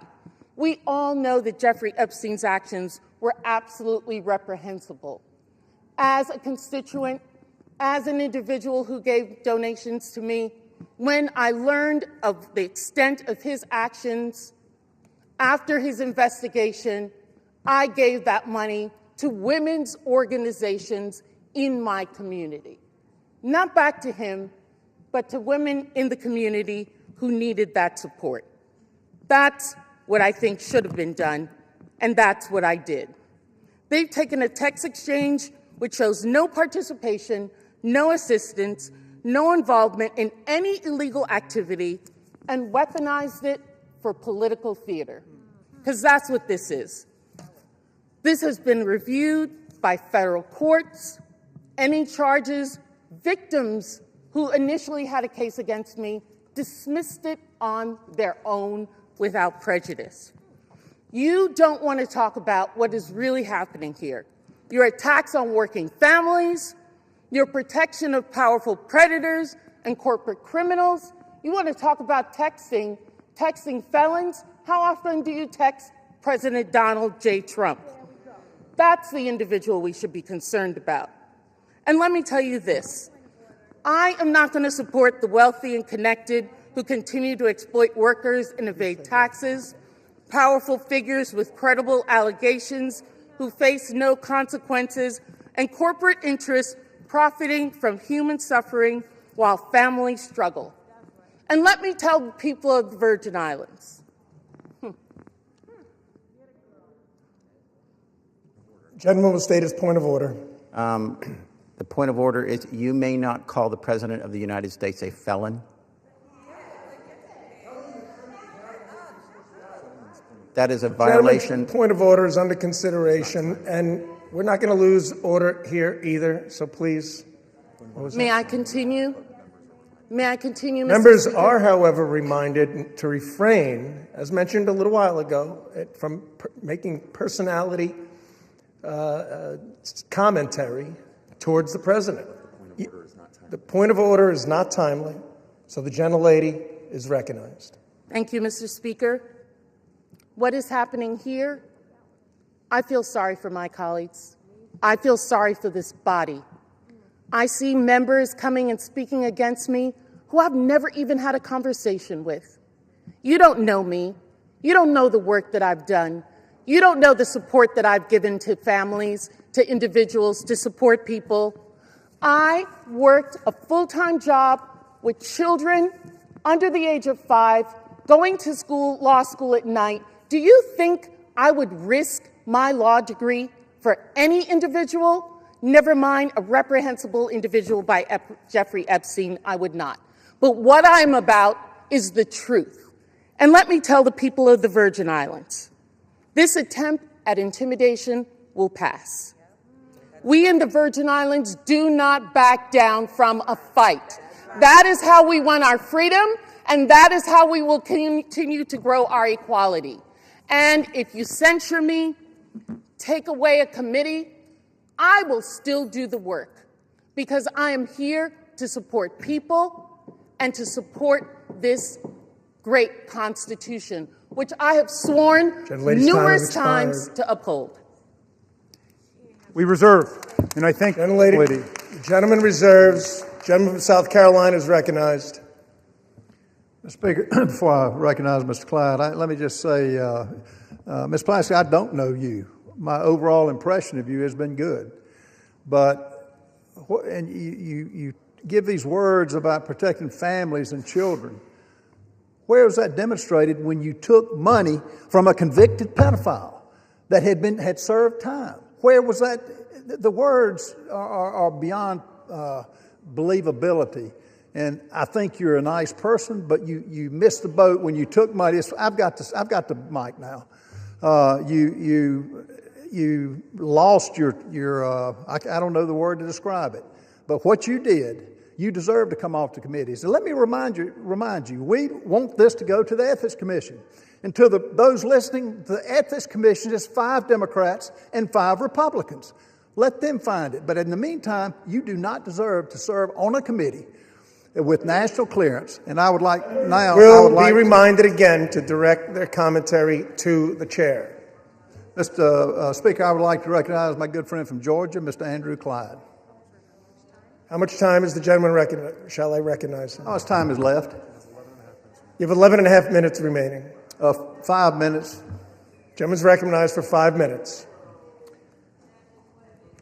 I thank the gentleman for yielding. My good friend, Mr. Norman from South Carolina. Mr. Speaker, I rise today in support of this resolution censuring and condemning Delegate Stacey Plaskett of the U.S. Virgin Islands for inappropriate coordination with convicted sex offender Jeffrey Epstein during a congressional hearing and removing Delegate Plaskett from the Permanent Select Committee on Intelligence and referring her to the Ethics Committee for further investigation. After 4 years of silence on this matter, not a peep during the entire Biden administration, let me repeat that, after 4 years of silence on this matter about Jeffrey Epstein, House Democrats are now demanding transparency and accountability surrounding Jeffrey Epstein and his associates. While their fake outrage is clearly just another disgusting attempt to smear President Trump, House Republicans are taking this matter seriously and are working toward delivering the much-needed transparency and accountability that the American people deserve. This resolution is accountability, page 1. During the House Oversight Committee's ongoing investigation into Jeffrey Epstein, emails obtained by a congressional subpoena, that's right, it was the congressional subpoena by the House Oversight Committee, not the discharge petition that just got voted on, but this was the Oversight Committee's congressional subpoena, has brought to light that in 2019, Delegate Stacey Plaskett coordinated her line of questioning with Jeffrey Epstein in real time over text messages during an Oversight Committee hearing featuring testimony from Michael Cohen. Now, who is Michael Cohen? Michael Cohen was the disgraced former attorney of President Donald Trump. She was asking input from Jeffrey Epstein on how to best question Cohen, and Cohen was himself at that time a convicted felon from 2018. So now that Republicans are exposing Democrat ties to Jeffrey Epstein and his vile crimes, the other side of the aisle has flipped. They apparently no longer want transparency or accountability. Why? Because they don't want the truth. They want to weaponize a serious matter into a distraction, all in an attempt to take down President Trump and to hurt his administration and what he's doing to make America great again. The actions taken by Delegate Plaskett reflect poorly on the House, and this body needs to hold her accountable. I urge all of my colleagues to vote to adopt this resolution to show the American people that those who colluded with Mr. Epstein, including members of the House, will be held accountable, and this resolution is the beginning of that. I thank you, and I yield back. Gentleman yields. To the chair. Speaker, I reserve. Gentleman from South Carolina reserves. Gentleman from Maryland is recognized. Proud to yield 1 minute to the distinguished Minority Leader, Hakeem Jeffries. The Minority Leader is recognized. Thank you, Mr. Speaker. I thank the distinguished gentleman, my good friend from the great state of Maryland, the ranking Democrat on the Judiciary Committee, for yielding. I rise today in strong opposition. This resolution, this effort to censure Delegate Plaskett, to rip away her membership on the Intel Committee, is nothing more than a political stunt by a desperate, failed candidate for governor, trying to pander to the people back in South Carolina. Nothing more than that. You want to make the statement about who's brought disgrace to the House? The actions of this House Republican majority have brought disgrace to the House of Representatives from day one of this presidency. The reality is, if you want to talk about fealty to the Constitution and things of that nature, the House is a separate and co-equal branch of government. You don't seem to understand that. You functioned from the very beginning of your so-called majority, Mr. Speaker, not as a check and balance on an out-of-control administration, but as a reckless rubber stamp for Donald Trump's extreme agenda, and you are failing the American people. You failed to keep your core promise. Your core promise to the American people was that you were going to lower costs on day one. Costs haven't gone down here in the United States of America. Costs have gone up. The Trump economy is a complete and total failure. It's a disaster. The American people are hurting. And so every week, you come to the House floor, now that you've returned from your 7-week taxpayer-funded vacation, and come up with another stunt to try to distract the American people. Or perhaps you were ordered by your puppet master, Donald Trump, who wants to distract the American people today, because his effort to suppress the Jeffrey Epstein files has failed spectacularly. We believe in transparency. We believe in accountability. We believe in due process. That's the opposite of what is happening on the floor today. And let me be very clear about Stacey Plaskett. She's a woman of great intelligence and a woman of great integrity. And she deserves better than what she's receiving from House Republican extremists. She deserves the opportunity to be heard. She deserves due process. She deserves the ability to make her case, not to be prosecuted by petty foggers playing lawyer on the floor of the House of Representatives. Google that if you don't know what it means. The so-called Freedom Caucus want to lecture us about proceeding at this moment. The actions that you continue to engage in will have consequences. Consequences today, consequences tomorrow, consequences next week, consequences next year, and certainly consequences when the American people throw this House Republican majority out in the aftermath of the election next November. Be very careful about the extreme actions that you continue to engage in. Now, it's extraordinary to me, week after week, censure after censure, and I wonder, is it just coincidence that the last 3 censures we've had on the House floor happen to involve, first, you tried to censure LaMonica MacGyver. And then, Mr. Speaker, Republicans tried to censure Ilhan Omar. And now we're on the floor and you're trying to censure Stacey Plaskett. What is it exactly that those 3 individuals have in common? House Republicans are going to have to answer for the things, the extreme things that you continue to do. And the American people know this is a phony majority. It's a fake majority. It's not a real majority. Republicans aren't doing anything to make life better for the American people. And that's why we're on the floor right now. There's nothing that House Republicans can do to disgrace Stacey Plaskett because House Republicans continue to disgrace themselves. And so whatever happens later on this evening, the American people will hear from Delegate Plaskett beyond this, making her case. The people of the Virgin Islands, I'm confident, will continue to stand behind her. And we will never be lectured on issues related to accountability and transparency and principle and ethics from this group of extreme House Republicans who continue to visit a national nightmare on the American people, bending the knee to a wannabe king, doing real harm in real time, and at the end of the day, your time is coming as well. I yield back.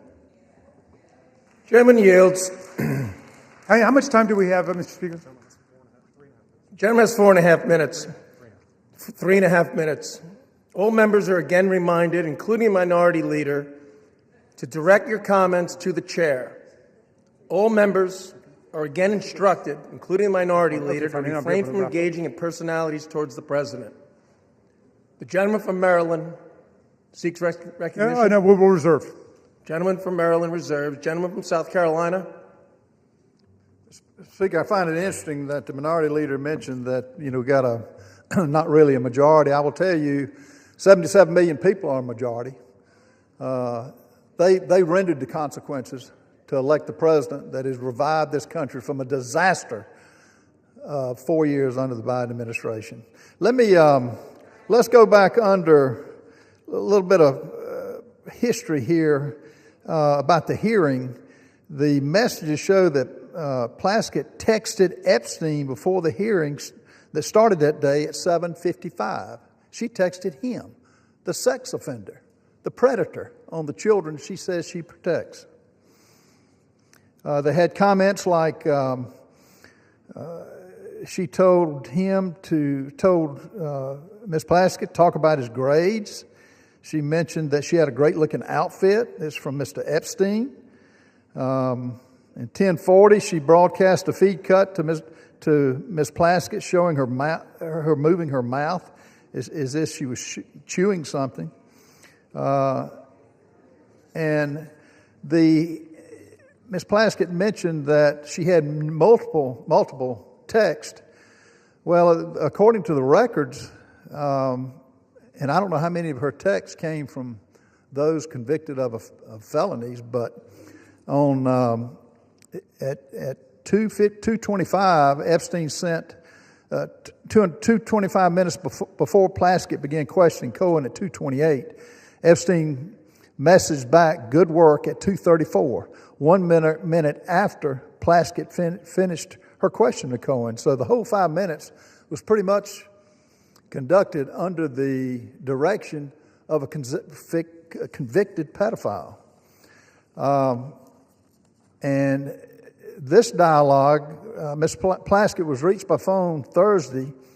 Plaskett declined to answer questions about the text messages and directed all inquiries to congressional staff. Plaskett's chief of staff said Thursday she was not in a position to confirm or not whether the Congresswoman was texting with Mr. Epstein at the hearing. She did not respond to follow-up questions. Bottom line, these are facts. These are text messages. This wasn't smoke and mirrors. So it's interesting that they're taking that tact. But, Mr. Speaker, how much time do I have left? Gentleman has 6.5 minutes remaining. I reserve. Gentleman from South Carolina reserves. Gentleman from Maryland. I'm yielding 1 minute to the representative from New York, Ms. Clark. Gentlelady is recognized. Mr. Speaker, I rise today on behalf of the Congressional Black Caucus, the conscience of the Congress, in strong opposition to this resolution. This resolution is a blatantly partisan, shameless attack.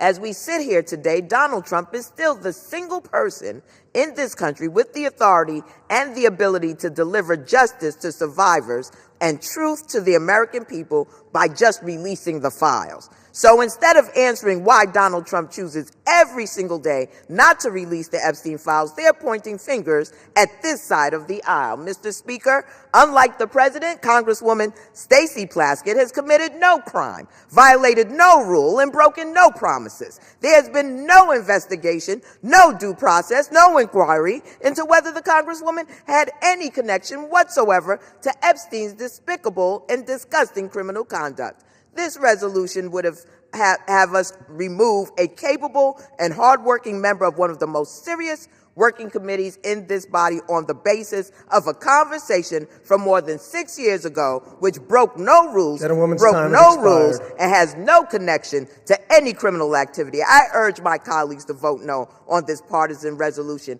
this sham, and I yield back. Gentleman's time has expired. We reserve.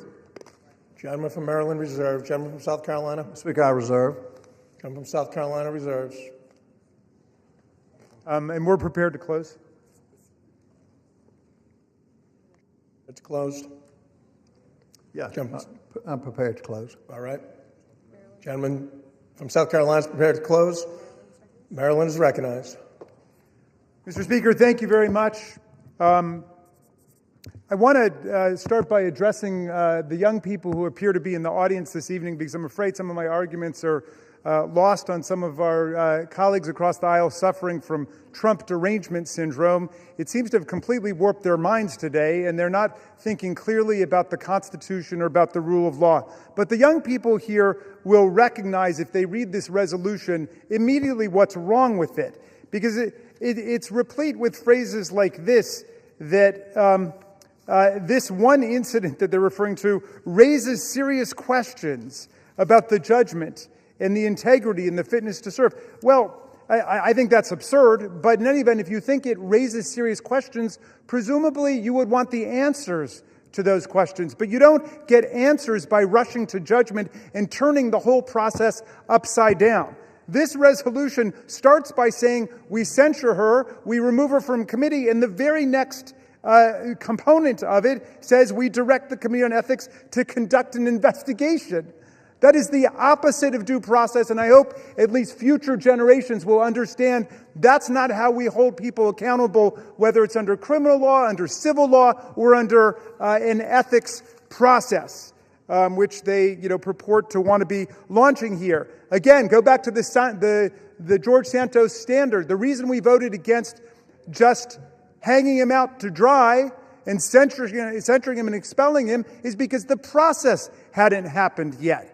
And Democrats and Republicans together did it, but they're thinking in solely partisan terms. Even Matt Gaetz, accused of having sex with a 17-year-old, was never censured by the House of Representatives. Even with Speaker McCarthy and others condemning him for what he did, we did not censure him.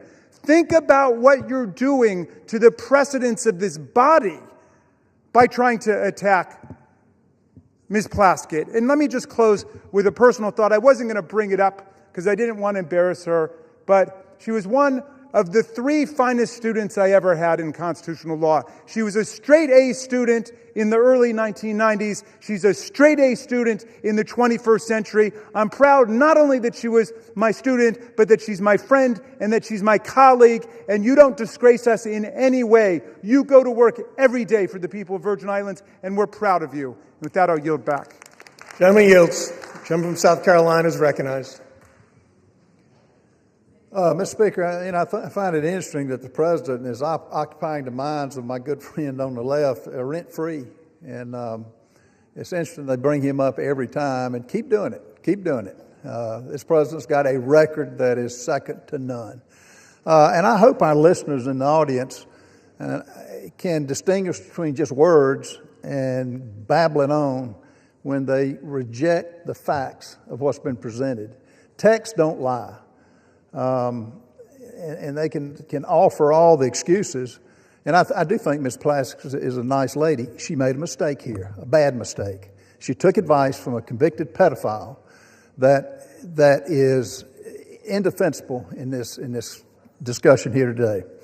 Mr. Speaker, I've listened to my colleagues defend the indefensible. I've heard everything from this is old news to this is just politics. But not a single person has disputed the key fact. Written records in Epstein's own estate documents show Delegate Plaskett sought his input for an official hearing. This is the issue. That alone. Everything else is just noise. This chamber cannot overlook that a sitting member of Congress coordinated with a convicted sex offender to prepare questions for an official proceeding. Imagine telling the American people that that's acceptable. Imagine explaining to parents all across this country that Congress sees no problem with relying on the counsel of a predator of our innocent children. Some of my colleagues want to blur the edges, soften the facts, or bury this under procedural fog, noise as I call it. But sunlight is the best disinfectant, and accountability is not optional. This resolution is not excessive at all. It is appropriate. It is measured. It is necessary at this time. The question before us is very simple. Do we uphold a minimal standard for ethical conduct, or do we just shrug and say, well, maybe next time? Mr. Speaker, the public deserves better. The House deserves better. The American people deserve better. I urge adoption of this resolution, and I yield the balance of my time. Gentleman yields. Without objection, the previous question is ordered on the resolution. The question is on the adoption of the resolution. Those in favor say aye. Those opposed say no. In the opinion of the chair, the ayes have it. Yeah. Welcome to procedural democracy. For what purpose does the gentleman seek recognition? I request a recorded vote, and I challenge the Speaker's interpretation of the voice vote. Does the gentleman ask for the yeas and nays? I ask for the ayes and the nays. The yeas and nays are requested. Those favoring a vote by the yeas and nays will rise. A sufficient number having risen, the yeas and nays are ordered. Pursuant to Clause 8 of Rule 20, further proceedings on this question will be postponed.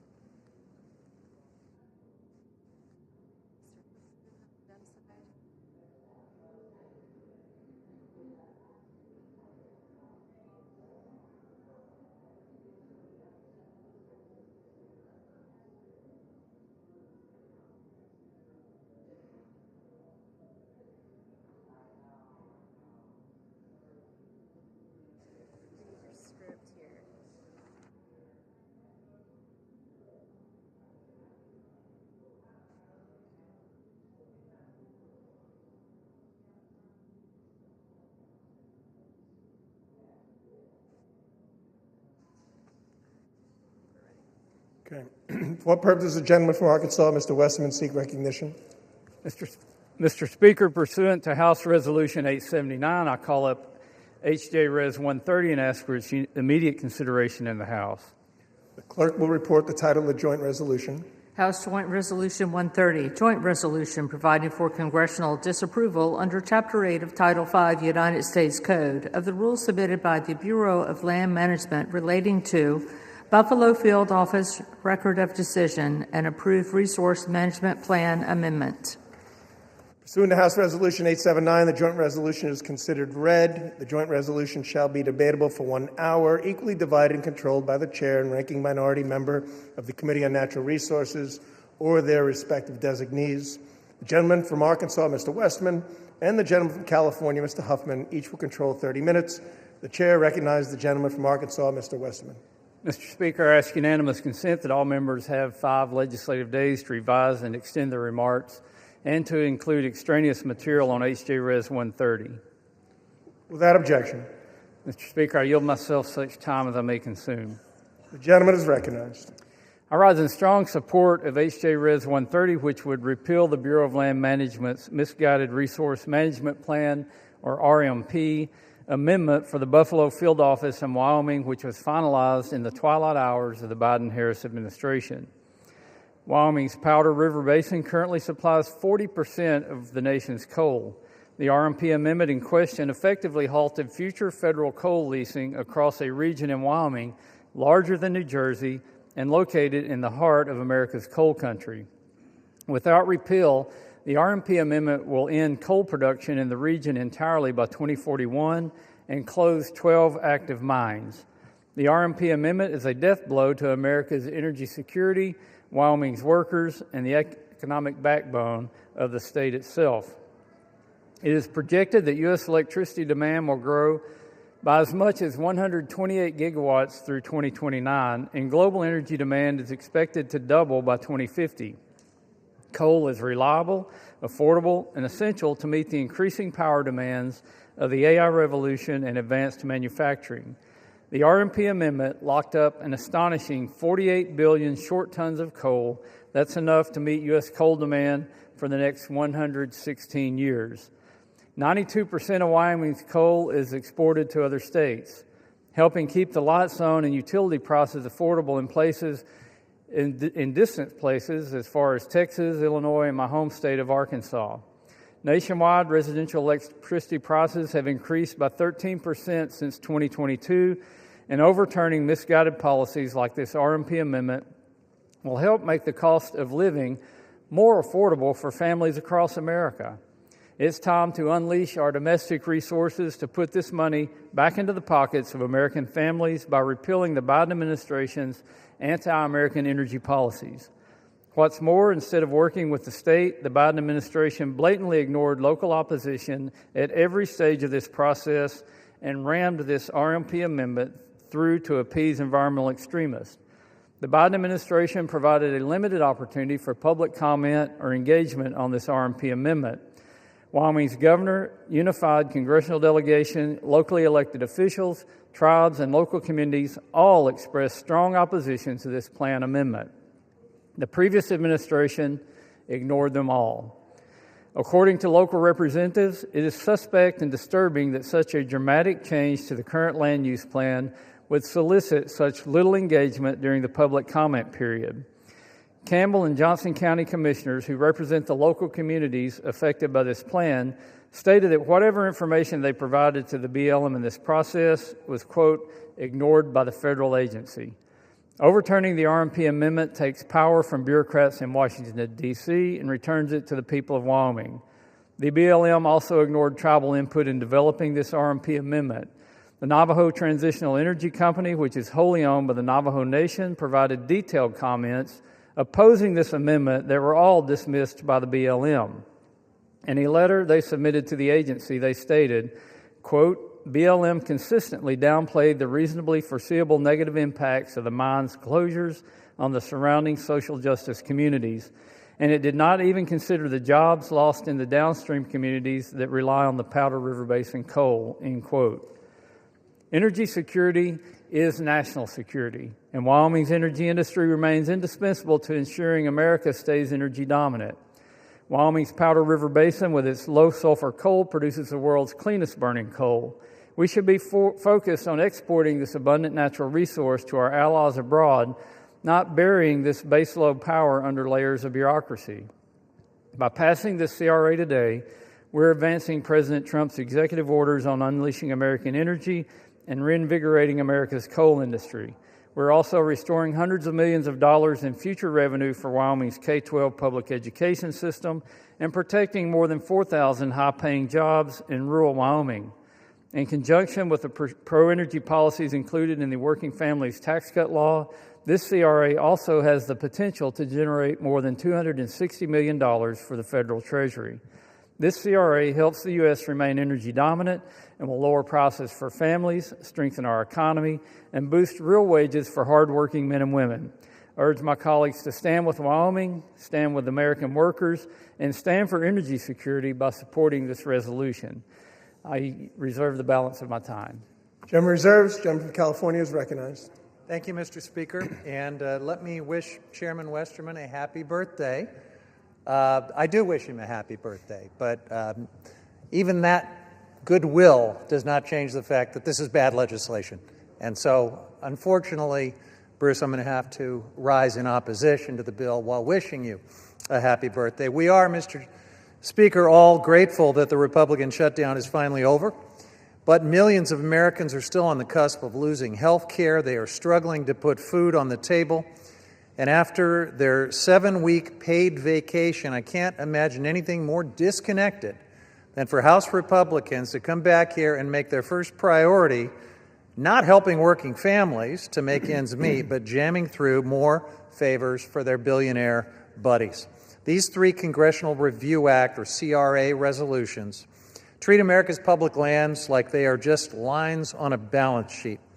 They silence public opinion. They ignore the fires and storms that are made worse by climate change, all of it to make fossil fuel extraction the #1 priority going forward for how we manage our public lands. Wildfire defense, public safety, recreation, conservation, all of these take a back seat now to maximizing corporate profits, even in our most fragile landscapes like America's Arctic. Americans want clean air, clean water, accessible public lands, not handouts to polluters. Overturning balanced, forward-looking BLM plans in Wyoming and Alaska is a colossal mistake. Across the federal land management agencies, plans like these are the foundation for responsible, sustainable management of our public lands. RMPs are the product of extensive public input, rigorous scientific reviews, meaningful tribal consultation, and balancing the activities on our public lands, from energy development to recreation, is what these plans do. They reflect the needs of communities, industries, ecosystems, and they outline a clear vision for the stewardship of millions of acres of public lands. Let's look at the Buffalo Field Office RMP targeted by this particular resolution. It was developed after a court found that the previous plan failed to address the public health and climate impacts of unfettered coal mining in the region. Importantly, the current RMP was also developed after robust tribal consultation and public input. So we're just going to throw that all away? I strongly oppose HRES 130, which would repeal the current balanced RMP for BLM's Buffalo Field Office in order to prop up the coal industry in Wyoming's Powder River Valley. The plan targeted by this resolution ended new coal leasing in the region because of its harm to the climate and public health and because of decreasing demand for coal. At the same time, the plan allowed existing mines to continue to operate through the end of their current leases. Rescinding this plan means locking us into unnecessary emissions and energy costs at a time when the planet and the American people cannot afford it, and it also puts us on a treadmill of litigation and uncertainty, sending us back, theoretically, to a plan that was already adjudicated to be illegal, or maybe waiting for a new plan to come forward from the Trump administration, and I guess hoping that a future court will decide that it's not substantially similar to the ones that have been thrown out with your CRA. This is something that my friends across the aisle simply haven't thought through. There is so much chaos and uncertainty when the sledgehammer of the CRA is used in this reckless manner. Now, House Republicans already passed and the administration implemented unprecedented giveaways to the coal industry through the One Big Beautiful Bill Act, including slashing the royalty rates for coal from 12% to 7.5%, and opening more than 13 million acres of public lands for coal leasing. But even with these handouts, it's not enough to reverse decades of market contraction in the coal industry. The coal industry is dying. What Republicans don't mention is that BLM's coal lease sales this year have either failed to reach market value, been indefinitely canceled, or received little to no bids. Rather than simply redoing this RMP through the well-established public process, which the Trump administration is already doing, House Republicans want to overturn it using the CRA, again, an extremely blunt instrument that will throw us into great uncertainty and litigation for sure.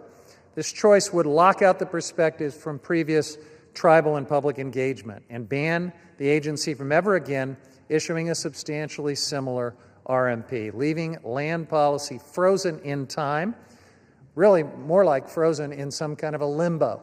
Incredible uncertainty and chaos. House Republicans want to permanently enshrine fossil fuel extraction as the top priority for millions of acres of public land across the country, no matter the cost. And they're picking winners and losers here, blocking affordable renewable energy projects, sacrificing our public lands in the process. I urge my colleagues to reject these reckless resolutions that would upend millions of acres of public land management and reject this entire familiar playbook from congressional Republicans, trying to deepen our dependence on dirty fossil fuels that pollute our air, contaminate our water, and harm the public health, while doing everything possible to slow, stop, or sabotage the development of affordable, renewable energy. Our constituents deserve a lot better than this. We deserve clean, affordable, and reliable energy. We deserve good-paying jobs and affordable health care. And we shouldn't sacrifice America's health, environment, and livelihoods in order to do it. This legislation and my friends across the aisle are on the wrong side of history, trying to prop up the dying coal industry. They're on the wrong side of public land management, and they're on the wrong side of the American people's pocketbooks as they face rising electricity costs. That's why I oppose this resolution and reserve the balance of my time. Gentleman reserves. Gentleman for Arkansas is recognized. Thank you, Mr. Speaker. And Mr. Speaker, I sincerely appreciate the birthday wishes from my friend across the aisle. That means a lot to me.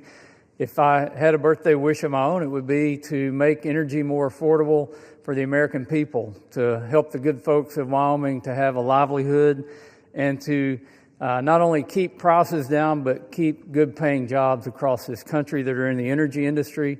We know that we need more energy going forward. We need more electrons on the grid. We need a larger grid, and we need to all work together to do those things. But if this resource management plan amendment by the previous administration was balanced, I would hate to see a heavy-handed resource management plan amendment by the previous administration, because this took a sledgehammer to an established industry in the state of Wyoming.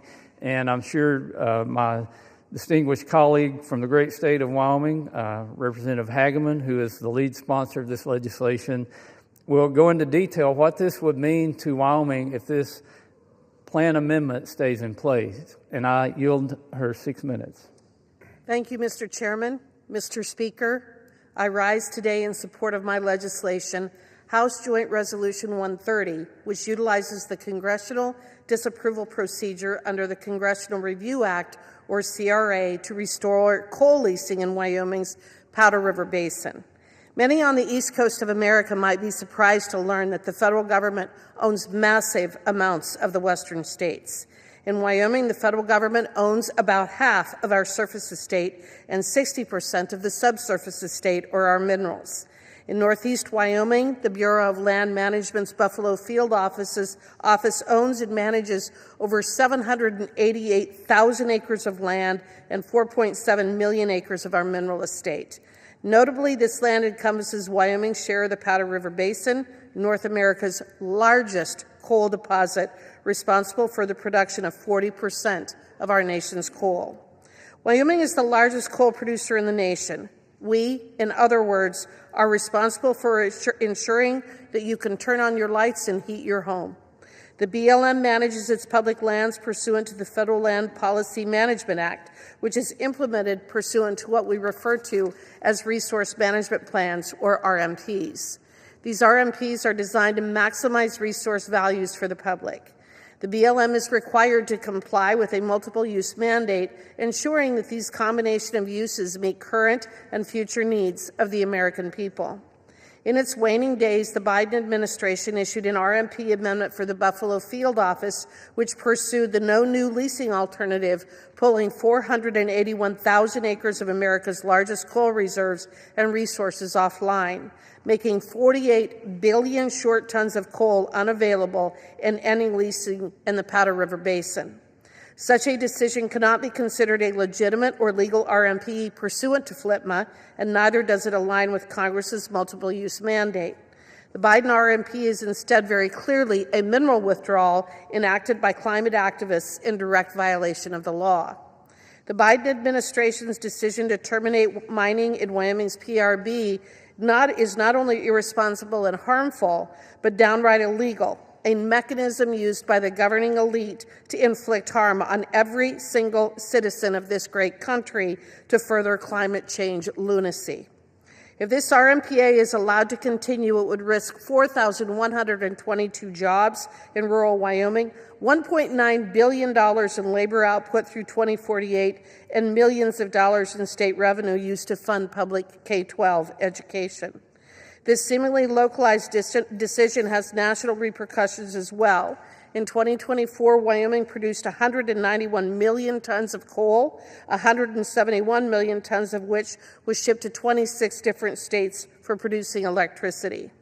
At these rates, Wyoming produces about 40% of the nation's coal and about 80% of all federal coal production. With coal generating as much as 23% of America's electricity at any given time, Wyoming coal supplies as much as 9.2% of the electricity produced in this country. Watching the arguments in the Rules Committee last night and on the floor today, it is clear that affordability is the word of the day for my colleagues across the aisle. If utility bills for Americans is something they genuinely care about, then I encourage them to vote for H.J. Res. 130 and to not turn off the Powder River Basin coal, which accounts for so much of American energy and could generate even more if Washington, D.C. had not waged a war on coal for the last 3 decades. In short, it is policies such as no new coal leasing contained in this Buffalo RMP that reduces affordability, which my colleagues on the other side of the aisle will be supporting if they continue to oppose H.J. Res. 130. This vote today is a vote to shore up the grid, which will have positive impacts on the utility bills of Americans. When combined with what this majority did for energy development in the One Big Beautiful Bill, we are shoring up centuries of energy production. We cannot survive in this country without Wyoming coal, the majority of which is produced in the Powder River Basin. Demand for Wyoming coal is only increasing, both here and abroad. If you turn out the lights on one of Wyoming's most important industries, you will also be turning out the lights on America. The Biden administration knew this and pursued this harmful policy anyway, and they did so in violation of the law. On September 18, 2025, the Government Accountability Office determined that the Buffalo RMP was a rule subject to the CRA on the grounds that it is an agency statement, is of future effect, and it implements, interprets, or prescribes law and policy. This decision is in line with previous GAO decisions on similar land management plans and RMPs, several of which this body has passed in the 119th Congress. A vote today for H.J. Res. 130 has many positive implications. First, it would overturn this harmful plan and revert to the 2015 RMP, thereby protecting access to 481,000 acres for coal leasing. Second, it would provide certainty to countless Wyomingites who rely on our good, clean coal for jobs and for revenue that funds the schools that our children attend. Third, it is a vote for the millions of Americans who continue to rely on Wyoming coal and who always will. Fourth, it's a win for Congress, reminding the agencies that we are the primary policymaking branch of government and that we will hold the agencies responsible for bad, unlawful regulations. I urge all of my colleagues to vote in favor of H.J. Res. 130, and I yield back. The gentleman from Arkansas reserves. The gentleman from California, you are recognized. Thank you, Mr. Speaker. It occurs to me that as we're having this debate, pretty much the rest of the world is in Brazil right now for the climate conference. Of course, the Trump administration has disgracefully pulled the United States out of the Paris Agreement once again, so we have no federal delegation at all. But as the rest of the world convenes to accept the reality of the climate crisis and to accept the related reality of coal being the biggest contributor to carbon pollution, and the entire world is talking about how to phase down our dependence on coal pollution and